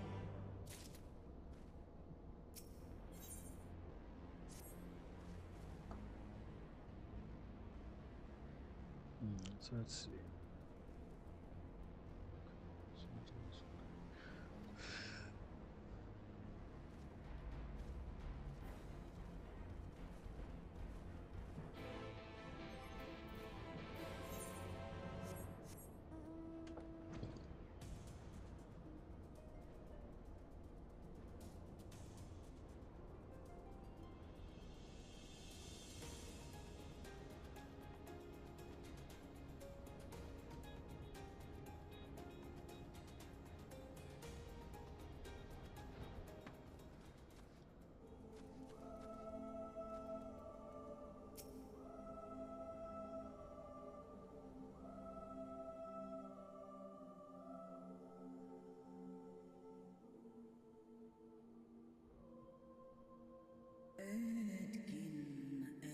My sire's mortal companion, what bringeth thee back to this forsaken place, child of man?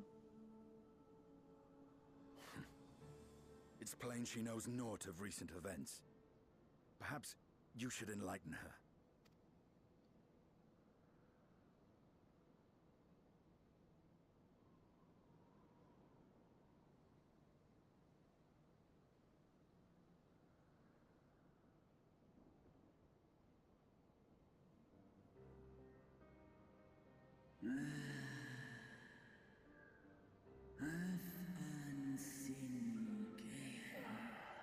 My sins should be repeated. I sensed not the faintest stirring. As to who could have called him forth, I know of none save the dragons of Mericidia, our children.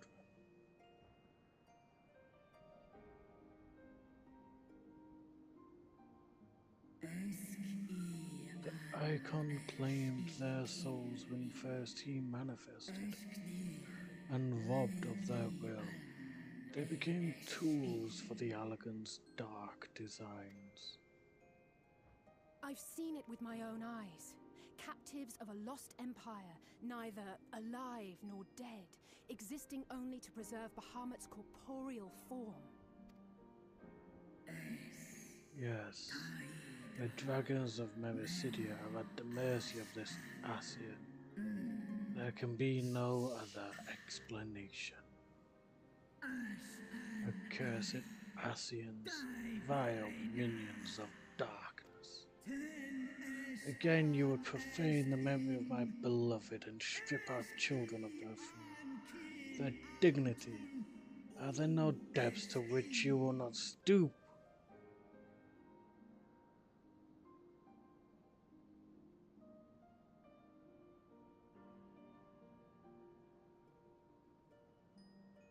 Your children's pain means nothing to them. They laugh at your kind suffering. But tears will not right this wrong, nor will lamentation see the perpetrators punished.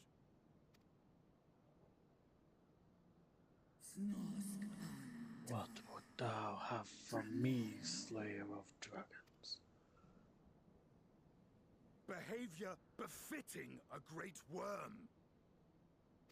We came here to ask mighty Tiamat of the First Brood, consort of Bahamut, mother of the dragons of Mericidia, what she intends to do about the crimes committed against her children.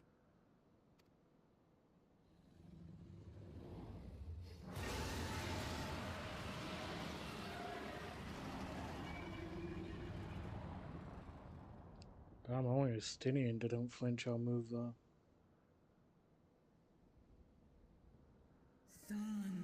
Were I free, I would answer thine insolence with fire, but words shall have to suffice. Recall, mortals, that it was I who did first summon my beloved, praying with all my being to bring him forth. You who contend with icons cannot well be ignorant of the consequence. You too were exposed to his influence. That you are yet in possession of your own will is testament to the indomitable strength of your soul. But were you to meet with Bahamut again, you fear you might succumb. Indeed. Ask the Dragon Slayer, and he will tell thee the power we of the First Brood wield. Were I to lose myself to the Icon's influence, all would pay the price. But it is of little matter, for even had I the strength to resist, I had lacked the strength to break my shackles. This prison shall be my tomb.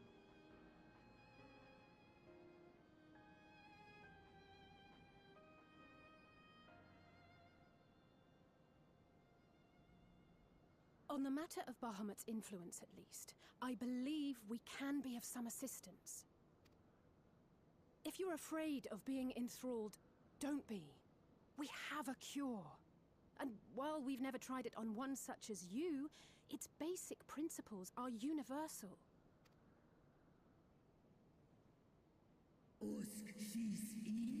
Speakest thou in earnest?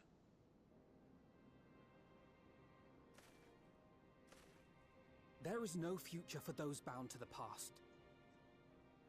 That you committed a terrible sin, I do not dispute. But if you feel remorse, you may yet make amends. We offer you that chance. Take it, or you will forever remain a prisoner, not of these cruel shackles, but of your own guilt.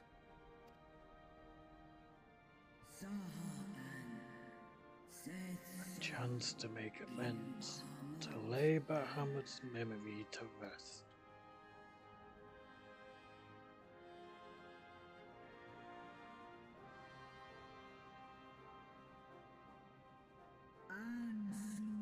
When our own star faced annihilation, Hydaelyn granted us sanctuary, and now your foes would bring about her destruction. This I cannot allow, for the debt I owe to Hydaelyn, and to all who have suffered for my sins. I shall fight with you, children of Ma.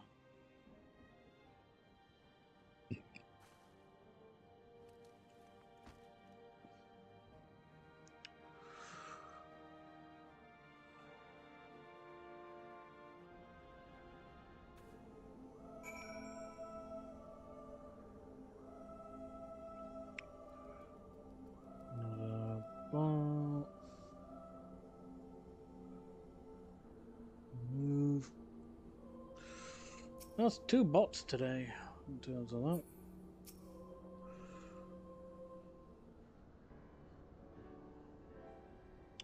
While poxes are being shown to be effective in curing the temper, Tiamat must be considered a special case.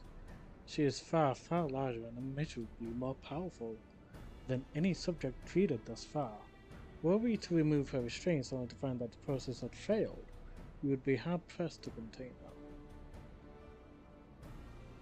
Then, before going ahead, we should learn as much as we can about the exact nature of her condition. Do you suppose we can find that information here? Why, yes, we can. We can indeed. The Algans kept detailed records on all of their notable captives, and I know exactly where to look. We shall leave that to you, then. In the meantime, the rest of us can turn our thoughts to the removal of those shackles. I know Alphinaud and Dante here well enough, but not you. Are you certain you're ready to see this through?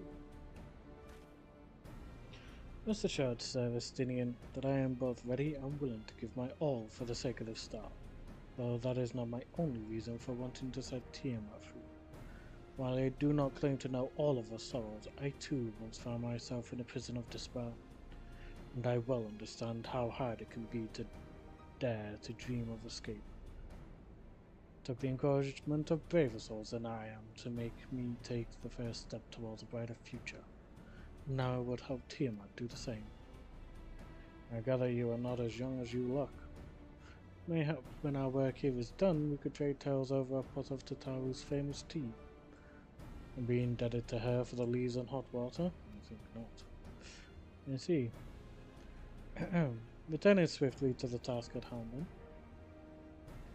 I believe the nodes governing Tiamat's restraints are located in the sector known as the flagship. Ah yes, we are familiar with it. The Naval Chemical Research Facility in particular. Oh, you may wish to take this, a spirit vessel, containing a small amount of my blood.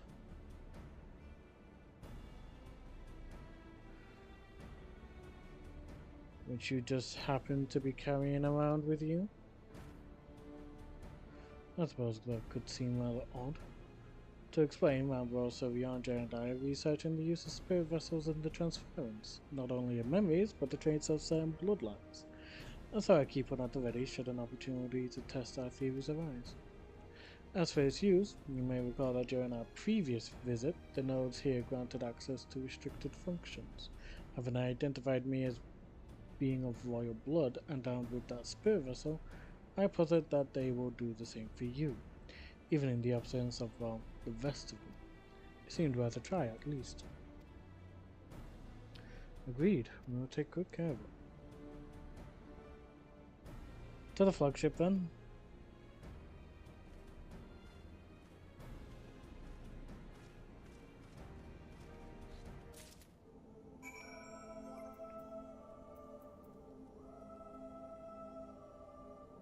Yeah, so you went ahead and got some more cerulean tanks.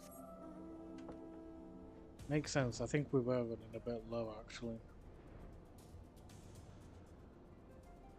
Considering we're using like 2 to 3 per trip for the airship and submarine.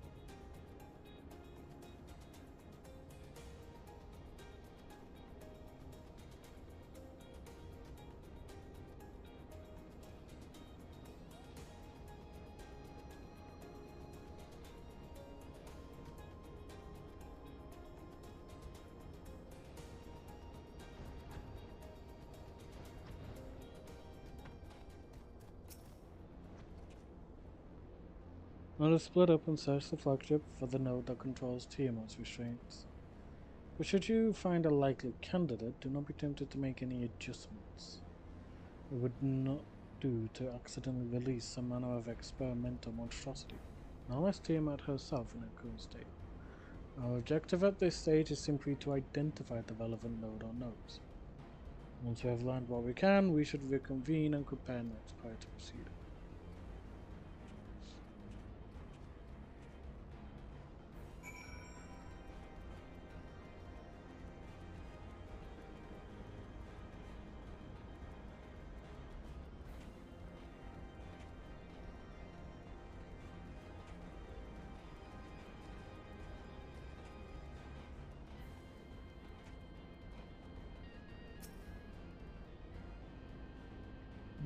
Friction between metallic components detected. Temperature increase into critical levels.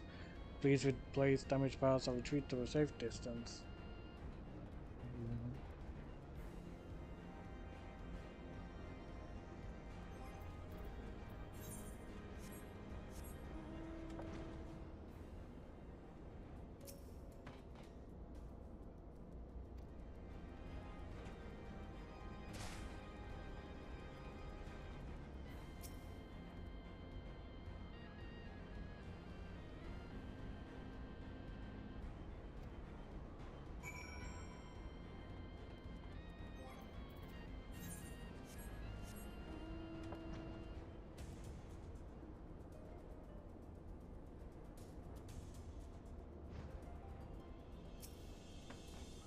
Dun, dun, dun.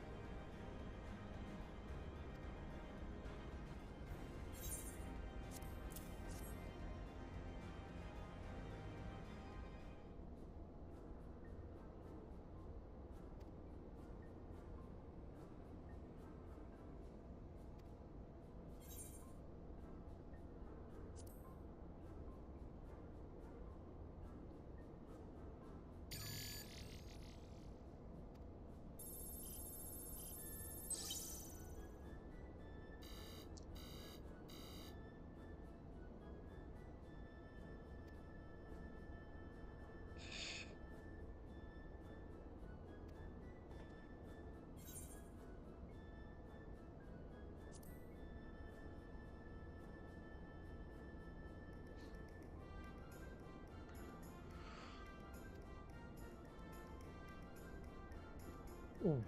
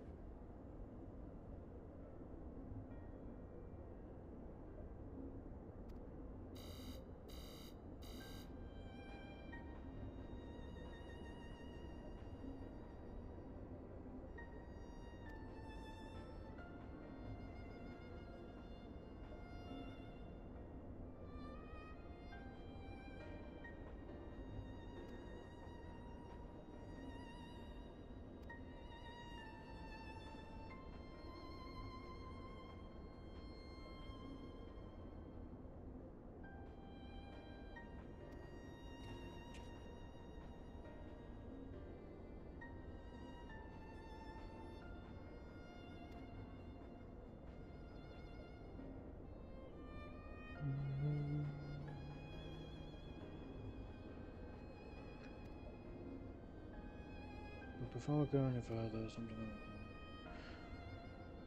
Smoking Empire. Both sides were dancing to the tune of the Assassins.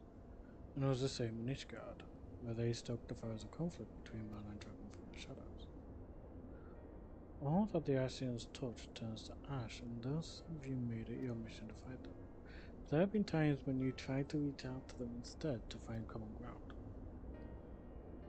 And so I must ask, what do you intend to do with Van Daniel? Will you try and reach out to him too?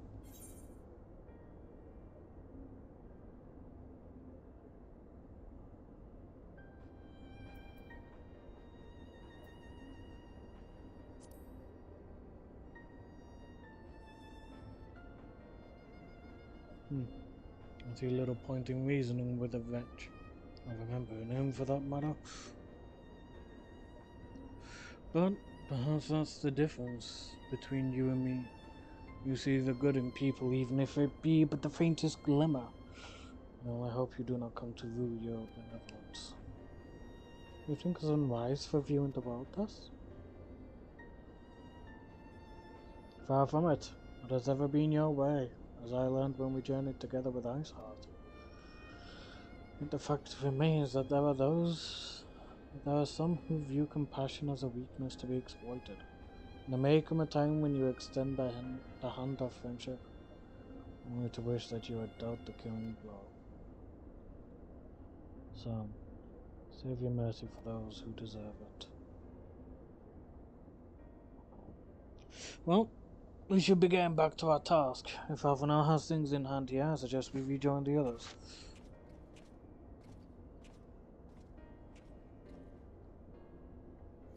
I'm actually with him on that one.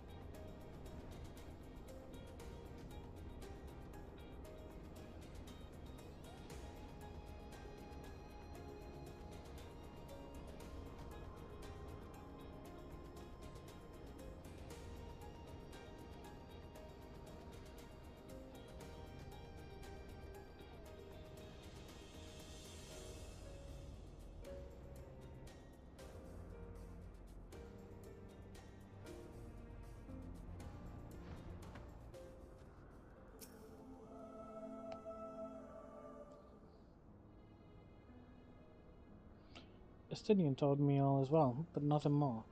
Honestly, it's like getting blood out of a stone with him. Take it from Alphinaud's absence that he's needed elsewhere.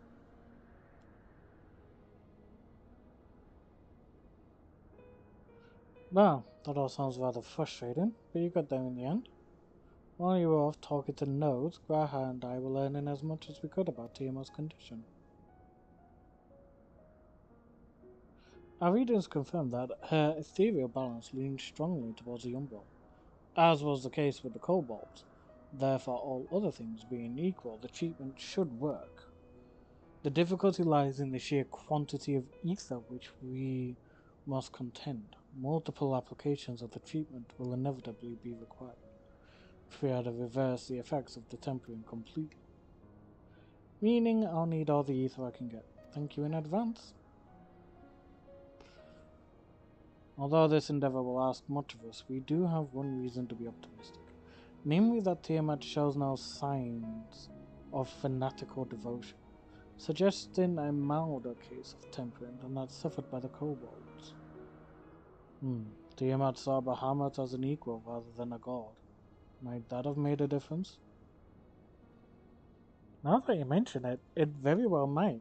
She would not have believed it necessary to defer to his will. But enough talk. It's time to put our theories to the proof. Tell Alphinaud to disengage the restraints, ethereal dampers. I'm counting on you, Angelo.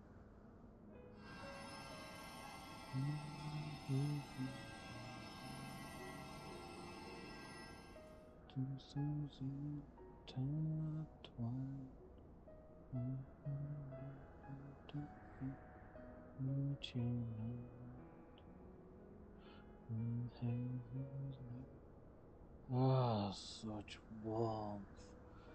The frost that shroudeth my soul doth begin to thaw. But what are these? Visions of days long forgotten, of war with the men of Alark. Wherefore do such baleful memories return to me now? Could it be that the process of restoring her soul to its pre-tempered state is awakening ancient memories? Or might the opposite be true? If so, by helping her to recall the past, we may be able to speed her recovery.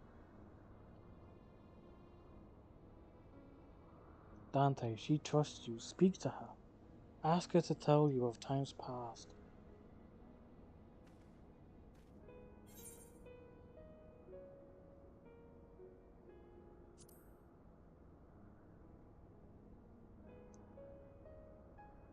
Ah, Bahamut, my beloved, would that the peace we found in Merasidia could have lasted for eternity. But alas, it was not to be. Merasians saw to that. In all creation I know of none more wicked. It was at their behest that the men of Alag first came unto Merasidia, unto our home.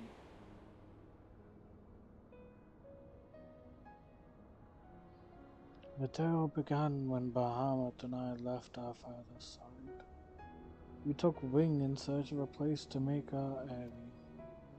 Beyond the southern ocean, we discovered a lush and fertile land, who would come to be known as Merasidia by the children of men, though many years were to pass before they crossed the seas. Upon our arrival, we were welcomed by the peaceful people of the forest, kin to the trees, surrounded by nature's bounty. Bahamut and I found a place to raise our young.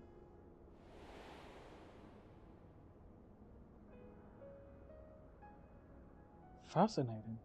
This correlates with the writings of the Charlian scholar Rurusha.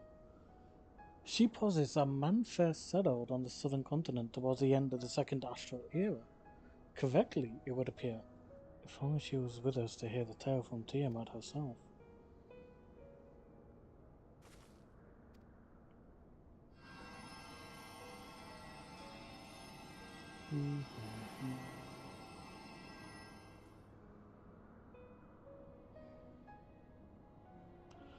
When first the children of man arrived on our shores, no foot did they set in those places over which we hold dominion. Such was their fear of dragonkind, and as they kept their distance, so did we let them be. Yet as the days went by, ship after ship appeared upon the horizon, bearing ever more of their brethren, who divided the vast land amongst themselves. For a time, they knew peace and prosperity, but as their numbers grew, the smaller their share came to seem, and soon they began to cover the territory of their fellows. Ere long, man fought man, blood was answered with blood, and none could see an end to the strife, until one day they came to us.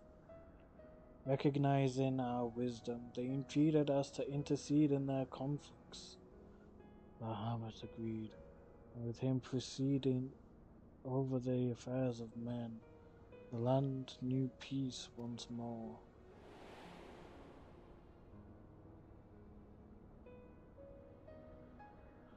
Alas, those golden days of harmony too were fated to end, for the men of Alag slew my beloved, and I, in my rage and sorrow, heeded the envenomed words of the Ascians. The rest thou knowest only too well.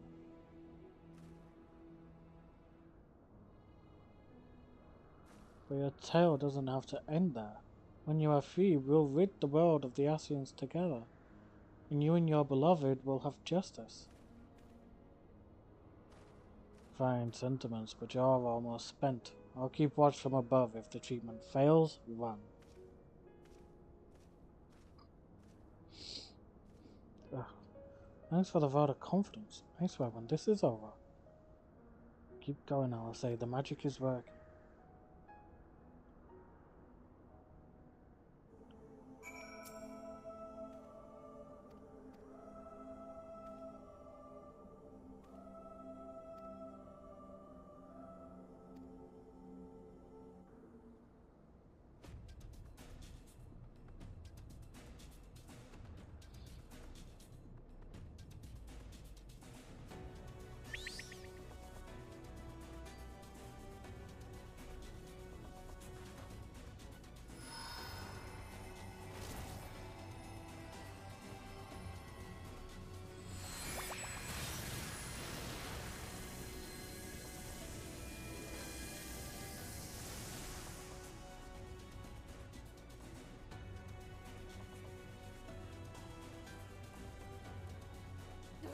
No! I'm almost there!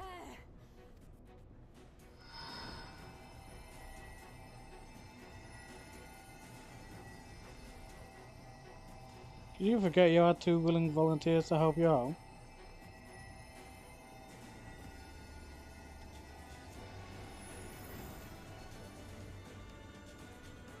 This is it, Angelo!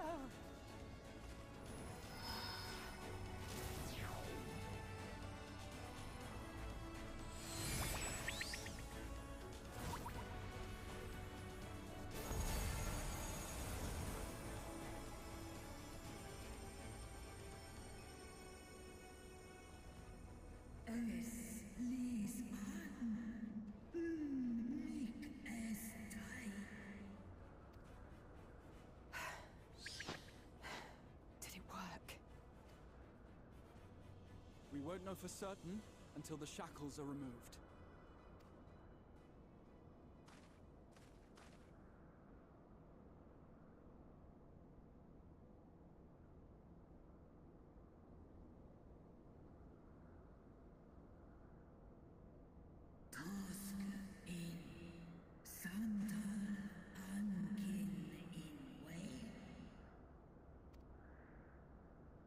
Many have been subjected to the Allagan's dark arts, their flesh irrevocably altered. For such tortured souls, I fear there can be no salvation.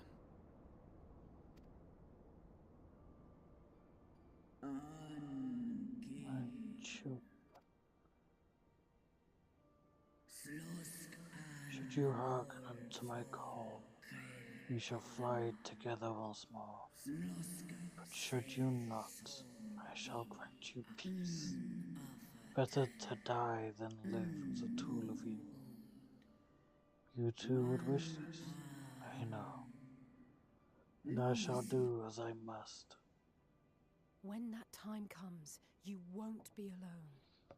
We'll stand by you. Oh. Now has my gratitude, little one. Alphino's ready. It's time.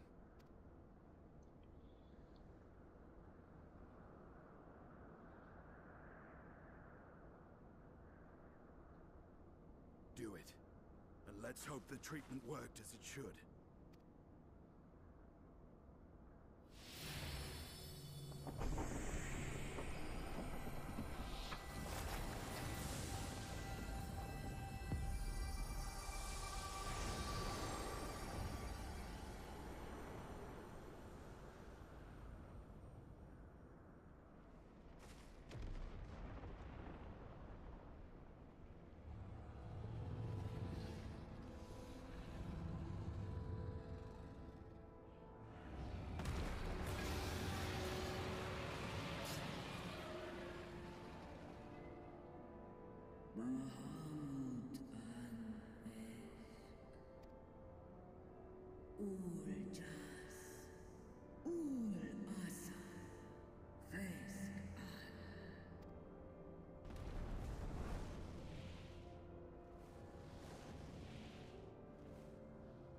By the gods!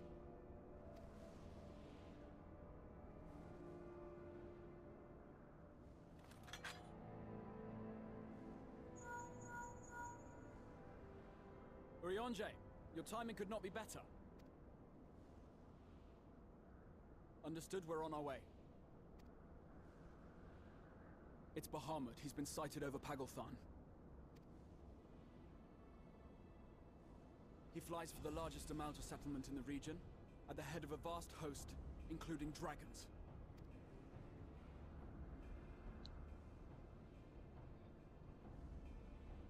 Did you hear all that, Alphino?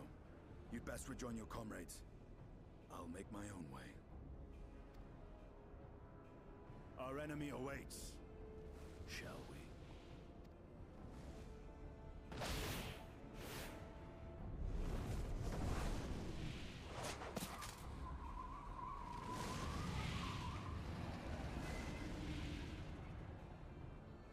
Didn't Mario always got to be the badass fighting dragons?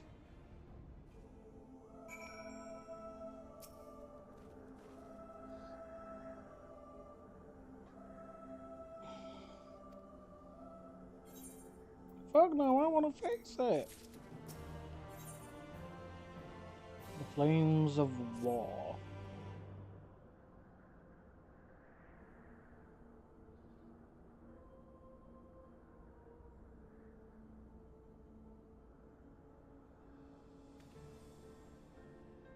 I've already sent word to the others. We are to rendezvous in Oldar at the Hall of Flames. Let us collect Alphino and be on our way.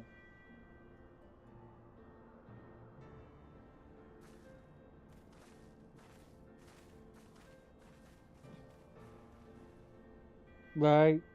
I want to be able to travel by dragon. I mean, I know I've got Midgard Summit, but still.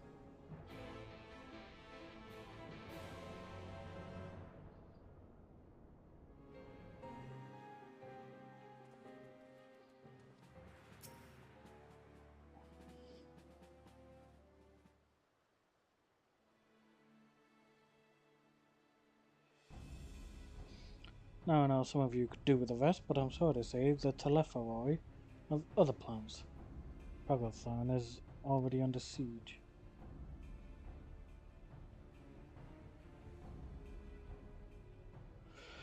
Happily, the Immortal Flames arrived just in time to join the defensive effort, with Marshal Terrapin at their head.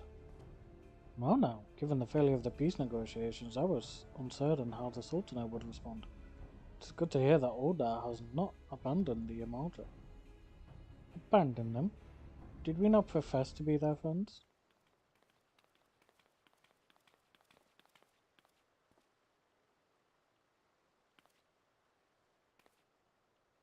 Your Grace, Marshal Tarpin had made provisions for such an exigency and was ready to depart at a moment's notice.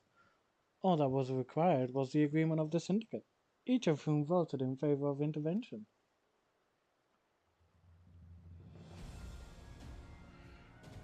Nor is Odav alone in its resolve. The other Alliance nations have likewise dispatched their troops to Pagotham. Yet even with our combined strength, we shall be sorely tested. For we face not only the might of an Imperial Legion, but Lunar Bahamut and his draconic horde besides. Tiamat's children. Fight as we may, victory is by no means assured. But not all of the omens are grim. Our forces report that despite their proximity to Lunar Bahamut, none of the Amalja show any signs of temper.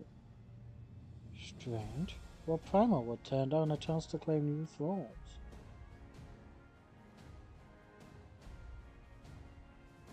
Unless it is incapable of doing so. Primals are not wont to serve a master. Asian or otherwise, it may well be that Lunar Bahamut differs in some fundamental manner from those we have previously encountered. If that were true, anyone could fight him, and Dante and others like him wouldn't have to shoulder the burden alone. Be that as it may, Lunar Bahamut remains an incalculably powerful foe, whom our soldiers will struggle to best through mere force of arms. With the aid of the science, however, I believe they will fare rather better, assuming, that is, you are ready to take the field. An airship awaits to bear you to the front. Pray set forth as soon as you are able.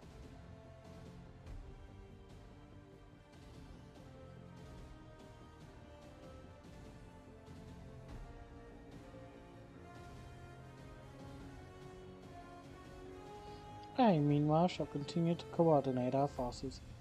Till next we meet, may the 12 bless and keep you.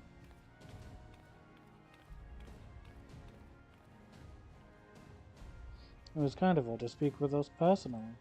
You may be certain she has no shortage of other responsibilities. Well, I for one am inclined to do as Her Grace requests. Lest we forget Arenveld and Fordola are in Pagothar on reconnaissance. The sooner we save the day, the better their chances. Indeed. To the airship, then.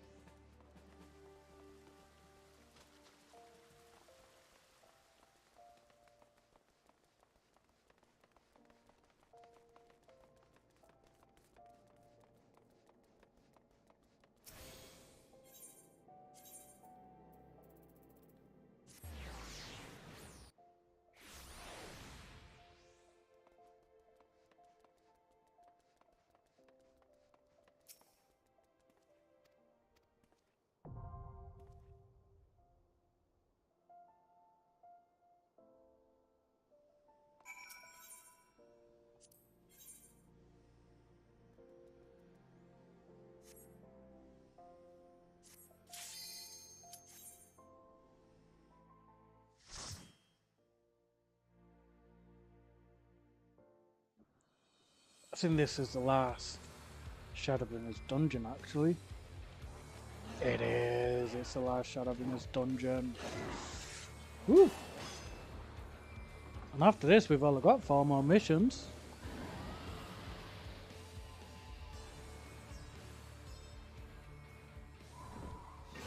Hell yeah.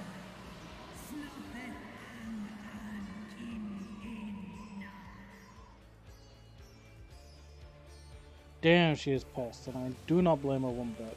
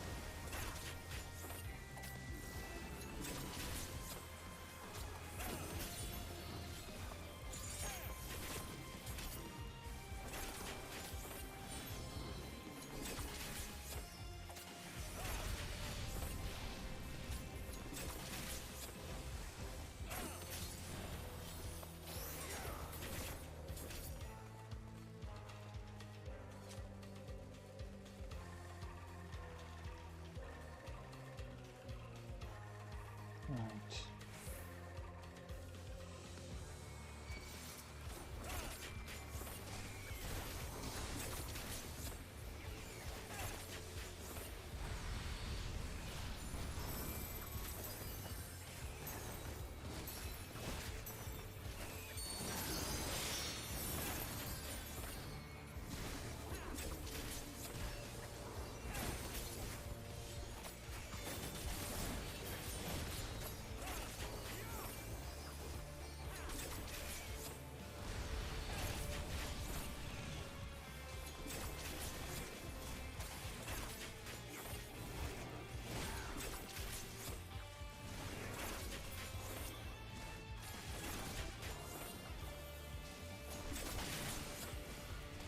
God, these things got heavily tempered with.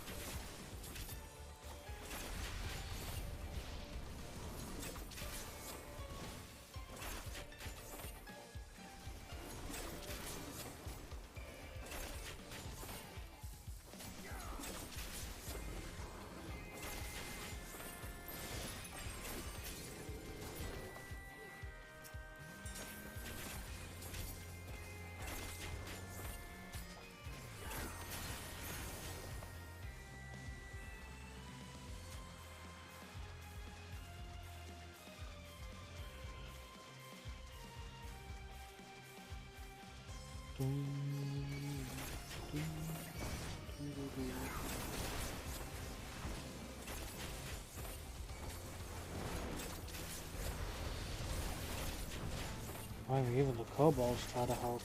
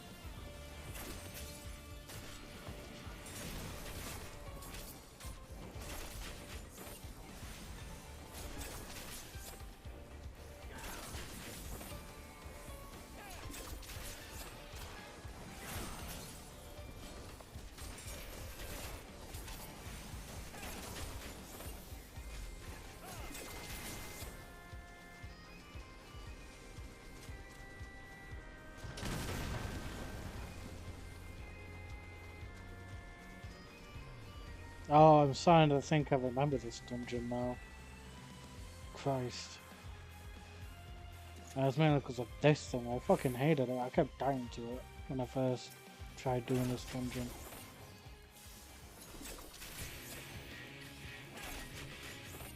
At least now I think I remember how to deal with it then.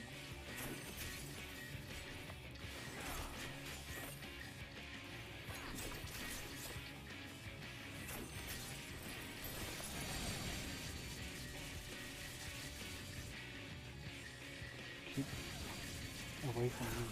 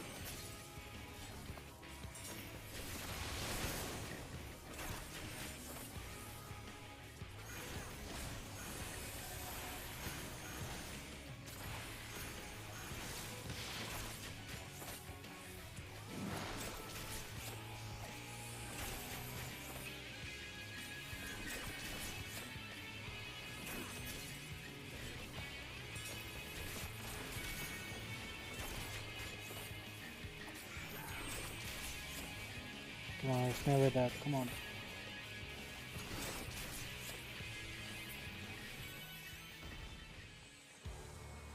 Ooh, the size of that treasure coffer. We all got cooked into.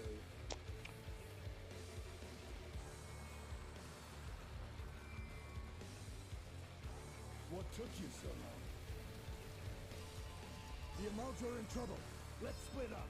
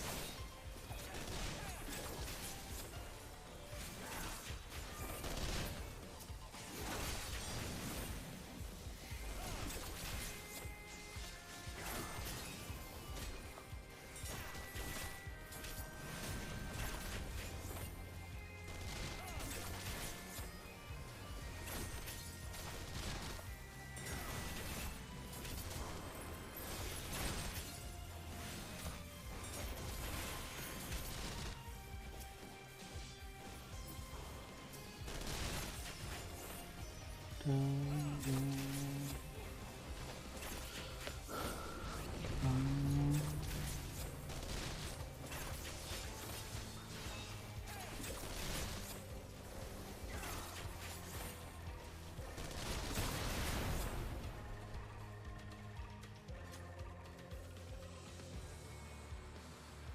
no, you don't.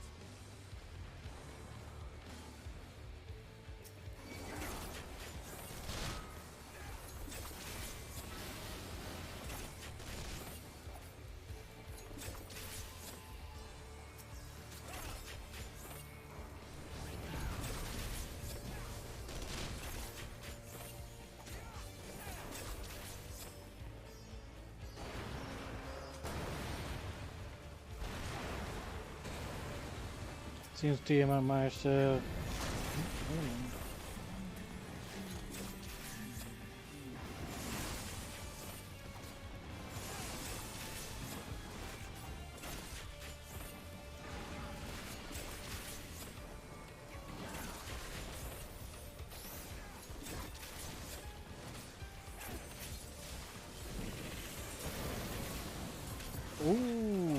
Damn, Tiamat. Showing no mercy. As that should very well be the case, I don't.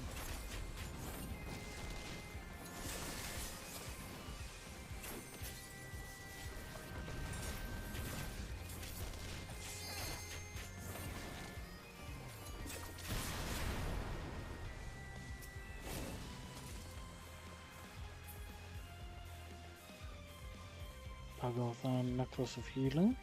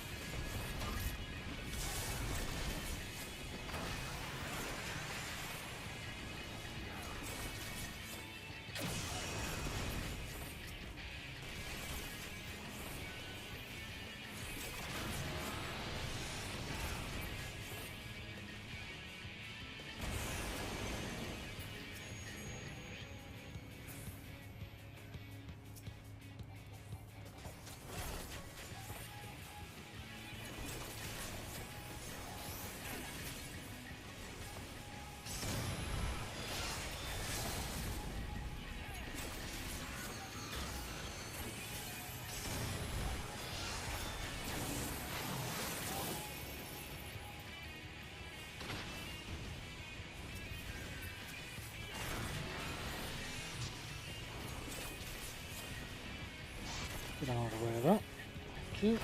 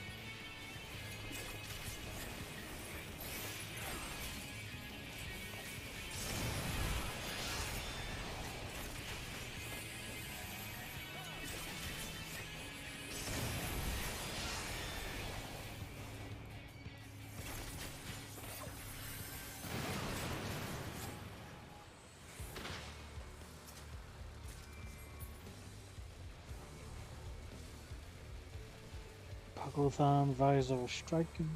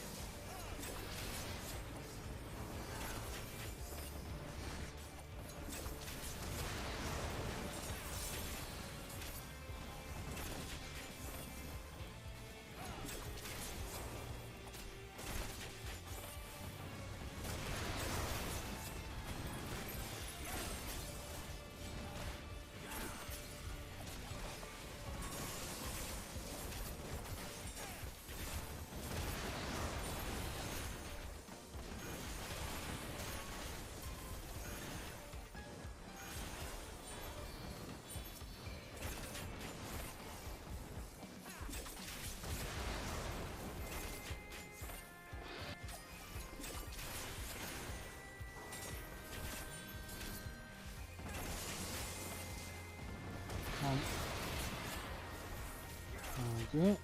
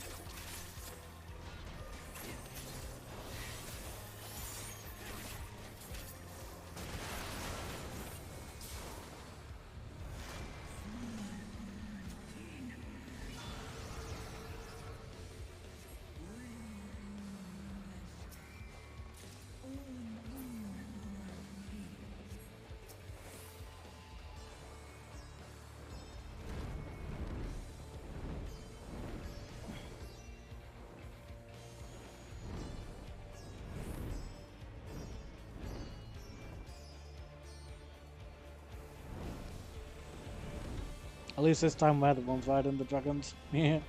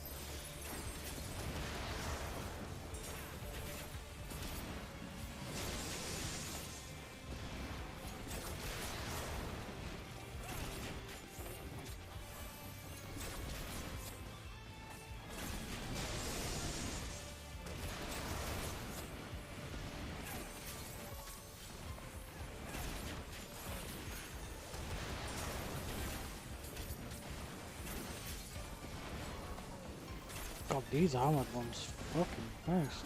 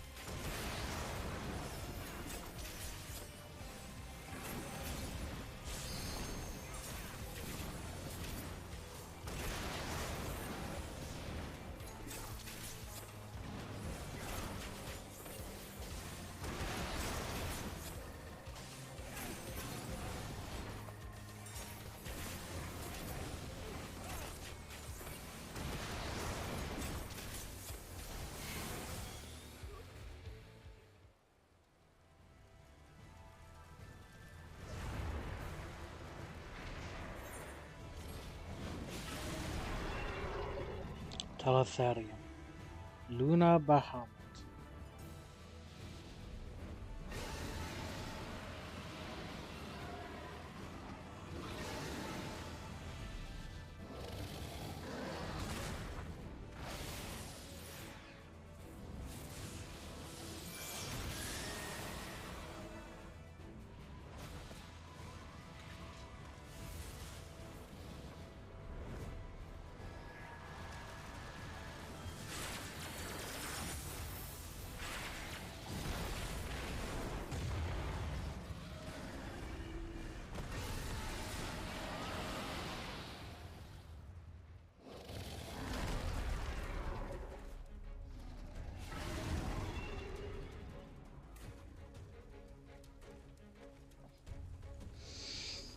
Tiamat, I hope you're okay. Please don't die on us, Tiamat.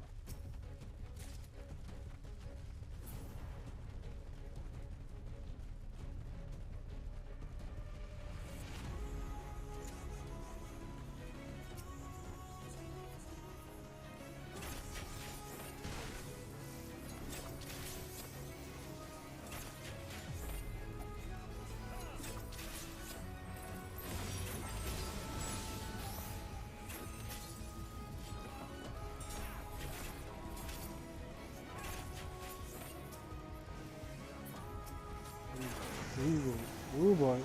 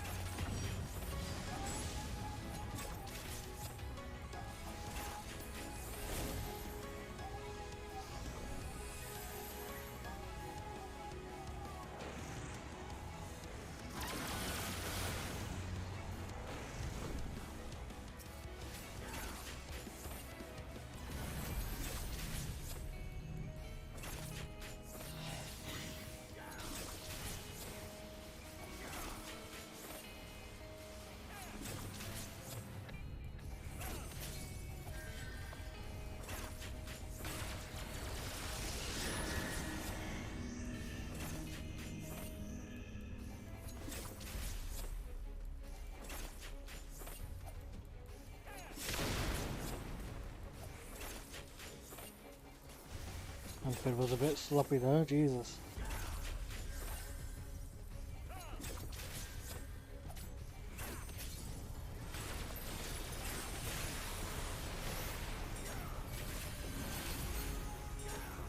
Ah.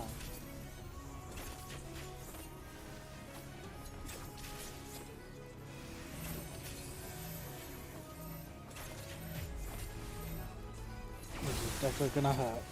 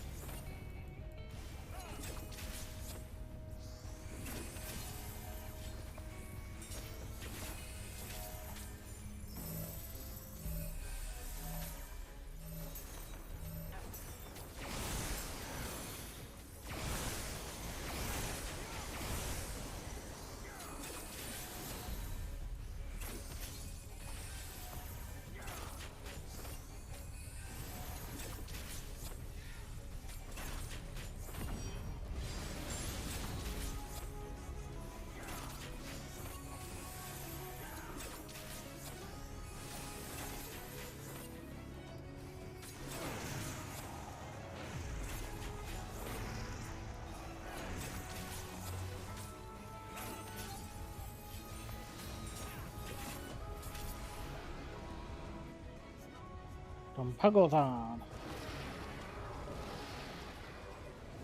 Here we are. Without any deaths either. I think that's the first time I've done such a high level dungeon without a death.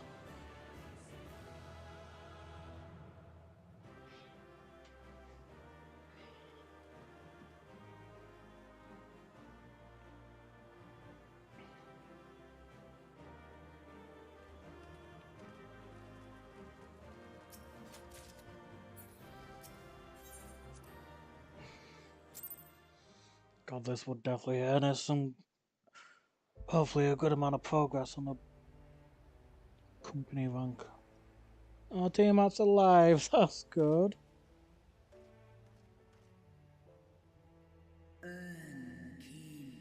Children of man, the shade of my beloved is no more, and I shall be forever in your debt. By your deeds are we set free, and free we shall remain, as long as I draw breath. Never again shall the dragons of Mevisidia hearken to the lies of the Asians. This I vow.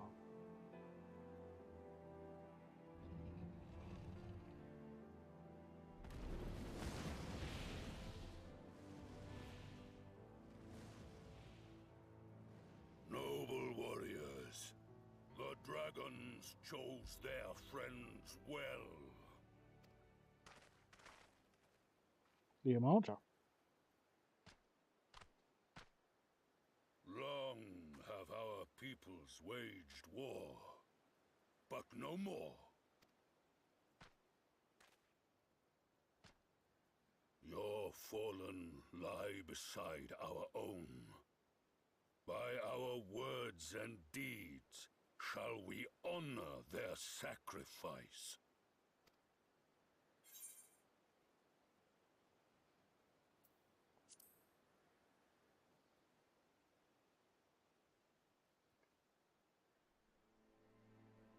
The enemy of our enemy is our friend.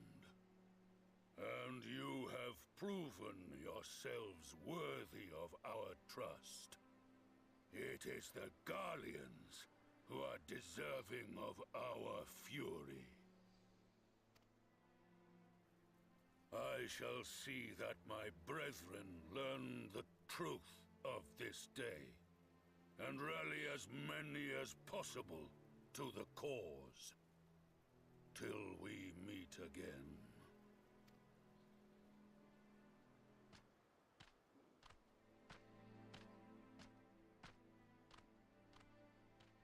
And thus did we make allies of the Amalja. It would certainly seem that way. The Sultana will be pleased. Let's go and give her the good news, shall we? Shouldn't we deal with the tower first, you know, destroy it and shit?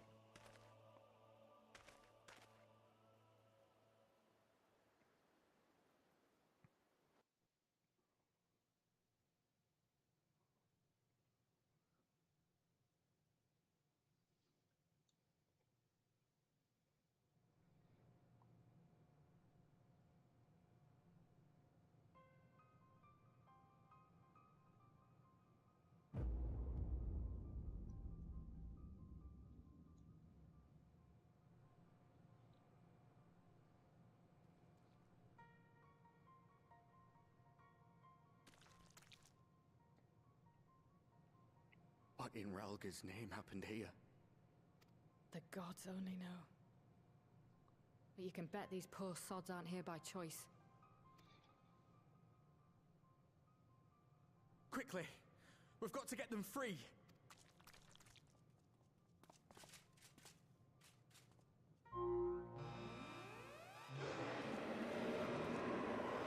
Get back!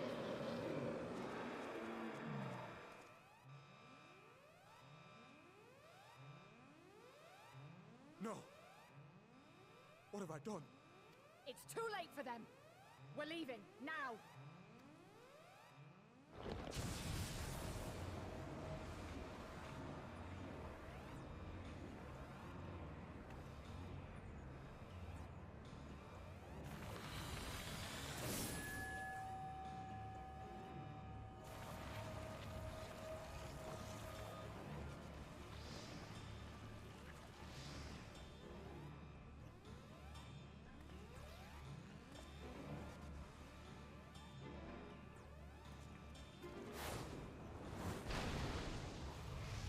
If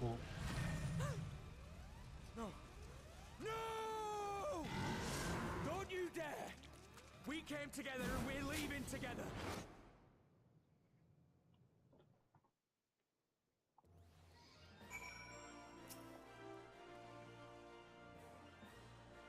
well, it would be too much to hope that we have seen the last of Friend Daniel. We have dealt his schemes a telling blow this day. That alone is cause to celebrate.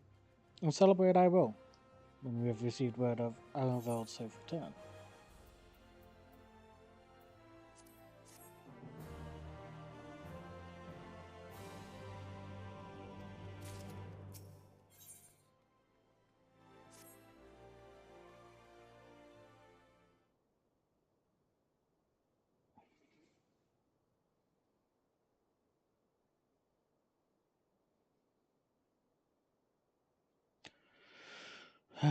Standing around here worrying is not going to help matters.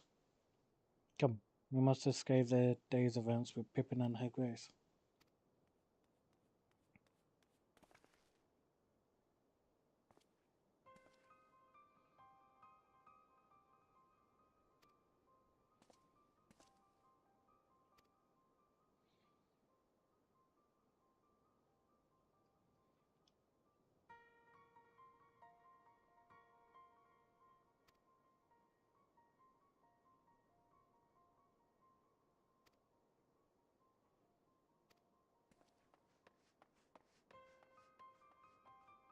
Oh dear. He's going to be a bit distraught for a bit.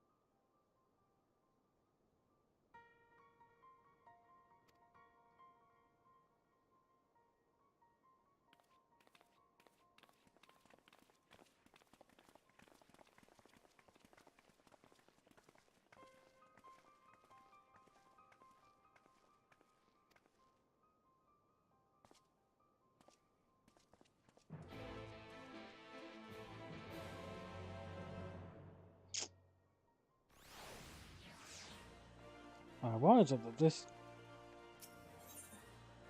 Okay, so it's just for that. It's been driving me nuts, you know, I'm not gonna lie.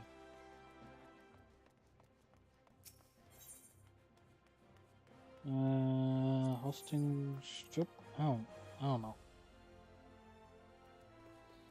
Oh, I actually wasn't all that far off.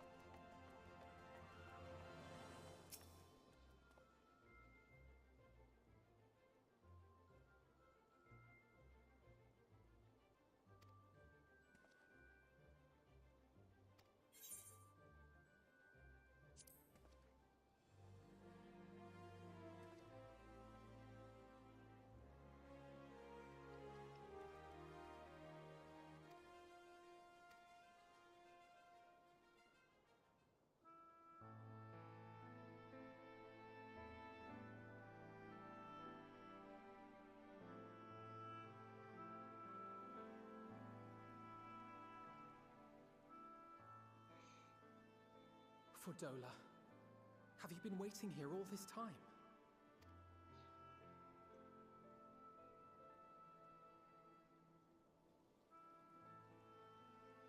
Safe to say, yes, she has been.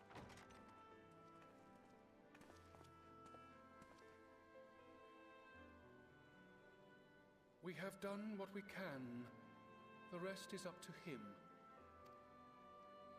May we see him? I do not think that wise. You must let him sleep.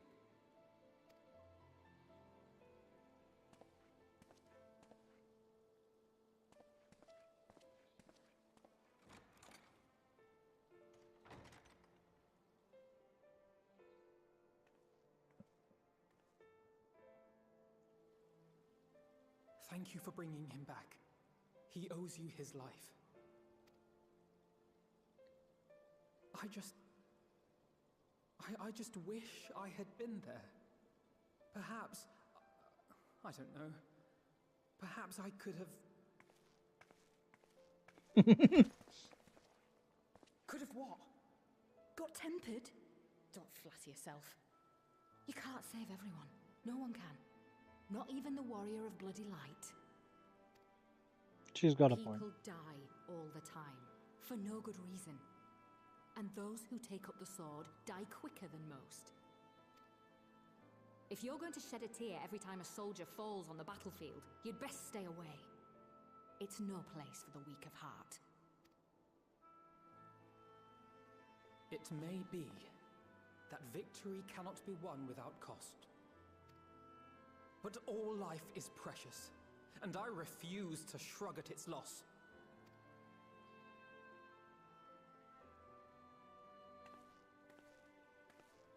All life is precious! You need to grow up, little man, before your sparkling ideals get everyone killed.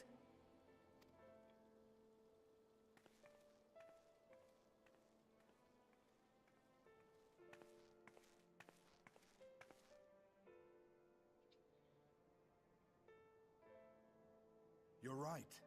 He is idealistic. But the world has more than its fair share of realists, like you and me.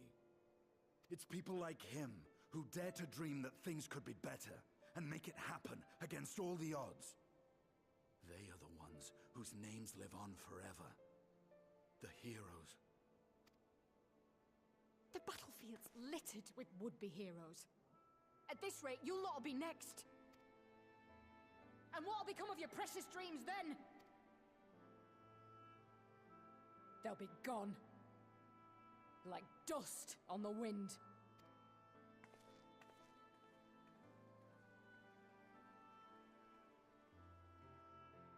Dreams worth fighting for don't die so easily.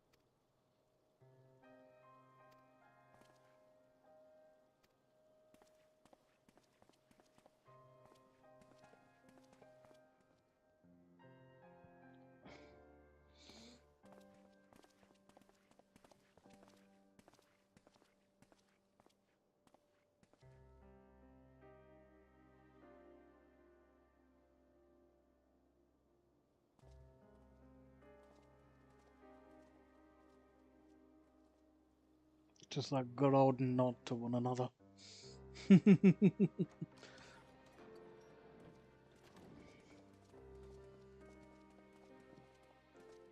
Your Grace, pray forgive us our lateness. Think not of that. I understand a close comrade of yours was wounded in the line of duty. Arenvold. It was at the Alliance's behest that he risked all, and we are grieved to hear of his condition. Rest assured, he will receive the finest care our chirurgeons can provide.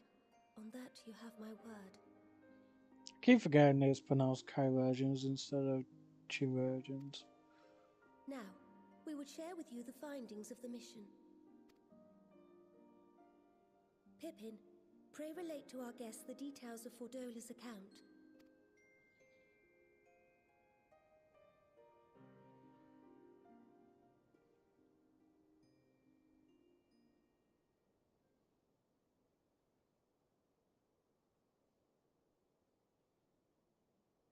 First Bahamut, now Ifrit.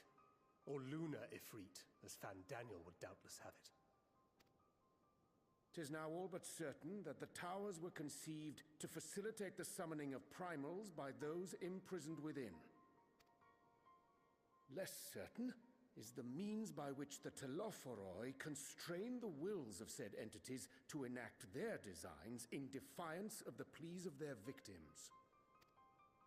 Mayhap they do not. If mere proximity to the towers is enough to make loyal servants of the Empire's mortal enemies, it stands to reason that the same is true for those held captive. They invoke their gods for the good of Garlemald, and in their disturbed state of mind, summon a primal whose form reflects their own alteration. It all begins to make sense. Upon closer inspection, I realized that the towers bear a striking resemblance to a much larger structure which Urianger and I observed from afar during our visit to the Imperial capital.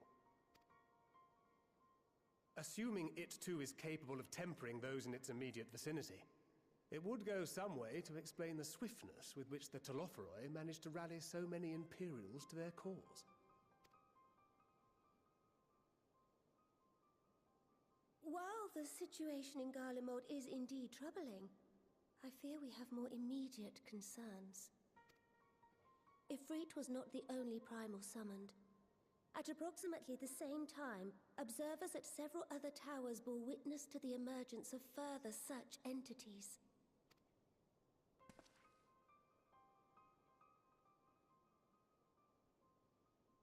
For a blessing, none appear to wield aught approaching the destructive power of Bahamut, and the Grand Companies are moving to deal with the threat even as we speak.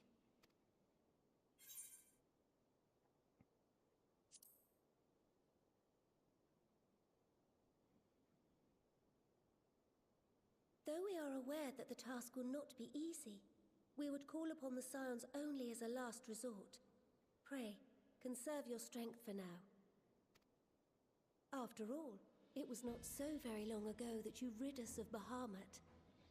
On which note, I am pleased to report that our talks with the Amalja have reached an agreeable conclusion. They have pledged their full support to our cause. Good. It is our hope that this historic agreement will encourage other tribes to join us at the negotiating table. And I know that I speak for all of the Allied leaders when I say that we will welcome them with open arms at such time as they do. Of course, this was only made possible by the feats of heroism performed at Paglfan. Moreover, we shall not allow the sacrifices of those fallen in battle to have been made in vain. As hope leads to victory, shall victory lead to a new dawn for Eorzea. May these words ever be our guide, Your Grace. Now, if you will forgive me, I must consult with the Syndicate on the matter of our new allies' integration. Till next we meet, my friends, I bid you safe travels and blessed respite.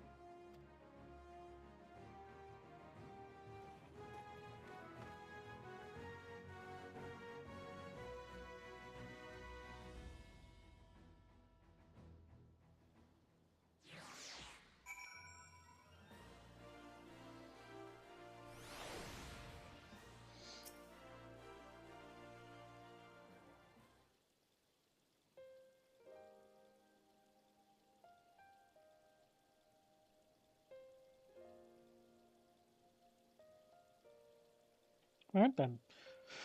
Unless anyone has any objections, I think it's about time we return to the Rising Stones.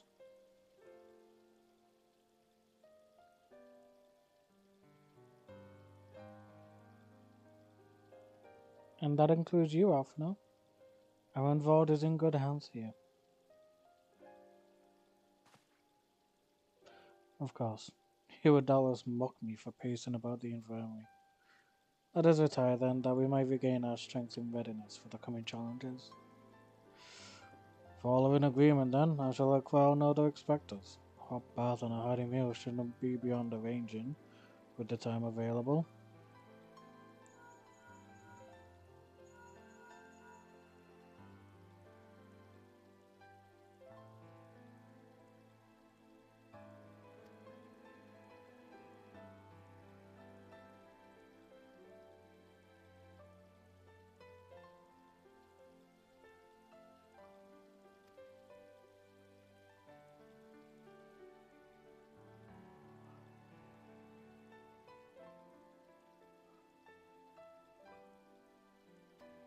Ooh, Gryle wants to speak with Estinian, huh?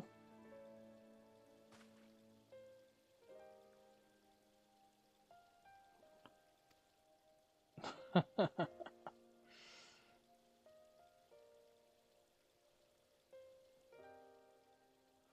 I was she would only pursue me.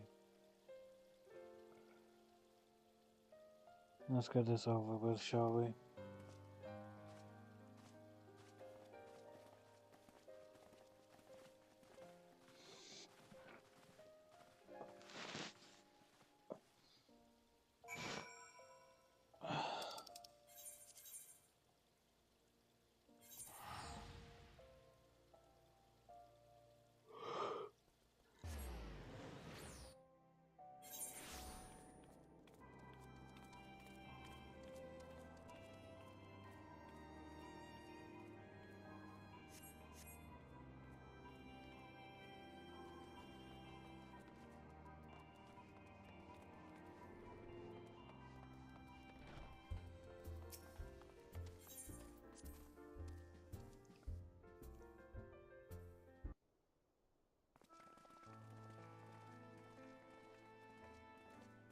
Welcome back.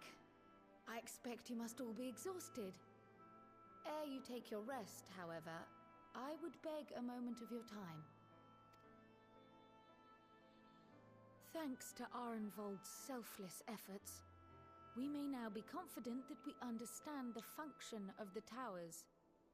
But many questions remain regarding the reason for the summonings, and what lurks behind the looming edifice in Garlemald. Until such questions are answered, we will struggle to devise an effective strategy for thwarting the Telophoroi's stated aim. Nothing less than the destruction of this star. And so, given the gravity of the situation, I move that we petition the aid of Sharlayan. 'Tis possible the ancient knowledge preserved within their archives may hide a clue to our enemy's methods. But given Sharlayan's established policy of non-intervention, our former colleagues are not like to aid us in its discovery. Oh, I well remember what they're like. The Forum's barefaced refusal to assist you in the days prior to the calamity must rank as Sharlayan's most shameful act since the Exodus. But were the final days to be reenacted, it would spell doom for us all. Surely even they cannot turn a blind eye to that. I trust we are all of the same mind on this matter. Urgent as it seemed, I took the liberty of petitioning the Alliance for leave to act as Eorzea's emissary, and have since received their blessing. I presume your role as a student of Baldessian will carry some weight with the Forum? One can but hope. If truth be told, our organization has been a shadow of its former self ever since the disappearance of the Isle of Val. But the name does still retain some degree of prestige. I only pray it will be enough. If there are no objections, I shall depart for Sharlayan at once. But before I do, I should also mention the other matter to which I would devote some time during my stay. After hearing what transpired in the first, I began to question the true nature of Hydalin's blessing. A topic I have discussed at some length with Y'shtola. We were wondering, When was the last time Hydaelyn spoke to you directly? Ooh.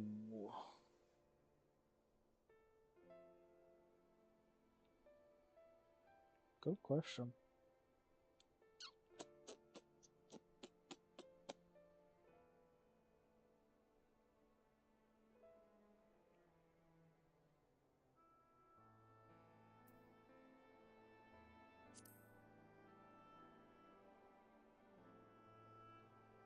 When Elidibus sought to make warriors of light. That was the voice which calls constantly to all who might hear it. I spoke of direct communication, when Hydaelyn communed solely with you. A far rarer occurrence. History shows us that Hydaelyn is able to awaken the echo in her chosen, convey her will directly, and grant the blessing of light. To our knowledge, however, she has not sought to intervene in man's affairs for some considerable time. Might not the explanation for that lie with her choice of champion? Mayhap she is content to trust in his judgment. Mayhap she is. But following my initial discussion with Krile, I made inquiries of my own. And as far as I am able to tell, Hydaelyn has not made her will known to anyone. During my time in the First, the Oracle of Light spoke to me through Reen. But that was not the will of Hydaelyn. It was Minfilia herself. Indeed. And while she and Hydaelyn were inextricably linked, Minfilia yet acted of her own volition. A messenger, yes, but one who spoke with her own voice. I wonder, could Hydaelyn's silence suggest the presence of some disruptive force, perhaps? Some obstacle to communication?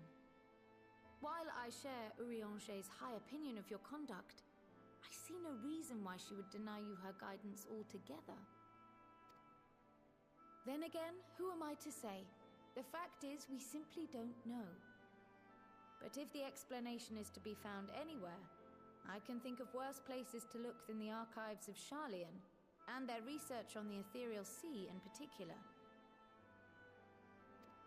Good point.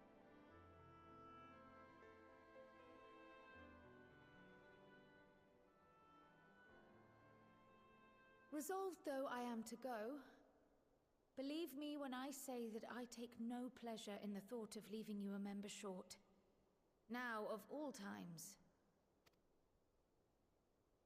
Estinian, we stand on the eve of a struggle that will decide the fate of this star.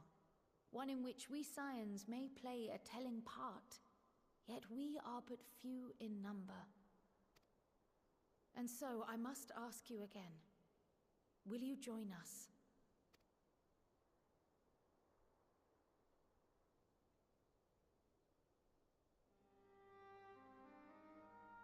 You see the world the way you want it to be. I see the world the way it is. You are idealistic to a fault. But I know you would never turn your back on those in need. Never close your eyes to their suffering. And somehow, your deeds lend truth to your words, giving the lie to my doubts in so doing. I have seen others draw strength from your belief. In Ishgard, in Alamigo, you inspired them to stand up and fight. To win, no less. And even when you lost those you held dear, you carried their spirit with you and made their memory your guiding light. The burden of so many hopes and dreams would be too heavy for most to bear. But you bear it willingly, as you have shown me. Some dreams are too important to let go. If you have need of my strength, it's yours. After all you've done, how could I refuse?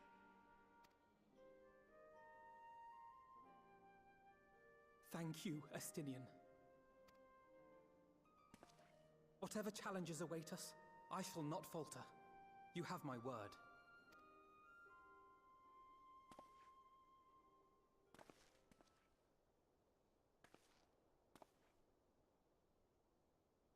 And now, I may bid you farewell. Safe in the knowledge that all is as it should be. In this little corner of the world, at least.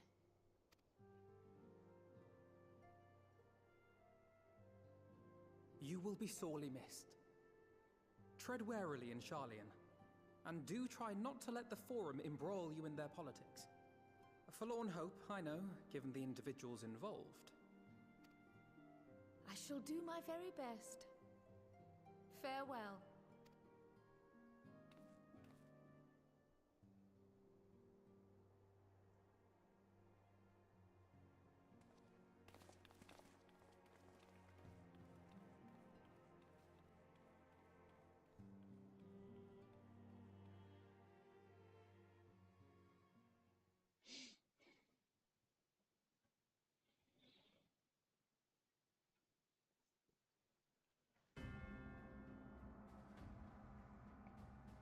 Looks like he's been trying out different weapons.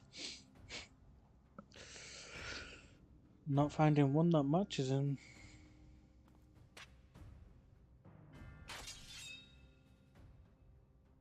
I'm just bringing him back to being a samurai if you wanted to do so. Well, does this one meet with your approval?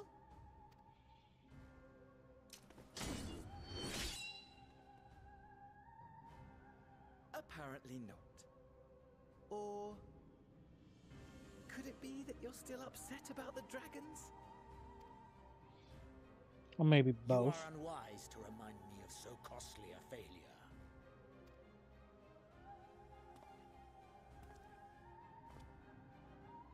It will not affect our plans, I trust.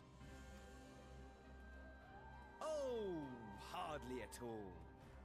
Though, admittedly, the chances of us being able to procure any more Mericidian dragons are rather slimmer following Tiamat's reappearance. Oh, but the seeds have been sown, my lord. We have only to wait for them to quicken. God, from Daniel when I saw his body is really Is it safe to assume that you will be ready to control you-know-what? The hour draws nigh. This nation, forged for Ascian ends, will finally prove its worth. A mighty empire, now no more than an instrument of this star's destruction. What a pleasure it will be to put it to use. Which brings me back to our earlier topic. My lord, while I appreciate that it is not an easy decision, it really is past time you chose your weapon. There is one that I have been meaning to test.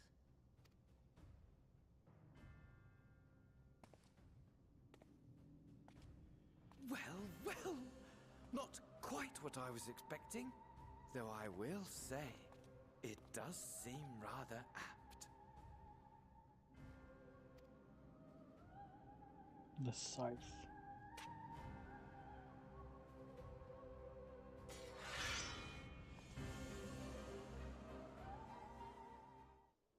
The scythe of the Reaper.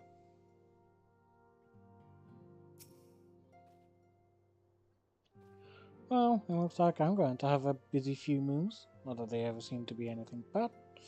Thankfully's got me dispatching troops to every corner of the realm, which is not to say I don't trust the Alliance, because I do, but when it comes to putting down primals, nobody does it better than us.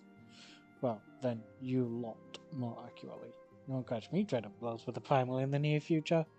But for every foul fiend you vanquish, there's countless meals to arrange, baths to fill, sheets to wash, stores to replenish, and the list goes on. Which is where I come in, and gladly, mind you. It's the least I can do to support the science who risk life and limb. My poor Evanvold. I wish there was something we could do for him, but we'll just have to settle for saying the odd prayer and keeping a roof over our heads. It wouldn't do to have him come back to a complete shambles now, would it? But that's enough of my rambling. Off you go and get some rest. If there are any developments, I promise you'll be the first to know. 3 more quests to go. Ooh. Ah, Dante, you're looking well. I take it you managed to squeeze in some rest. If you came hoping for tidings from well, I'm afraid we're still waiting. But we do have some odd scraps of news to share. Scraps, she says. Luna Primers have been popping up all over the place, but the Alliance has the situation well in hand, thanks in no small part to Huari Boulder and the others. Meanwhile, talks with the Beast tribes are going even better than expected. Encouraged by Uldar's progress with the Amaldric, Gridania has opened negotiations with the Ixal, believe it or not. All of which is obviously very encouraging, but with the Telephoroi still out there, it's not as if we can afford to lower our guard.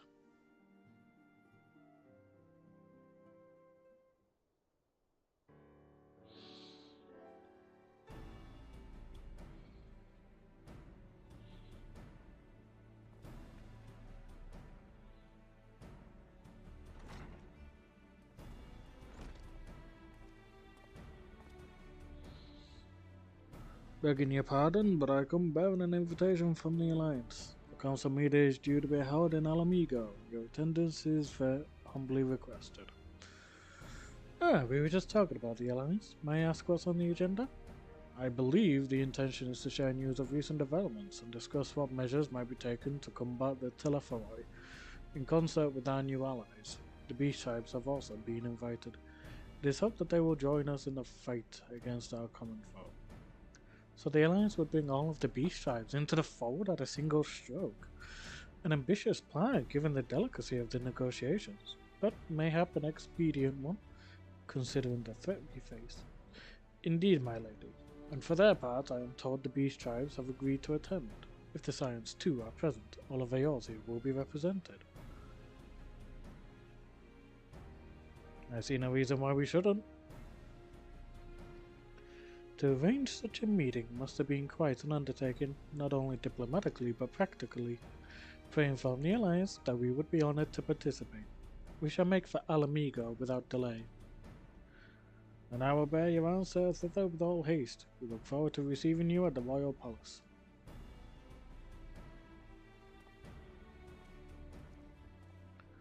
God, I'm nearly at Endwalker, just this and 2 more quests afterwards. Well, now that we've accepted the invitation, who exactly is going to attend? I move that you and Y'shtola lead our contingent. Given how long you've worked to end summoning, it is only right that you be present for what promises to be a historic moment. I think we've all played our part in that little endeavor, don't you, Dante? Oh yeah, definitely. All present may rightly claim a seat, I do quite agree. But by your leave, I believe I shall remain here, and lend what assistance I can to the coordination of our defensive efforts. I'm not coming either. Emmerich will be there, and I'd rather not be interrogated. Very well then, while those with a mind to hold the fort get on with holding it, I suggest the rest of us make for Alamigo, shall we?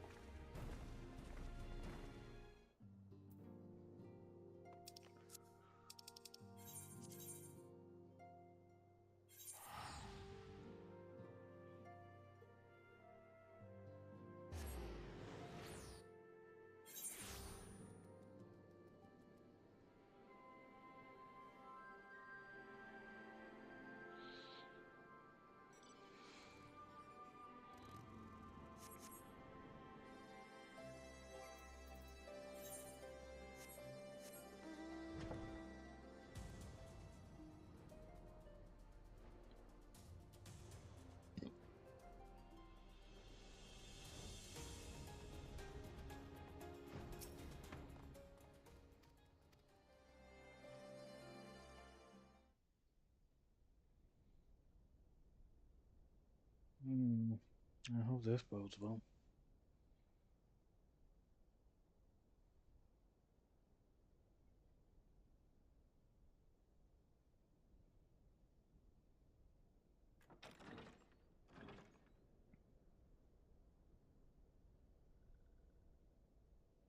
No.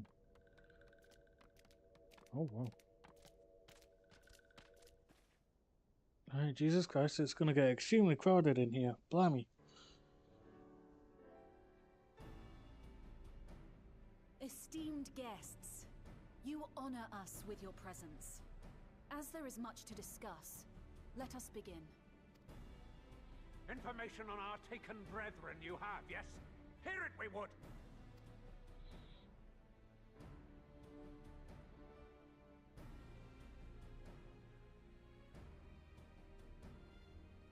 Ah! Beyond forgiveness these featherless ones are! With rivers of blood shall they pay. Freed our people must be! We too would see your kin liberated. But ere we attempt their rescue, we must first find a means to negate the risk of tempering. Without that, we will be unable even to approach the towers, let alone contend with their defenders. If all else fails, I've always found cannonballs quite effective. And what of the prisoners? Would you see them slaughtered? Think for a moment. Ponder, consider, think. If Merlwyb truly intended to bombard the towers, she would have done so by now. Remember, we came here to find a solution together, did we not? Y'shtola spoke of defenders. I but offered a means to clear a path, should you require it.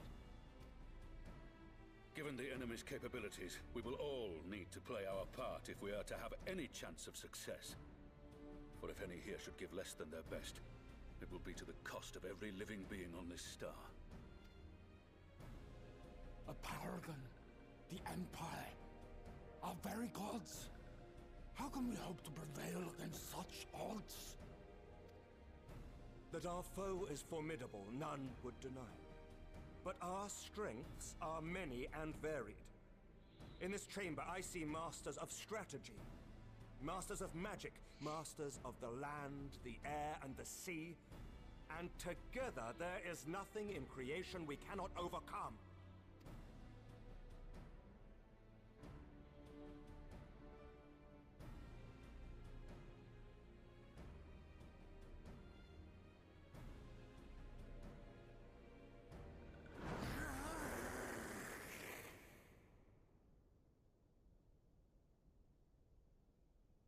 I beg your pardon? What is it, Soulwalker? Do not express your passion thus. A little quickly without deals, perhaps? Suffice it to say, I am proud to be counted amongst Eorzea's finest. We, Sahagin, will play our part.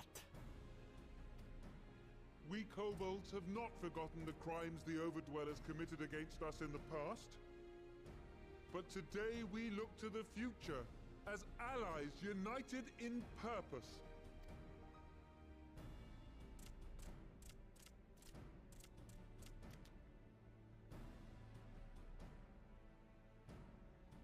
Ah! Make mock of the Ixal the Paragon does! Turns kin into puppets! Pits brother against brother! Free them from his grasp, we shall! As Patriarch Zadar will attest, the Scions have granted us a means to free your brethren from their thraldom. This boon we will gladly share, that your people might never be enslaved again. We accept! We accept! Praise me!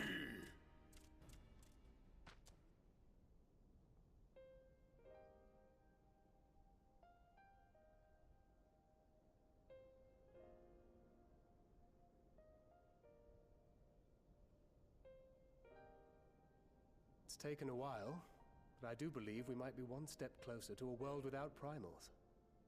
Would that Minfilia were here to see it.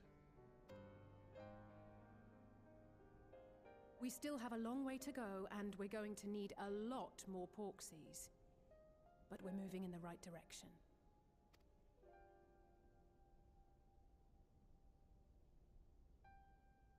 If I may have your attention, There is one other point I would like to raise. As we can all agree, freeing those held captive must take precedence over every other concern. But experience has taught us that none save those with the capacity to resist tempering can hope to enter the towers unscathed. And even once inside, a still greater threat may yet await them, that which we call a primal. Needless to say, if we are to succeed, engaging with such foes can only ever be considered a last resort. And so I move that we seek to prevent them from being summoned in the first place. Yes! Both prayer and ether are needed for the ritual. Should either one be denied, the summoning would fail. Indeed. And so we must endeavor to discover the source of the ether on which the process depends. Do so, and it may present a way to halt the summonings, or perhaps even neutralize the towers entirely. A promising proposal. While you are conducting your investigations, however, we will need to remain vigilant, lest the Telophoroi commit further abductions and summon primals ere we have the means to prevent them. To stand a better chance of keeping our enemy at bay, we would do well to coordinate our defensive efforts, sending reinforcements to assist our neighbors when needed. We Amalja would have been overwhelmed were it not for our newfound allies. But say the word, and we shall come.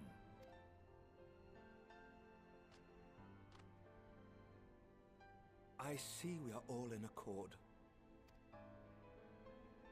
But what are we to call this proud fellowship of ours?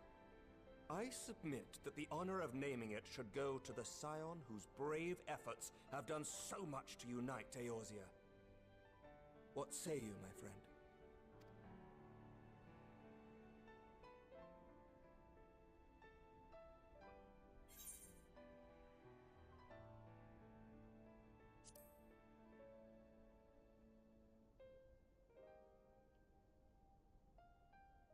But that's the name I...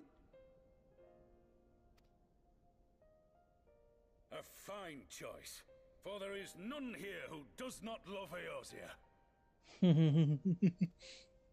Aye, in that we shall ever be united. United in our gratitude for the realm that gave us life. Then let it be recorded that on this day, the Grand Company of Eorzea was born.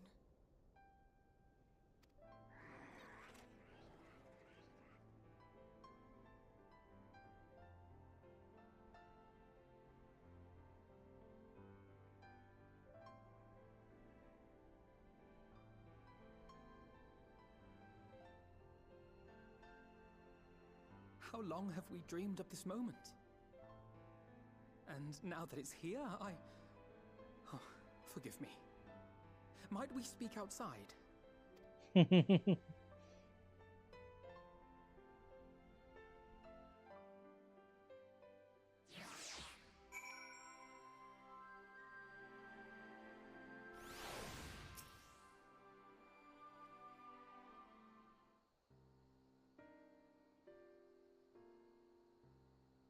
Well, now that we are out of earshot of the other delegates, I hope you will forgive me if I speak my mind.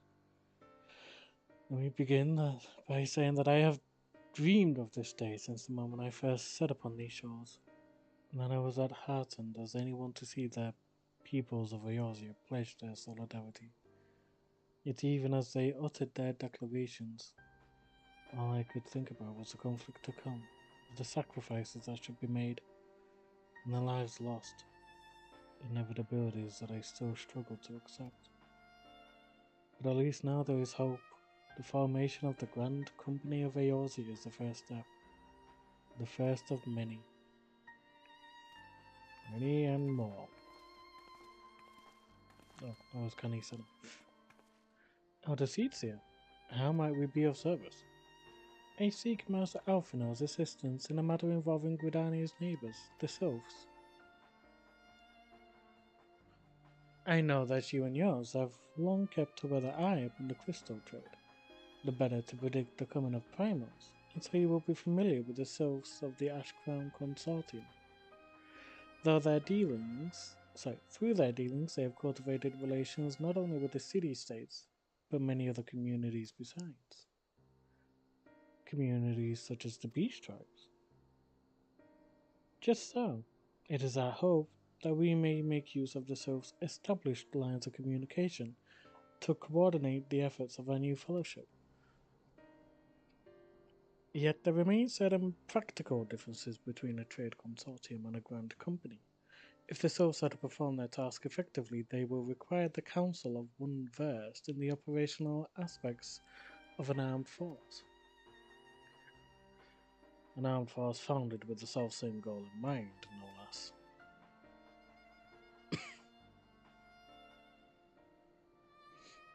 The Crystal Braves, yes? Forgive me, Master Alphino. I know that it was a painful chapter in your life, but the experience may yet be made to serve the realm.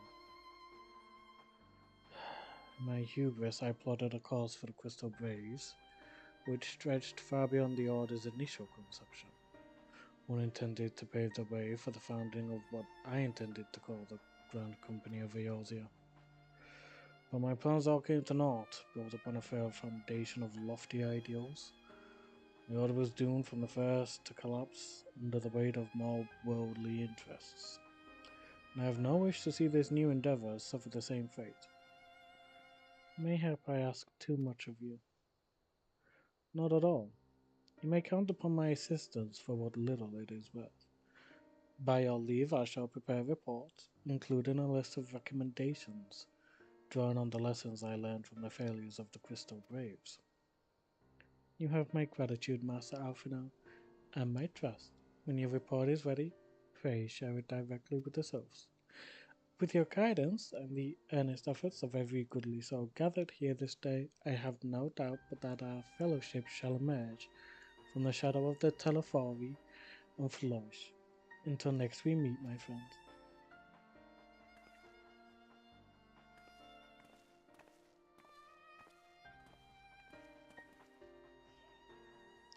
Before committing anything to writing, there are a number of people whose thoughts I should like to hear.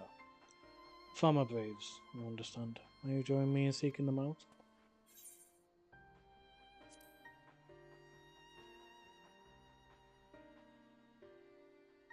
Thank you. As someone who witnessed the Order's rise and fall, yours would be a reassuring presence. I'll join you. If you're planning to canvass the opinions of your former comrades, it will be a lot quicker if we share the task of questioning them. And mayhap Graha can lend a hand as well. I shall accompany Thancred back to the Rising Stones. Between us, I dare say we should be able to provide an accurate enough account of the day's events. We should be glad of your company, Graha. I shall explain the details on the way.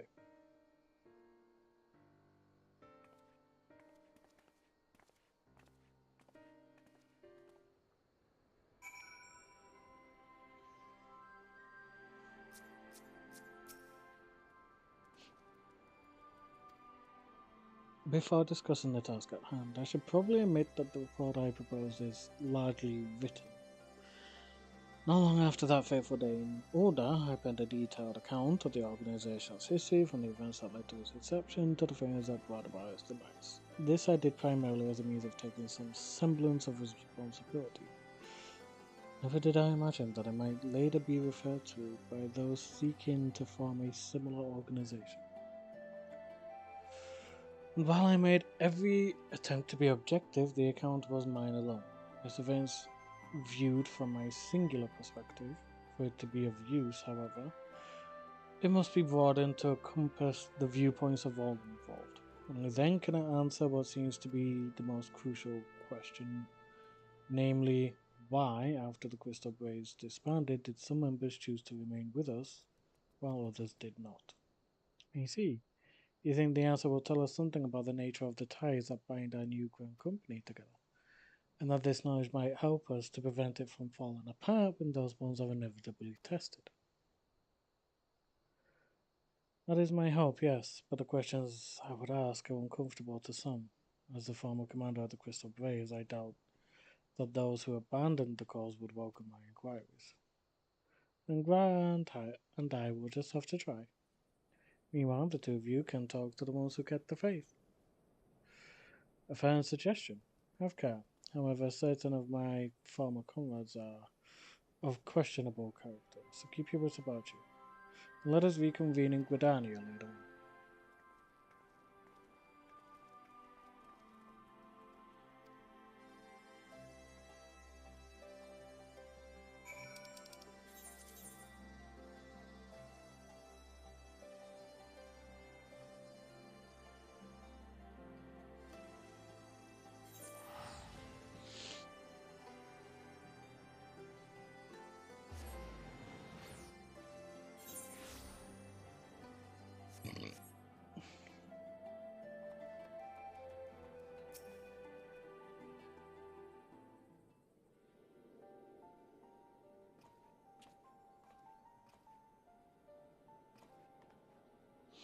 Well, look who it is. And what brings you two here? Wouldn't have anything to do with the big meeting, would it? In a manner of speaking, I've been assigned a task, you see, for which I require the assistance of former members of the Crystal Braves.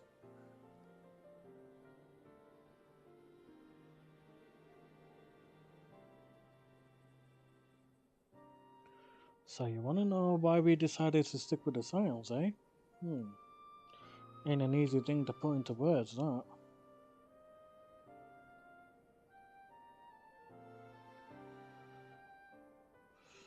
As we all will attest, I spent a long time agonizing over my failure to alert you to the traitors in our midst. For my negligence, I was captured along with many others, and we were powerless to prevent the tragedies that ensued. Not a day goes by that I do not think back to those fateful events. By joining the Scions, I hope to redeem myself, and I will continue to serve the cause for as long as I am able.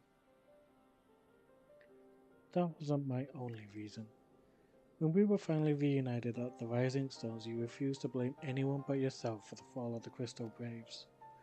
And in spite of everything that had happened, everything you had suffered, you took us back without a moment's hesitation. We would not have blamed you had you turned us away, but when you gave us your trust instead, what else could we do but try to repay it? Nothing, that's what. As for my own tale, well, I've always felt the Scions have something in common with my old crew. The duty of the strong is to protect the weak, and was our creed, and I still strive to live by it to this day. But as time's gone on, I've learned that strength comes in many shapes and sizes, from hoary boulder to mistress to Taru. We've all of us got something to offer, not one of us doing it for personal gain. And not one of us is doing it for personal gain, because we believe there's more important things than that.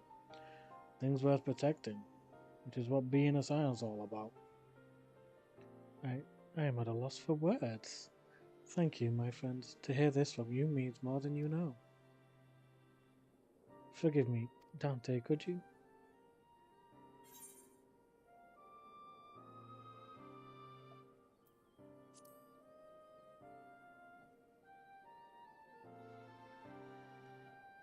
Well, it's founding ideals are something to be proud of, but ideals alone don't make a crew.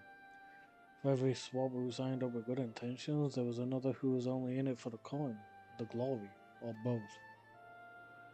Ours was quite a disparate band, and while I will never forgive Ilbert, the fact that we managed to function at all was thanks in large parts to his efforts.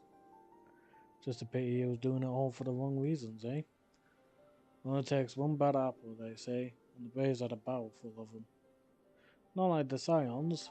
We might look like a ragtag band of misfits, but deep down, we've all got that shared sense of purpose. And why? Because the tower sifted out all the glory hunters. They made it through the door. I see. So while our ranks comprise a diverse range of people, each with their own individual strengths, we are united in purpose. Thank you, my friends. With your permission, I shall make a record of our discussion and refer to it when drafting my recommendations. Until we meet again.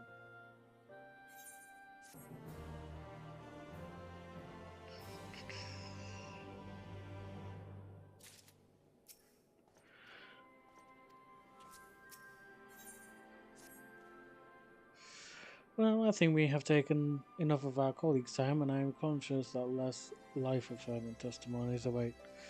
Let us make our way to Guidania and hear what the others have learned.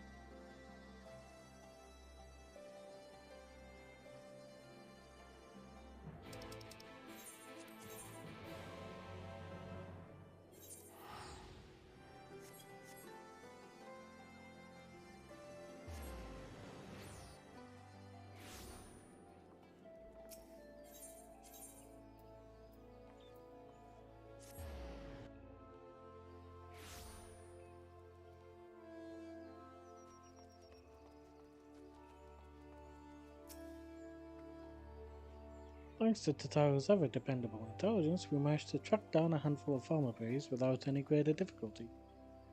Some were forthright, others less so, but we had enough to form a picture.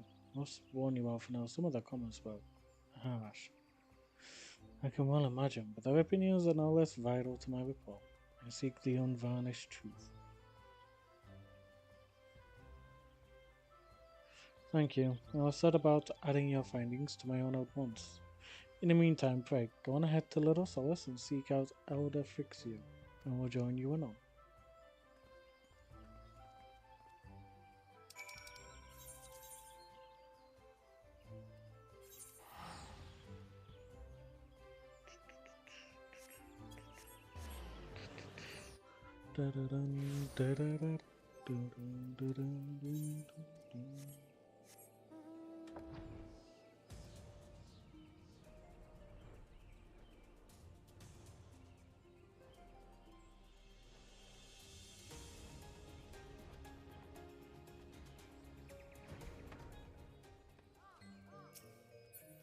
Well, that's Luxio, we need Frixio.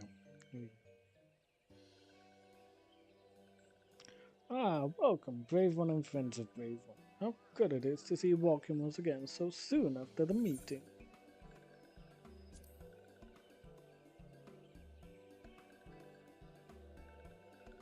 Indeed it has. Though the palace was very pretty, the meeting was far too noisy for this one. So many shouting ones and squawking ones and cheering ones, with no chance for carefree conversation. Still, this one is pleased all ones can be friends.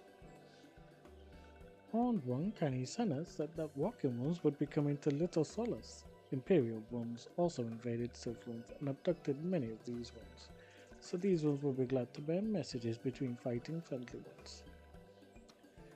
That is hardening to hear, Elder. It will require all ones to work in unison to stop the telephone war.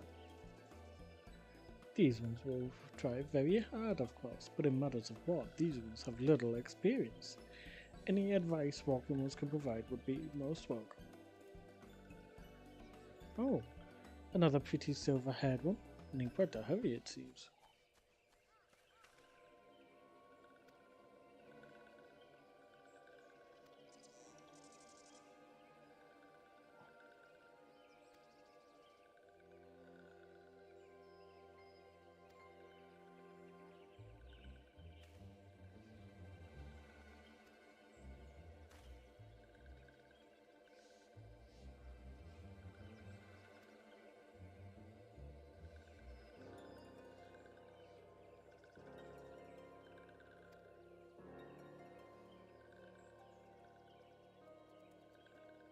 It is. I could scarce believe it myself, but when I inquired as to the envoy's identity, I was told that it was one Fortunato Lavalier.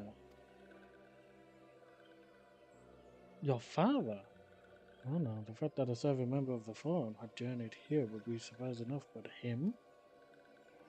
Quite. I glean from this that they had taken the matter seriously. That may be, but why him?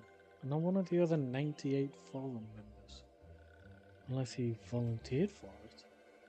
It has been some time since you last saw your father, has it not?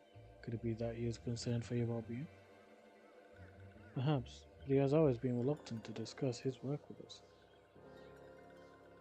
Indeed, and whenever we write to our parents, it is invariably our mother who replies. Nevertheless, I welcome the opportunity to meet with him after so long, even if it is secondary to his true purpose here. Elder Frixio, loath though I am to cut our visit short, we must return to Gridania. Faye, accept my apologies, along with my report.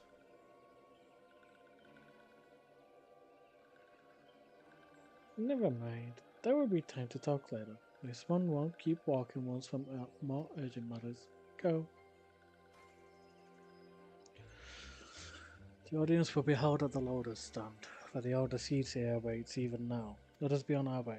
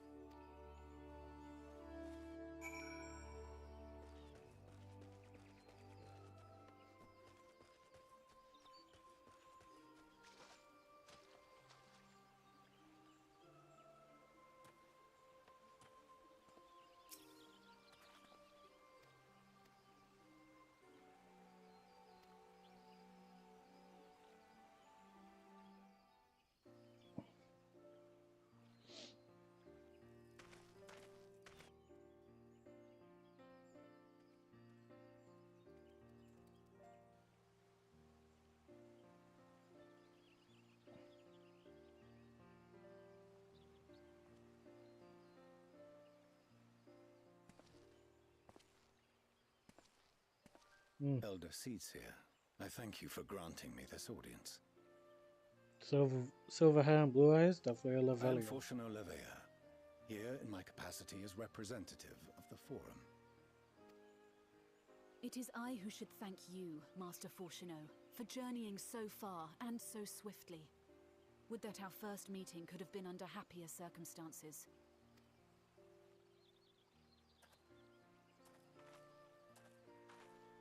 It has been too long, Father. You look well. As do you both.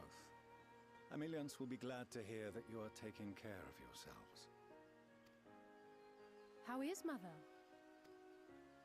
She misses you terribly, of course, but is otherwise a picture of health.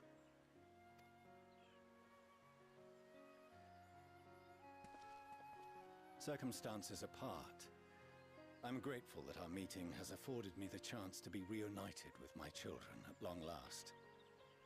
And I believe I also owe you thanks for the hospitality you showed my father, Louisois, during his sojourn in Eorzea.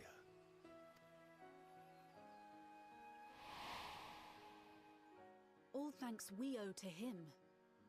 In the days prior to the 7th Umbral Calamity, it was your father's tireless efforts which granted us a means to vanquish the Primals. Were it not for him, our strength would have been quite spent by the time the Empire arrived. That Gridania still stands is in large part his achievement. He was a great man. Back when it was just Final Fantasy XIV, not Final Fantasy XIV: A Realm Reborn.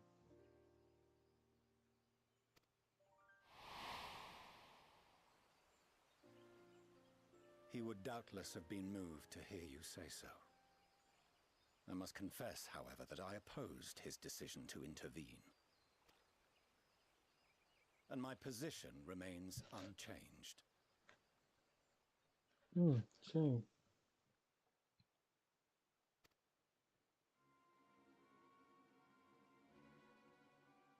A bit stupid though, considering... To chart the course of history, not to change it. I am familiar with the Sharlayan stance. It is more than that.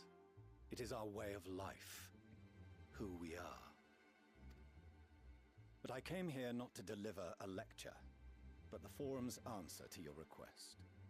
Sharlayan will under no circumstances intervene in the conflict between Eorzea and the Garlean Empire.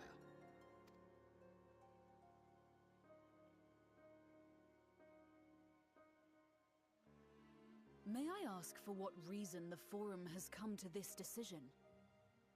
The final days spell the end not only for Eorzea, but the entire world. The final days? Pray spare me your hyperbole. This conflict is no more than the latest in a series of petty squabbles between yourselves and Garlemald. One in which Charlian will take no part. If the final days were truly upon us, we would know. Father, you must ask the Forum to reconsider.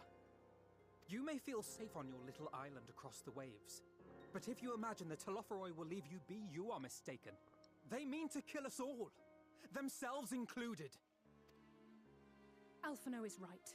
We have seen what the enemy is capable of, the lengths to which they'll go. This is no time to turn a blind eye. If Eorzea falls, so too will Charlian. So if you truly love our homeland, you will join us. Now, before it's too late.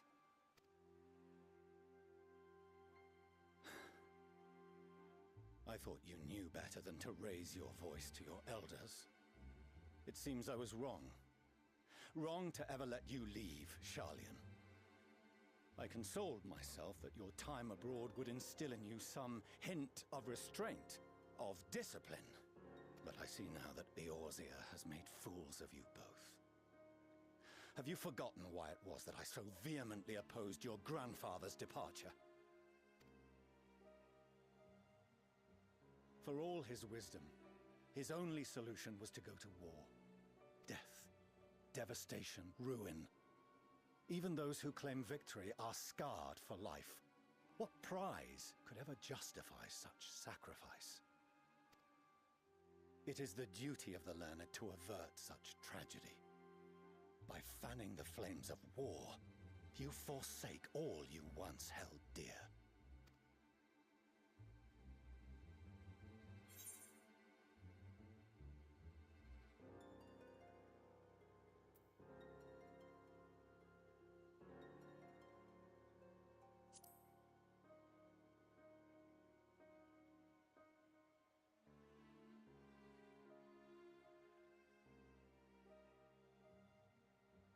I see your friend shares your misguided ideals.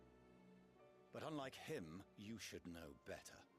By espousing such barbaric notions, you subvert the teachings of Charlian and place all we have worked for in jeopardy.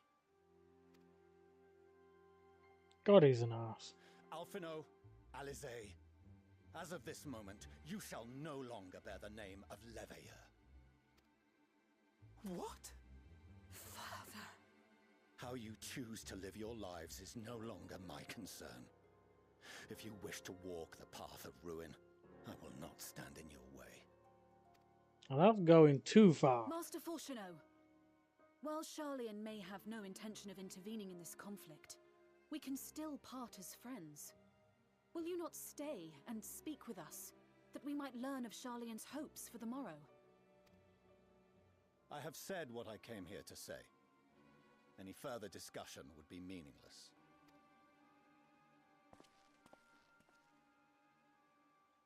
Father! Wait! Don't bother, Alisaie! How can you stand there and watch him walk away? How can you let this happen?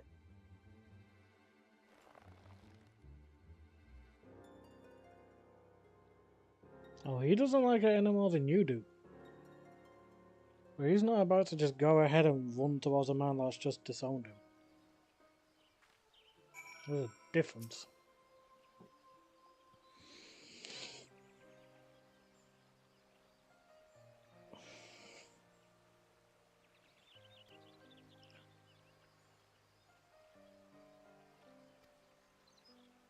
I could not. This was the Throne's decision, to watch from afar while Eorzea burns. Father was but the messenger, and as he handed down that judgment, I could think of nothing to say that could possibly sway. I still can't. To have prolonged the discussion would have changed little, for it is not only Master Fourcheneau who must be persuaded, but the Forum as a whole. The decision was made ere your father crossed the sea. Nor is it like to be changed, and so we shall face the Telophoroi without their aid. Forgive me, but if they had no intention of helping us, then why would they go to the trouble of sending an envoy in the first place? Why did they not simply keep their counsel, as they are wont to do?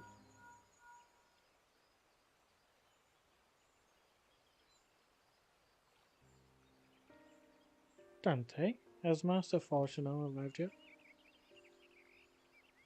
No, it is as I feared. My efforts were in vain. I pleaded our case to as many forum members as I could, but they flatly refused to discuss the matter. Oh, no, that's not exactly true. I should rather say that they ignored every word I said on the subject. Without exception, it was almost unnerving. Could it be that they are hiding something from us that might go some way to explain Master Fortuno's performance? When he said that they would know if the final days were truly upon us, I dismissed it as pride, but what if they genuinely believe that they know how the world will end, and simply disagree with us about the circumstances? That I don't know, but something tells me they are not as unconcerned about the Telephoroi as they claim. If the threat weren't real, why else would they be so standoffish and secretive? I would very much like to delve deeper into this, but I'm afraid I've exhausted every avenue of inquiry. Nor have I fared any better with my other mission, researching Heidelin and the Ethereal Sea. I tried enlisting the help of experts in the field, but it appears the Forum has forbidden anyone from cooperating with us. Obstructed at every turn. So it would seem, but don't lose heart just yet. With all the knowledge and acquaintances we have between us, we could still find a way forward. To that end, I would like you all to join me here, when the time is right, of course. I am aware that matters in Eorzea stand on a knife edge, but with your permission, I can at least start making the necessary arrangements.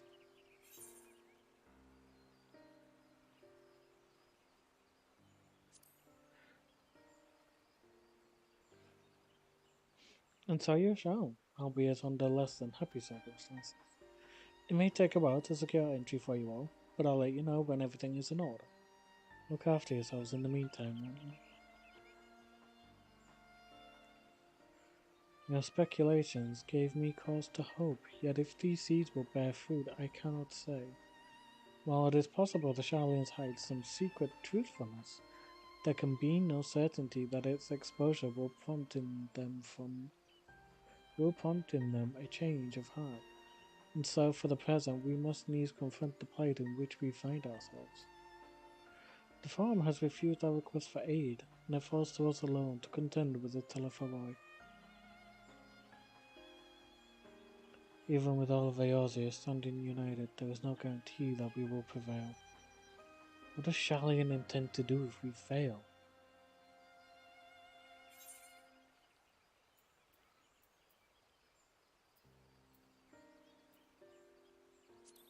Ooh, 11 muffins.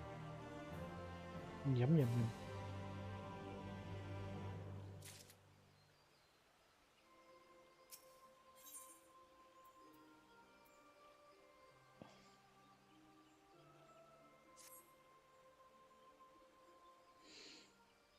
The last quest for Shadowbringers. While Sharlian's stance is indeed disappointing, we cannot allow ourselves to be distracted from the challenge before us. There is much more to be done. I shall begin by sharing the Forum's response with my counterparts in the Alliance. Meanwhile, I would ask that the Scions... Grave tidings, walking one's grave tidings. Calm yourself, my gentle friend, what has occurred? These ones who went to see feathered ones sent terrible news.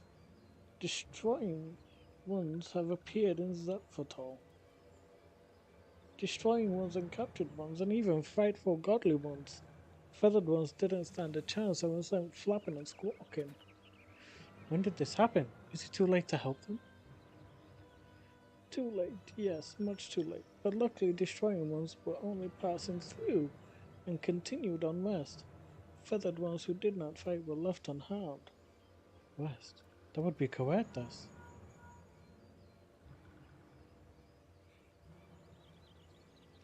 My lady, the Ishgarians report that the Telephoroi have emerged from the eastern highlands of Coertas and are marching at speed. Though the purpose has yet to be determined, the Cartanel flats would seem their most likely destination.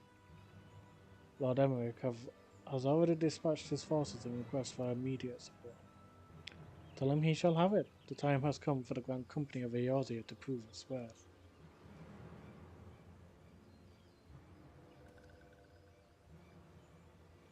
Well, mayhap it is a mercy that we did not have the time to stew upon our misfortunes. Come, my friends, let us make haste to Cartanel.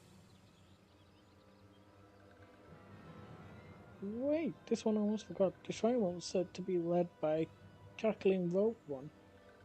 This one must see that all walking must know. Farewell.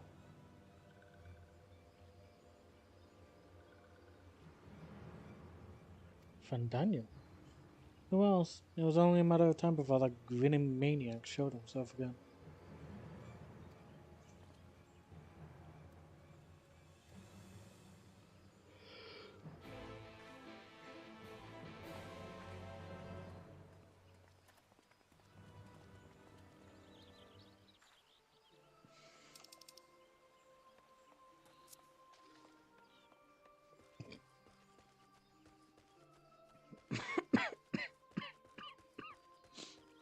Death unto dawn.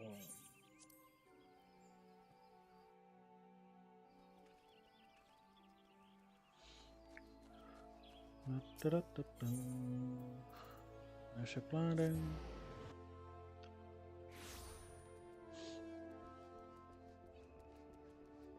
Oh.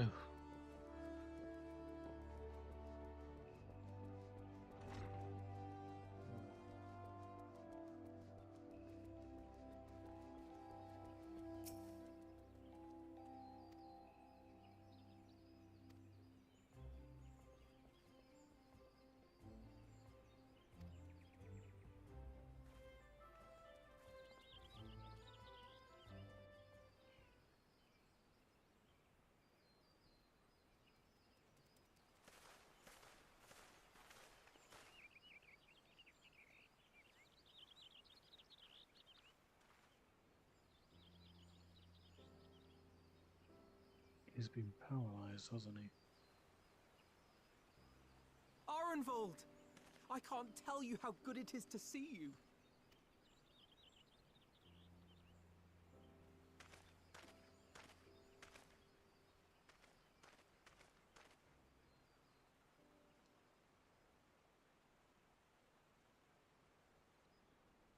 It arrived a lot sooner than expected, eh? The day I craned my neck up at you. Only because you're sitting down. Unless... Afraid so. The chirurgeons say I may never walk again.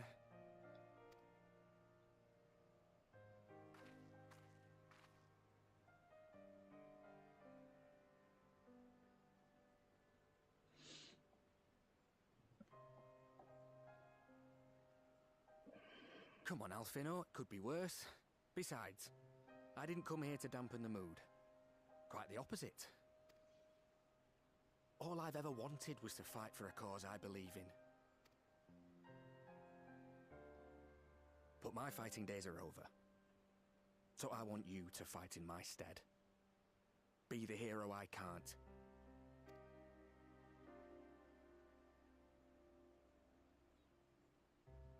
I am no hero. That's what they all say, though. No one ever calls themselves a hero. Even the ones who eat primals for breakfast. It's for others to decide.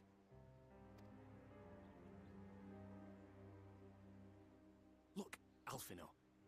You already are a hero. To me and countless others. We see you doing your damnedest to protect us all. And you're not alone, are you? There are people who believe in you, just as you believe in them.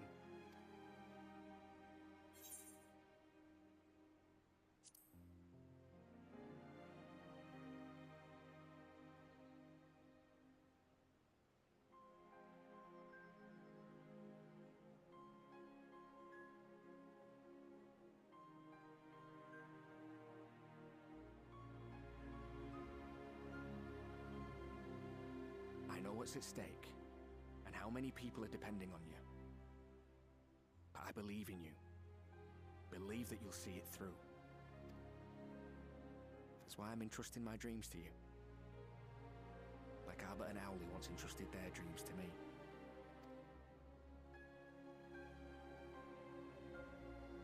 There was a time when I would have borne the weight of such expectations without a second thought. But now, I know just how heavy that burden can be. To tell the truth, I'm beginning to wonder if I chose the right path. Sacrifices will inevitably be made for the sake of the ideals I uphold. Maybe I am not the person I thought I was. The person you think I am. I wouldn't presume to tell you. But I will say this. In spite of everything, you've come this far. The road ahead might not always be clear, but you've never been one to give up or take the easy way out. And everything you do for others. For a brighter future. I'm proud to call you my friend. Well, I've said my piece, so I'll let you go. I know you've got more important things to be doing. Just give what I've said some thought, all right?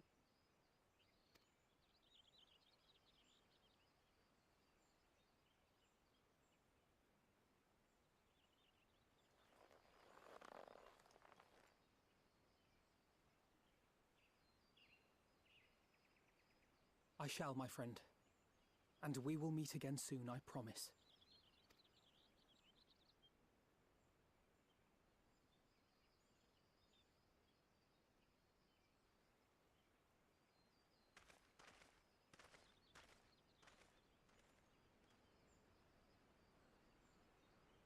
Nothing left for me to do but wave and smile.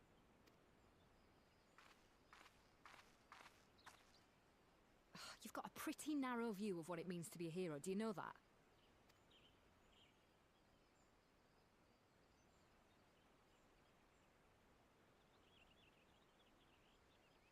You think they're all forged in the fires of battle? That it's all about being brave and killing villains? Alphino and the others will carry on their fight. But theirs isn't the only one. There are other ways you can make a difference. If you stop feeling sorry for yourself and put your bloody mind to it.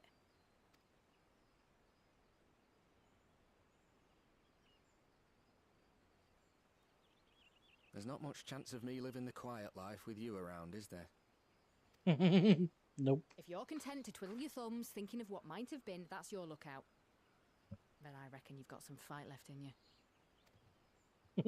And I reckon you might be right. If there's a way I can still help my friends, I'll bloody well find it.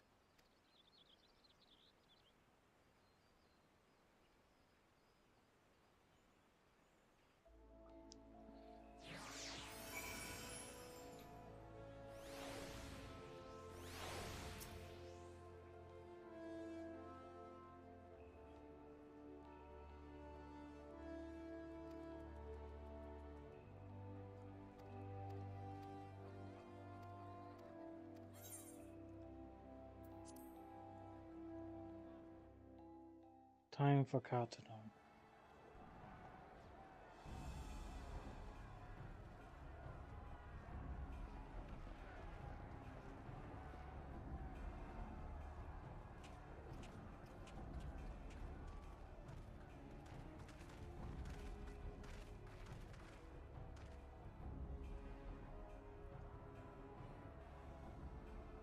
My fellow Scions, as I am sure you will have heard, we can expect no help from Sharlayan, nor are we any closer to discerning the Telophoroid's grand design.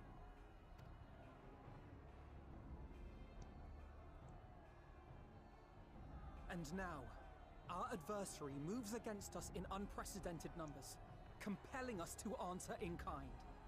The outlook, in short, is bleak. Yet though our foes are many, and we but few, we may still tip the balance in Eorzea's favor. Of course. We will do what we always do. Deal with the ones our allies can't. A less than daunting prospect, judging by your expression. Could it be that you've dispelled your lingering doubts, Alphino?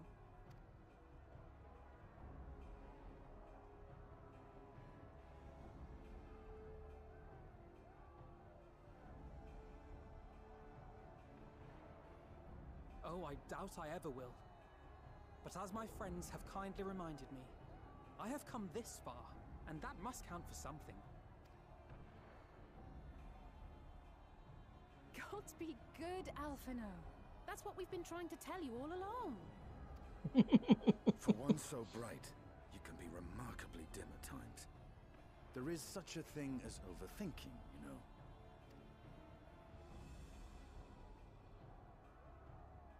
Might I suggest that we continue this conversation after the battle? It would appear that Telophoroi have already arrived. I'll do what I can to cure the Tempered, but they'll have to be incapacitated first. Have care, my friends, for none can say wherefore our foe did choose this fateful field to be our battleground. Whatever may transpire, pray grant him not the pleasure of deterring you.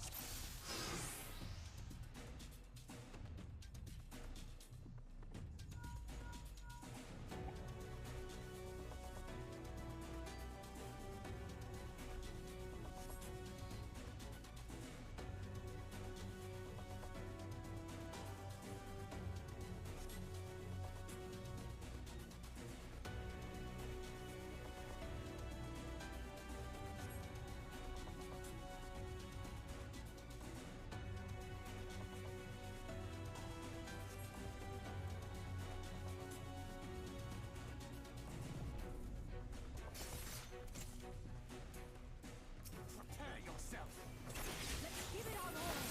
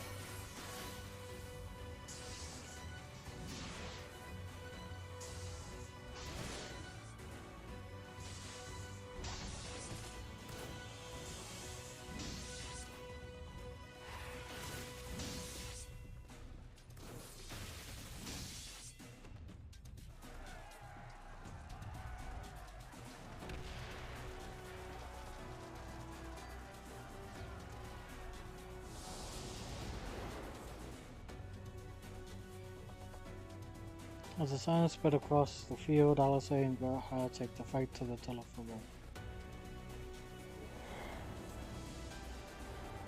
Oh shit, yeah, we got to play as each of them here. Fuck. Ooh boy, this is gonna be interesting.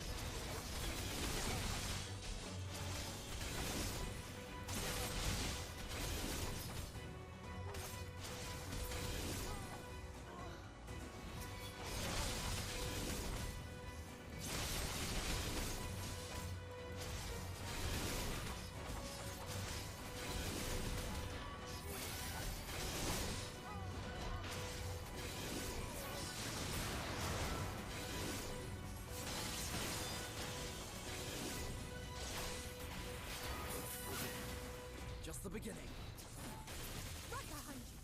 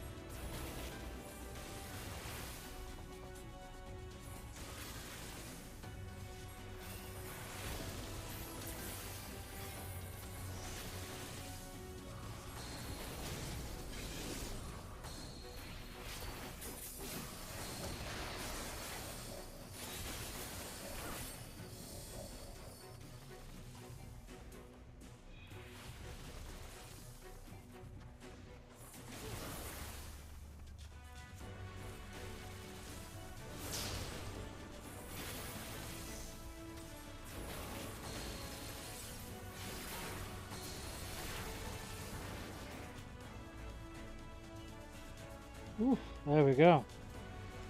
And not bad, at least.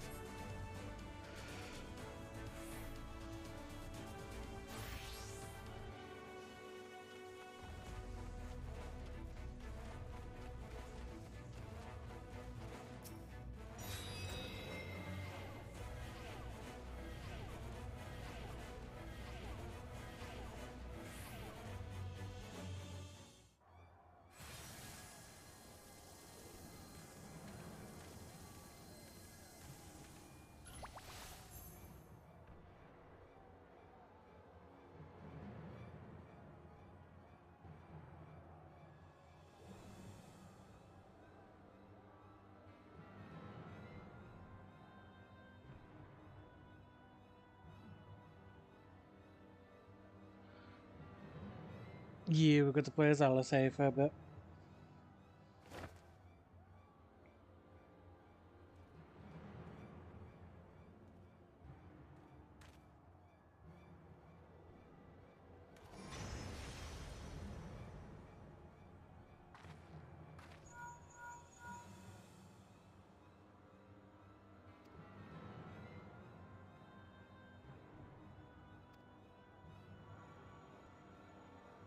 Good question.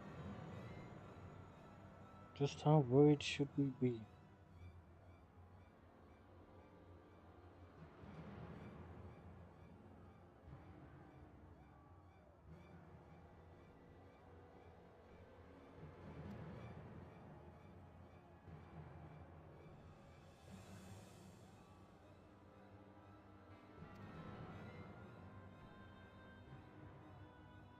The glimpse that from Daniel has conjured reach into its very midst, and I believe I know the purpose. Should the lunar primals destroy them, it would spark a chain reaction with the potential to obliterate the confluence entirely. The resulting disruption to the flow of ether would sow chaos among the elements, prompting earthquakes, floods, and tempests large enough to lay waste to the realm.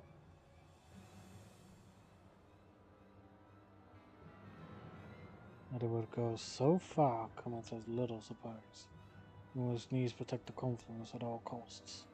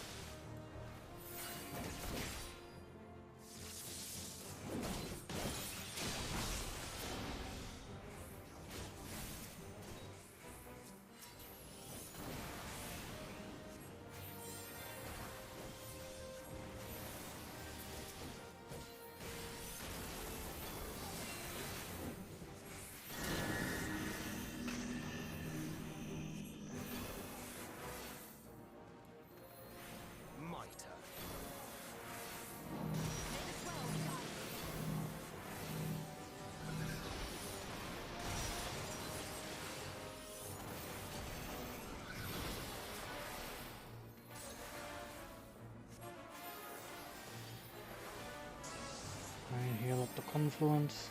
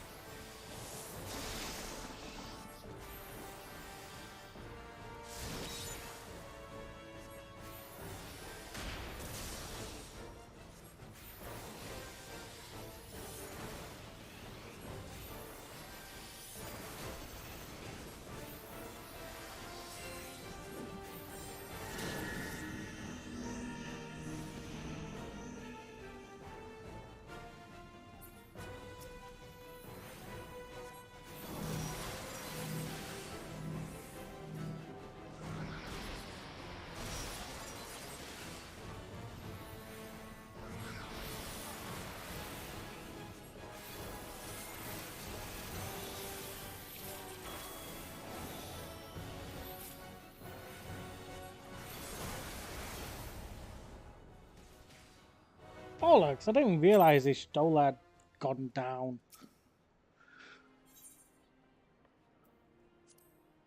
Resume from midway. Just so I don't have to deal with that annoyance again.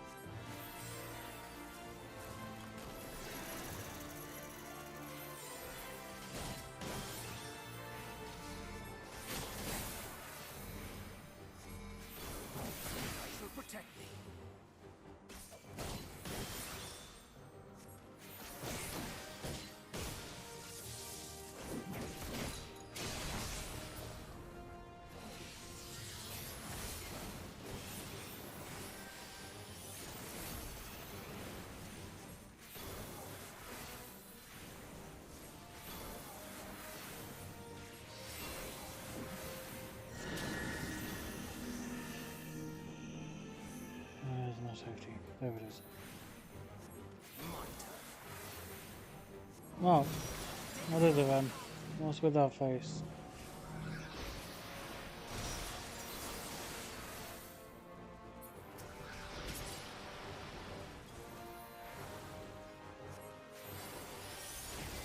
Oh, come on! Okay, now I'm getting annoyed.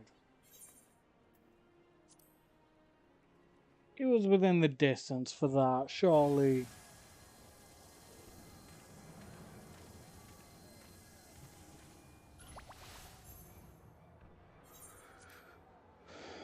Skip the cutscene again. Do the freaking Odin again. This is why I don't like the role-playing section like this bit here. Playing as other characters, it kind of frustrates me.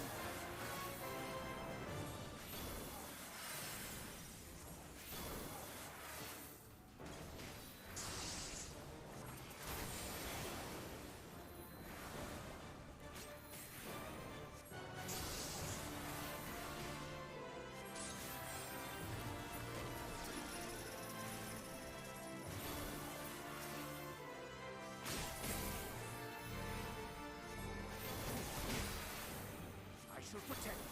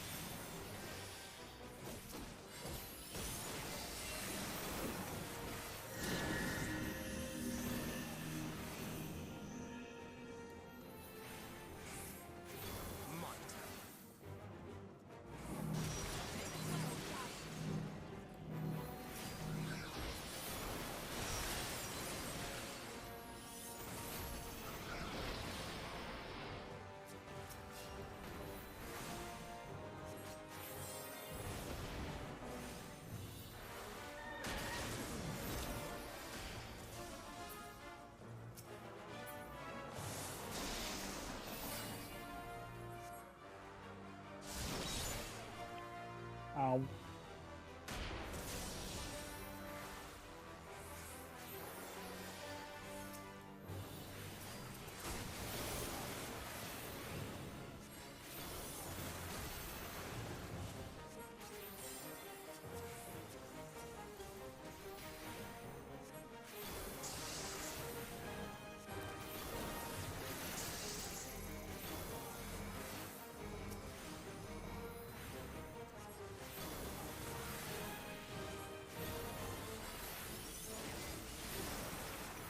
Away with you!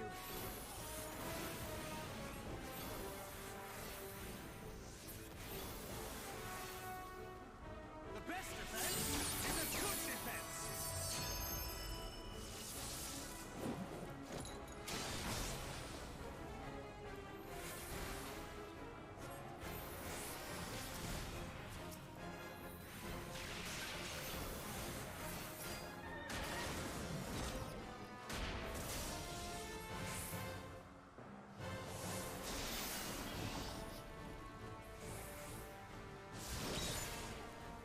Ow.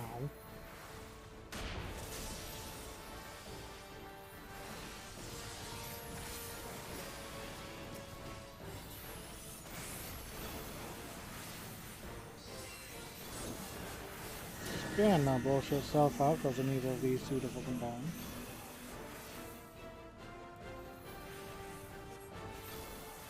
Yeah, I might just be in the middle here. Ah. I'm not giving them the best idea.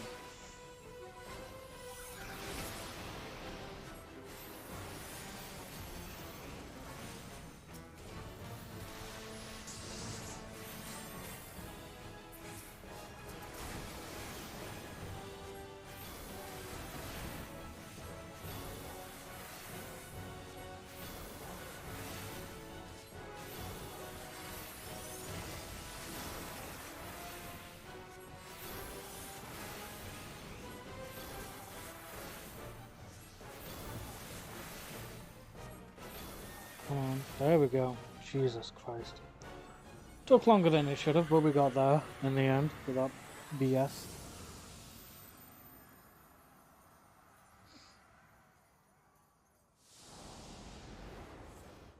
So Luna Odin has been dealt with. Meanwhile, Graha, Tia, and Alisei prepare to lock swords with Luna Ravana. Jesus Christ.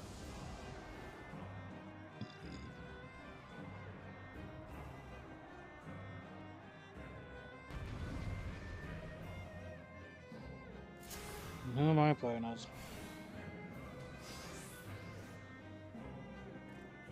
Graha.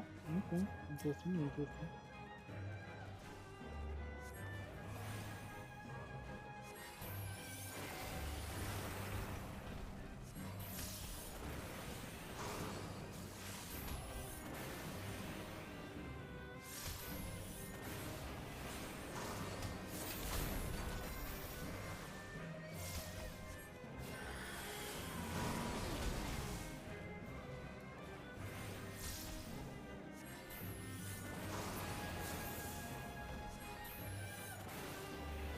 Well, at the very least, the music's good.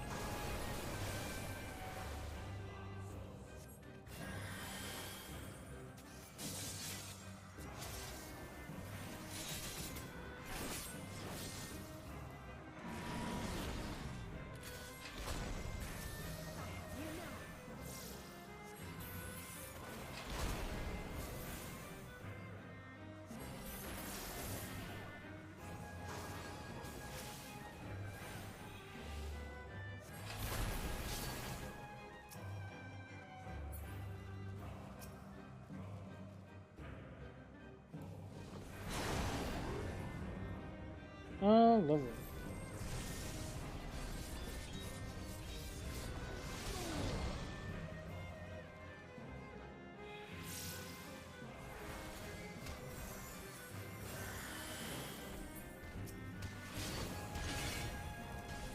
So, safe to say you're not a fan of me then, huh? Oh.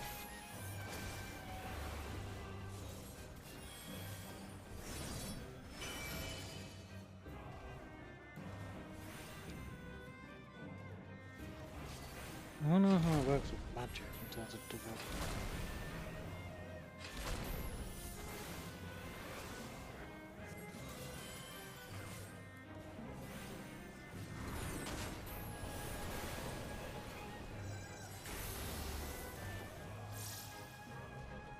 No, thank you.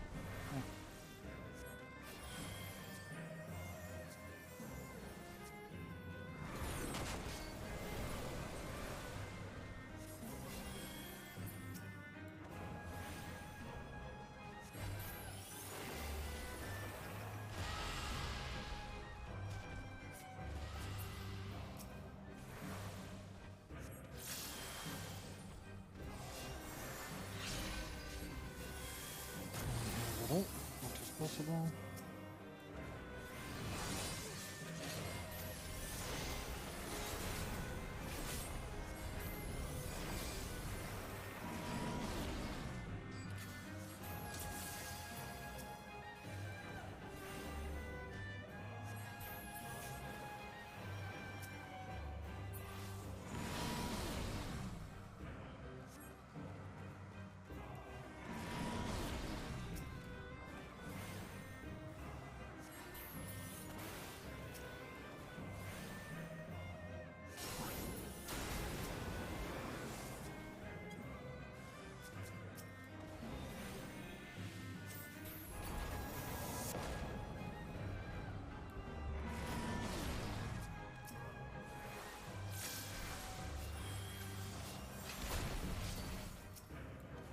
Jesus Christ.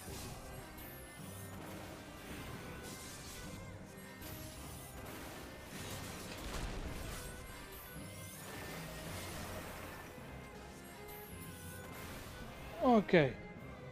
Down goes Luna Vivana. Jesus Christ. Oh, blimey.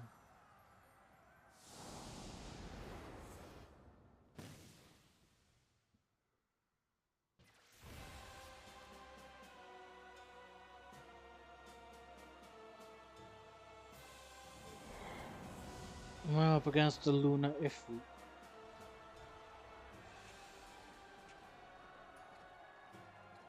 Jeez, I got to pause myself for this one. Oh.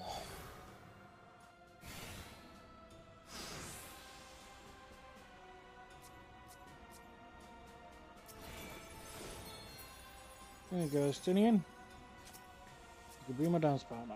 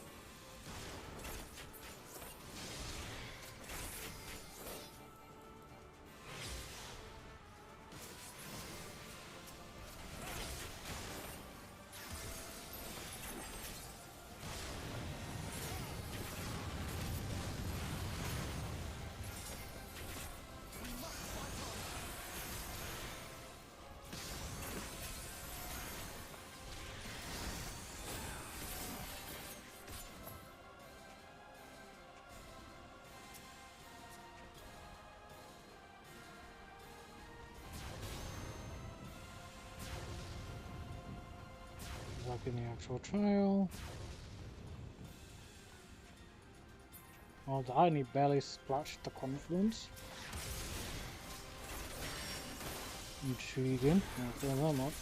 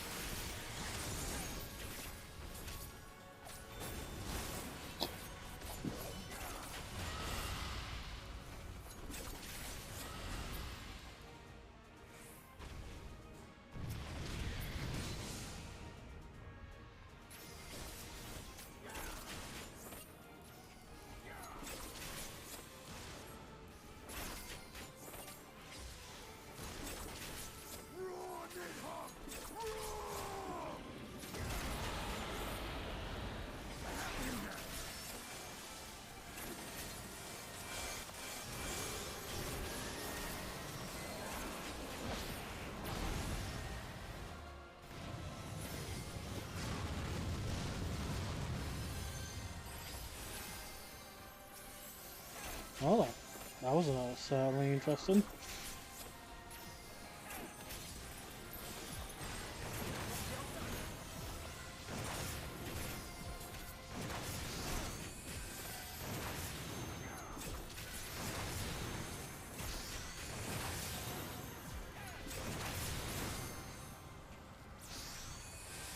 Goodbye, Luna Ifrit. Oh, level's no longer synced. Oh, that can only be a good thing. Ooh.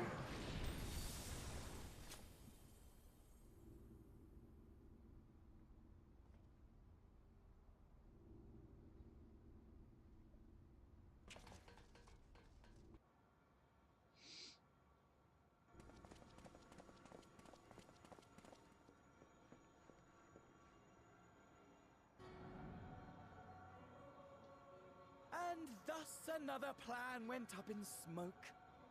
I am beginning to see why Lord Xenos thinks so highly of you. How about you get a closer Not look that at this why? changes anything, you understand. You have merely earned yourself a stay of execution.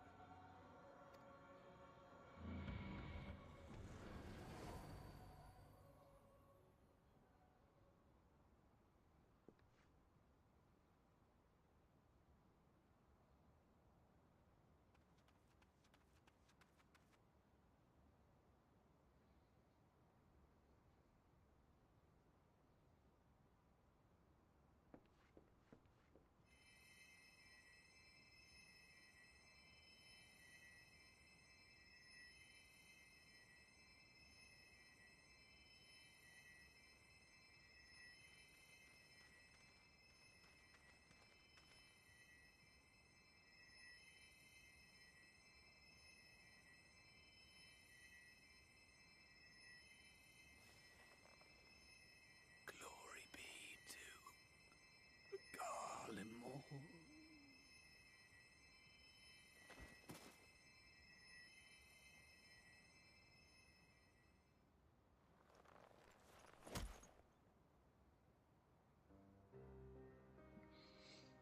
Remember, for now, can't save them all.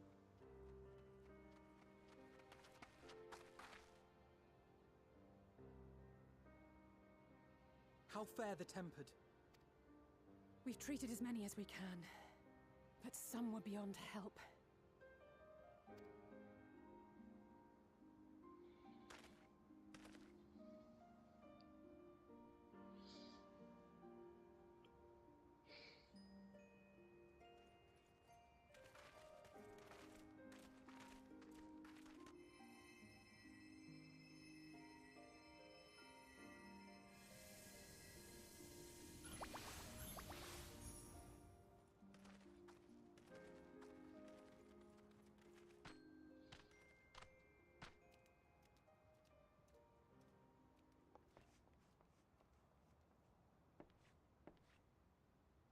Do not hang your head so, brave scions.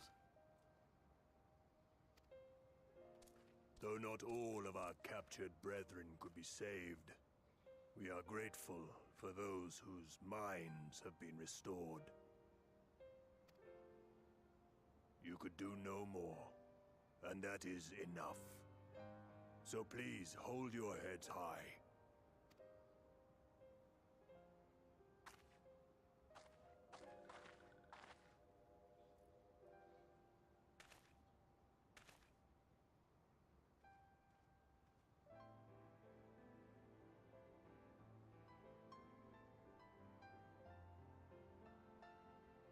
I should have been quicker, but I'll do better next time. Thank you for your kind words. They mean a lot.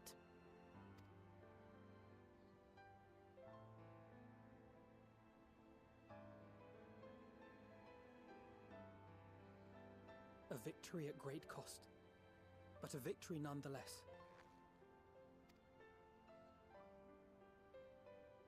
We must stay strong and press on. Isn't that right?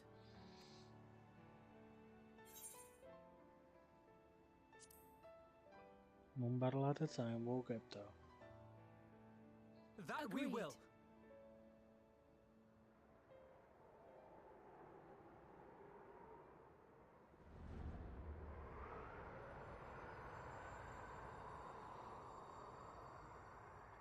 That moon looks a bit too close, don't you think?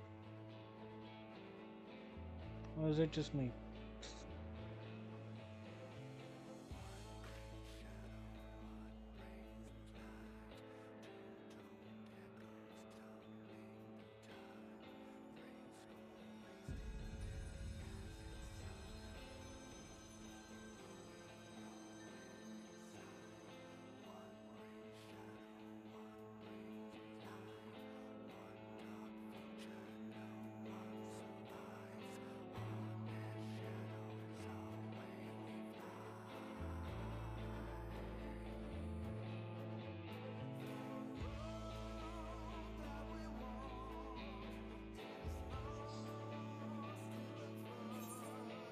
Alright, for the sake of making sure copyright doesn't become a thing.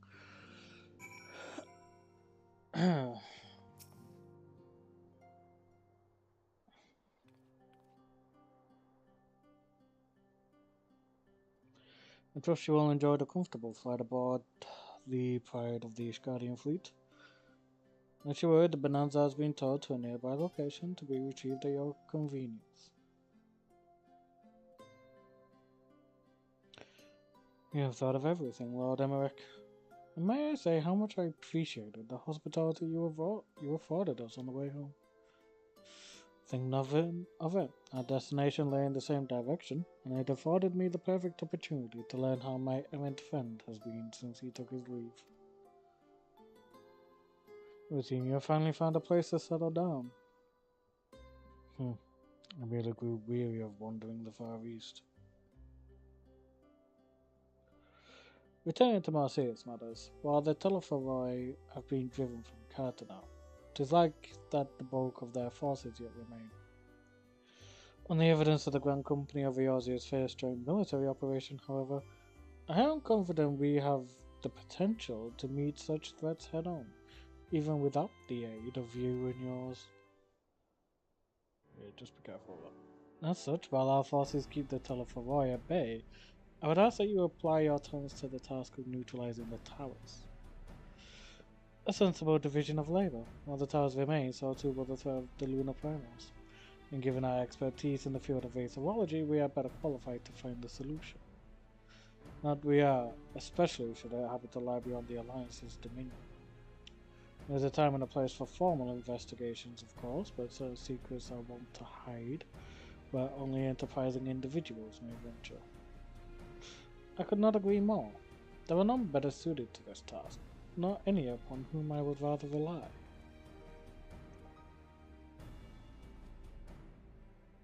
On behalf of the Alliance, I thank you. We look forward to receiving any information you are unable to uncover. And with that, I must take my leave. Should you have need of assistance, pray do not hesitate to ask. Fare you well, my friends.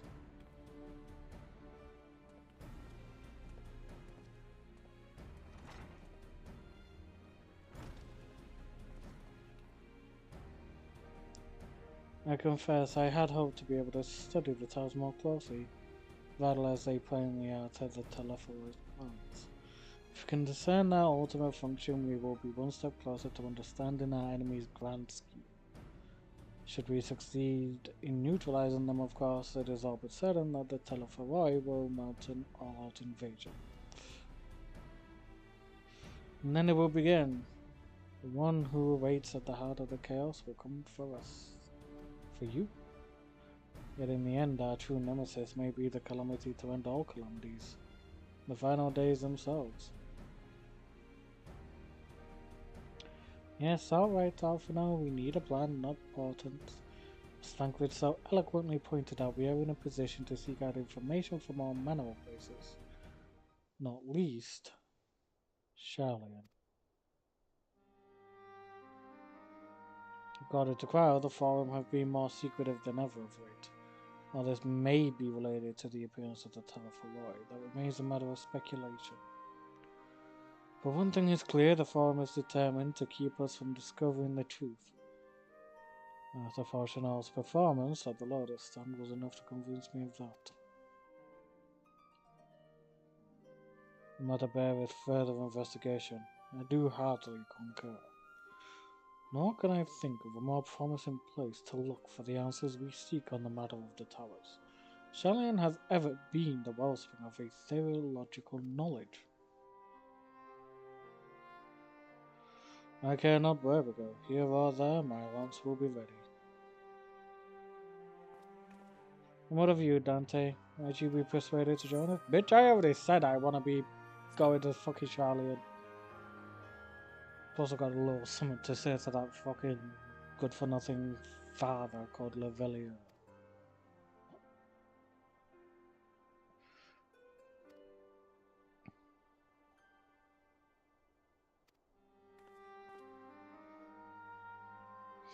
By a strange coincidence, it does. At present, I have only a creeping suspicion, but with your help, I'll soon find out whether my fears are warranted.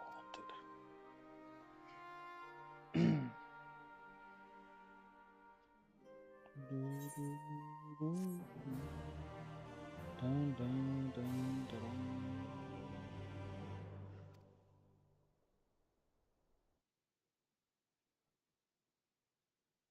Meanwhile, in the Gallian capital,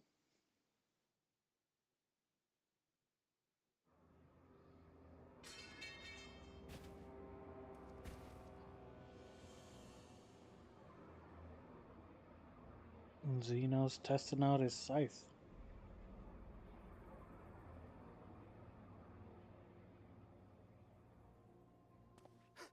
Those Eorzeans certainly are a stubborn bunch, though I suppose you knew that already. My plan to redirect the ether from Cartano came to a rather less than satisfactory conclusion.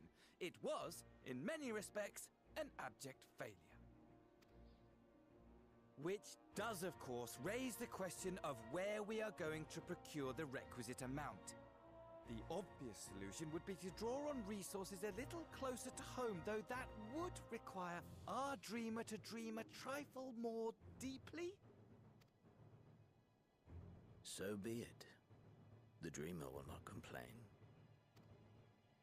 Then let us begin the preparations at once. With the gateway of the gods complete, all that remains is to gather the necessary ether, and our prize shall be within reach.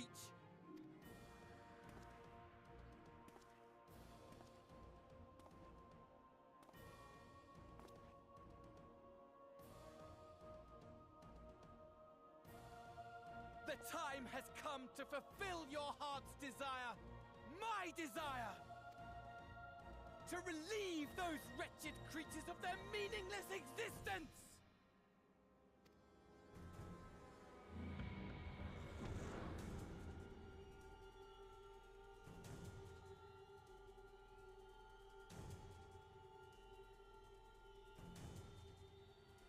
While I await you, I I shall drink a sea of souls and gorge myself upon the darkened moon.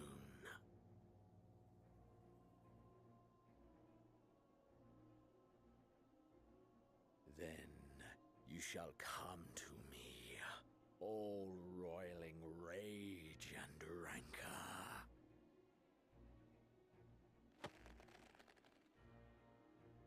And the stars shall bear witness to our final contest.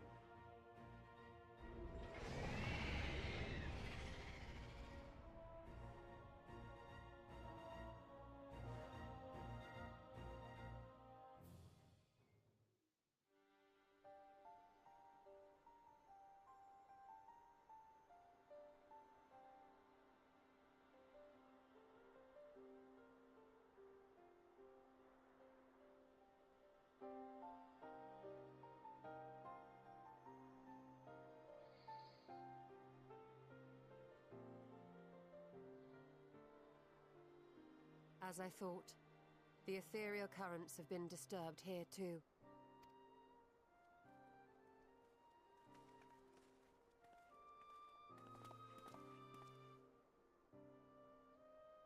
It was the same in Thanalan.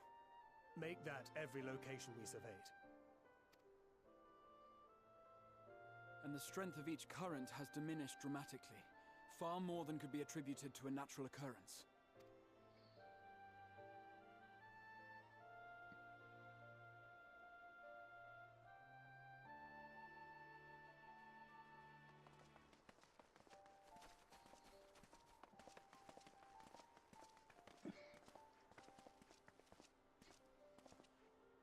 What tidings bringest thou from Dravania?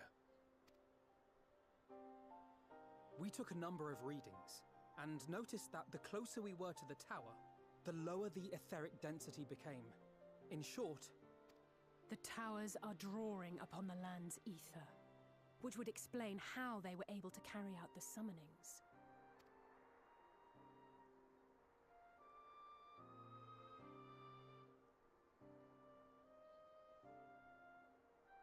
Our allies must be informed of this. We should return to the Rising Stones and have Tataru relay our findings to them.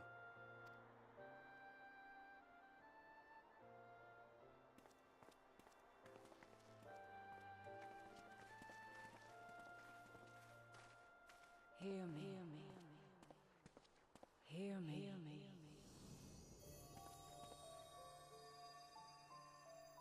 Darkness comes, and with it, the end.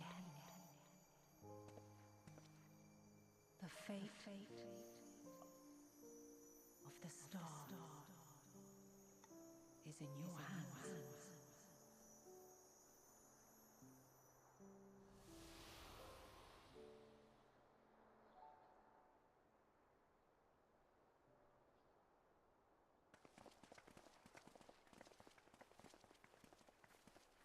Everything all right back there?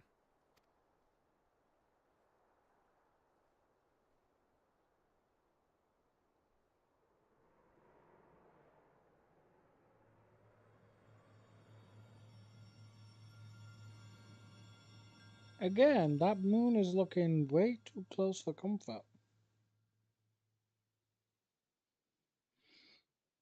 At solemn dawn, grim purpose shines in gazes cast towards moonlit sky.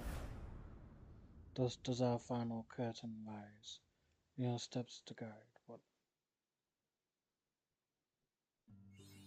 How dare it cut off?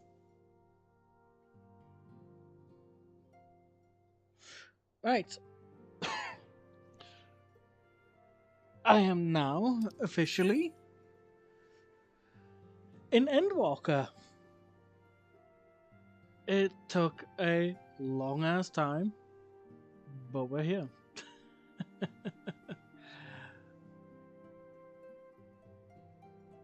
Oh, it feels good to be finally in Endwalker though. But this is where we will be leaving things.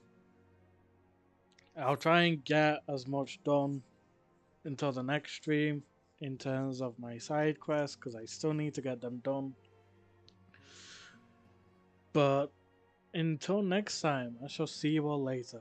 I hope you all have a good day, and I hope you all enjoy.